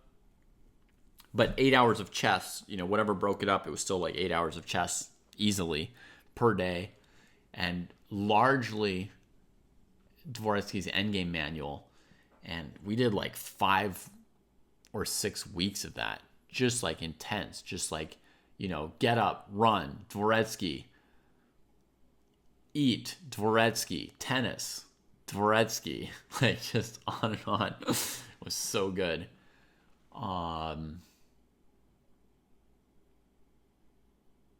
So that was another great one.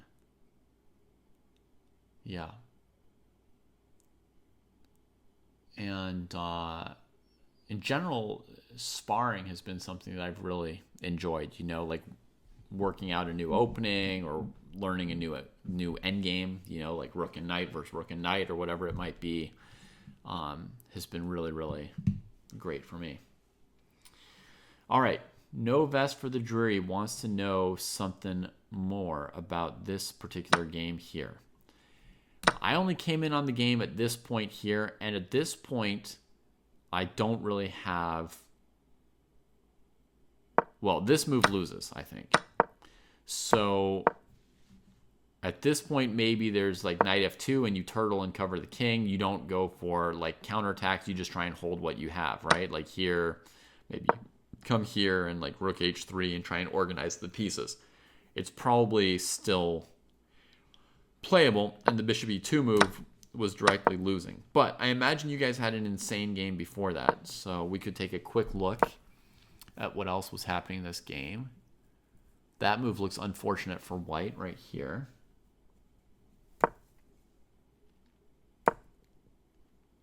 Wow. Yowza. This game was intense start to end.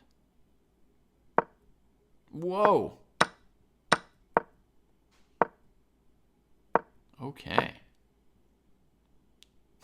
I love how that pawn on g5 is just hanging. Everybody's like, yeah, we're developing more stuff, you know.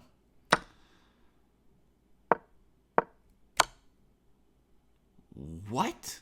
Oh, my God. Oh, that was disturbing. Bishop here, yeah. Holy moly. Oh, this whole game's on an insane level. What? And now knight e4? Oh, trying to mate him? Has to give up the queen? Gets 10 billion pieces for it? Retreats. Ow. Jesus. I don't know who's winning. And then here, instead of pawn takes knight. Oh, Lord. Here it feels like white should be good, but actually, this thing wasn't so clear. But with knight f2, it's okay.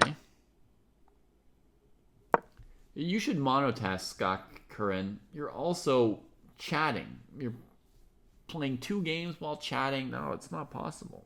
It's not possible. Just do one thing well and enjoy it. Enjoy it properly.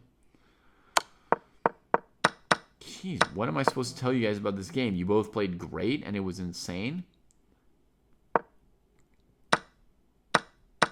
I love this concept, where's the bread, of like taking. That's nice. That's really nice.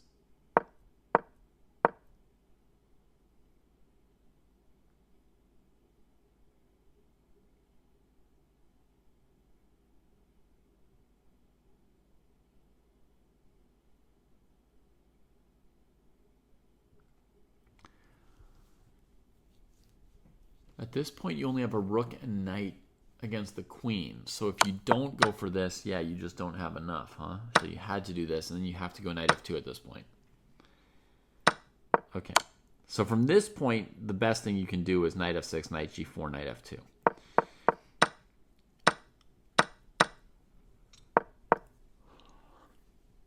And here, if black took on d5 to avoid the d-pawn, you play check, and then you take here, and you're much better.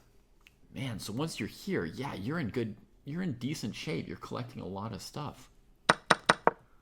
But here, black's knight's hanging. They don't have 10 million options. And knight e4 was the point. Maybe Boondock should have been one move more patient here and played e takes d5. What's the rush with rook takes g5? Because here, by the way, my instinct is that black's better, folks. Because I think material's about equal, and white just seems too awkward to me compared to black. So e takes d, normal. This is great if white doesn't have knight g3, knight e4, knight f6, knight g4, which is, I imagine, not fully anticipated by Boondock when going for rook g5, because, I mean, even once it's on the board, I have trouble assessing what white's doing. But given how plausible this was for white and how much material they collected, so actually, the more I think about it, the more I think with knight f2, white's a little bit better, actually. Not just like okay, but better. So that means that black should have probably waited a move here with this.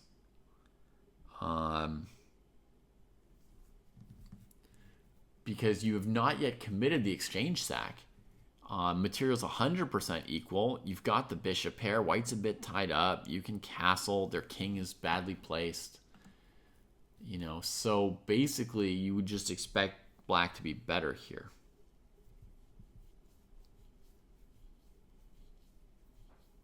You know, in any number of ways, black should be a bit better. So black could play knight e4 next move and let white trade and play d takes e. That's perfectly good. We could sack next move and then go knight e4.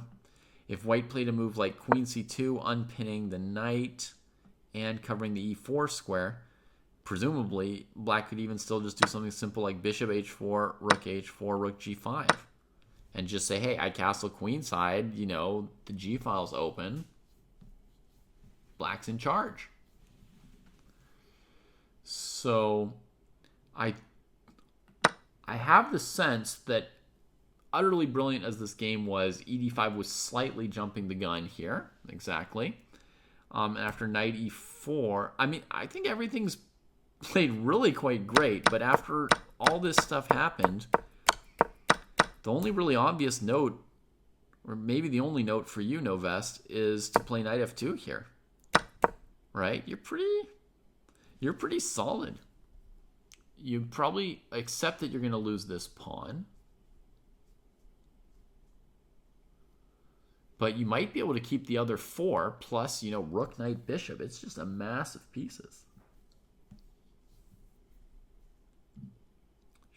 Should be good eventually. Yeah.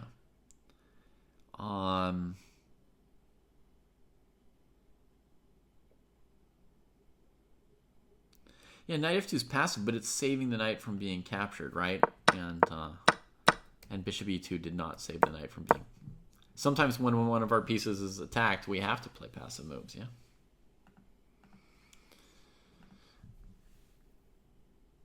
My eyes are giving out too much screen time. Careful with the screen time, folks. Don't overdo it.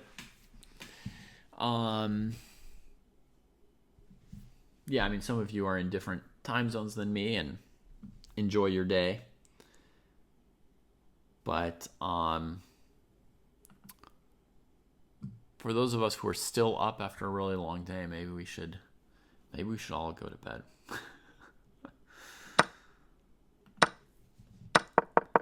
I think somehow this opening was good for black, by the way, as early as this. No best for the jury. I don't know if I'm wrong, but it feels here like black's already doing great. You play h4 to forestall h4, and black makes this trade, and yeah, I mean, they're not risking very much, and the dark square's a little bit weak, so I don't know. I feel like something with this opening, maybe just bishop g5 is not even right here. I don't know. This should be a normal Slav kind of position. Oh, I know. No best for the jury. When they play bishop g4 this early, you're supposed to go trade, queen b3 attacking b7. Right? And I'll tell you one little note. In my experience in the Queen's Gambit, bishop g5 is rarely good if this pawn's still on e7 and black can play knight e4.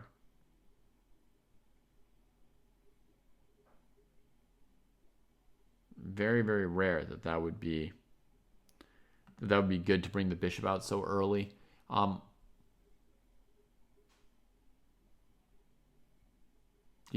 they could even just take and go b5, and because they haven't put the pawn on e6, e5 they just dodge away. And if you just try and develop quickly, then often this move here comes with tempo on your bishop. So I think it's very, very rare for bishop g5 to be good without this pawn being on e6. Numero uno. Number two, in the Slav, normally black takes on c4, and while you're recapturing the pawn, brings out the bishop. If they bring out the bishop while there's still this tension here, then the way to try and punish it is almost always queen b3, attacking d7, d5, and b7. So you normally, knight c3 is fine. You could also do knight e5 yourself, just making them spin a move with this piece. That looks fine too. But here, yeah, it's queen b3. Well, with cd first maybe. And that's the case against bishop f5 as well as bishop g4. So it should be a similar pattern for you. This is sort of here's the more famous move order. Here. In this position, the Slav usually they take, and then when white plays a4 to keep you from defending the pawn, then black gets the bishop out, right? And it's oh, why do we give up the center to bring out the bishop? The usual story is that if black played bishop f5 to play e6, the point of the Slav, white goes trades, queen b3, hitting b7. And then there's this tactic, if queen b6, knight takes d5. Queen b3, check. And then you recapture. So you grab the d pawn for free. supposedly that prevents queen b6.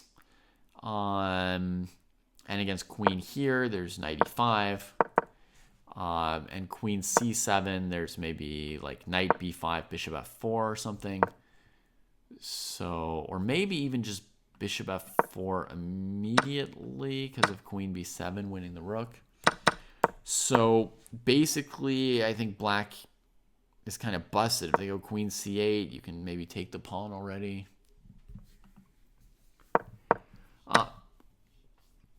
But then eventually I think people found that like knight d5 was not as obviously terrible. I mean, I still think this is how you react to bishop f5 and bishop g4, but I don't know all the details of this move.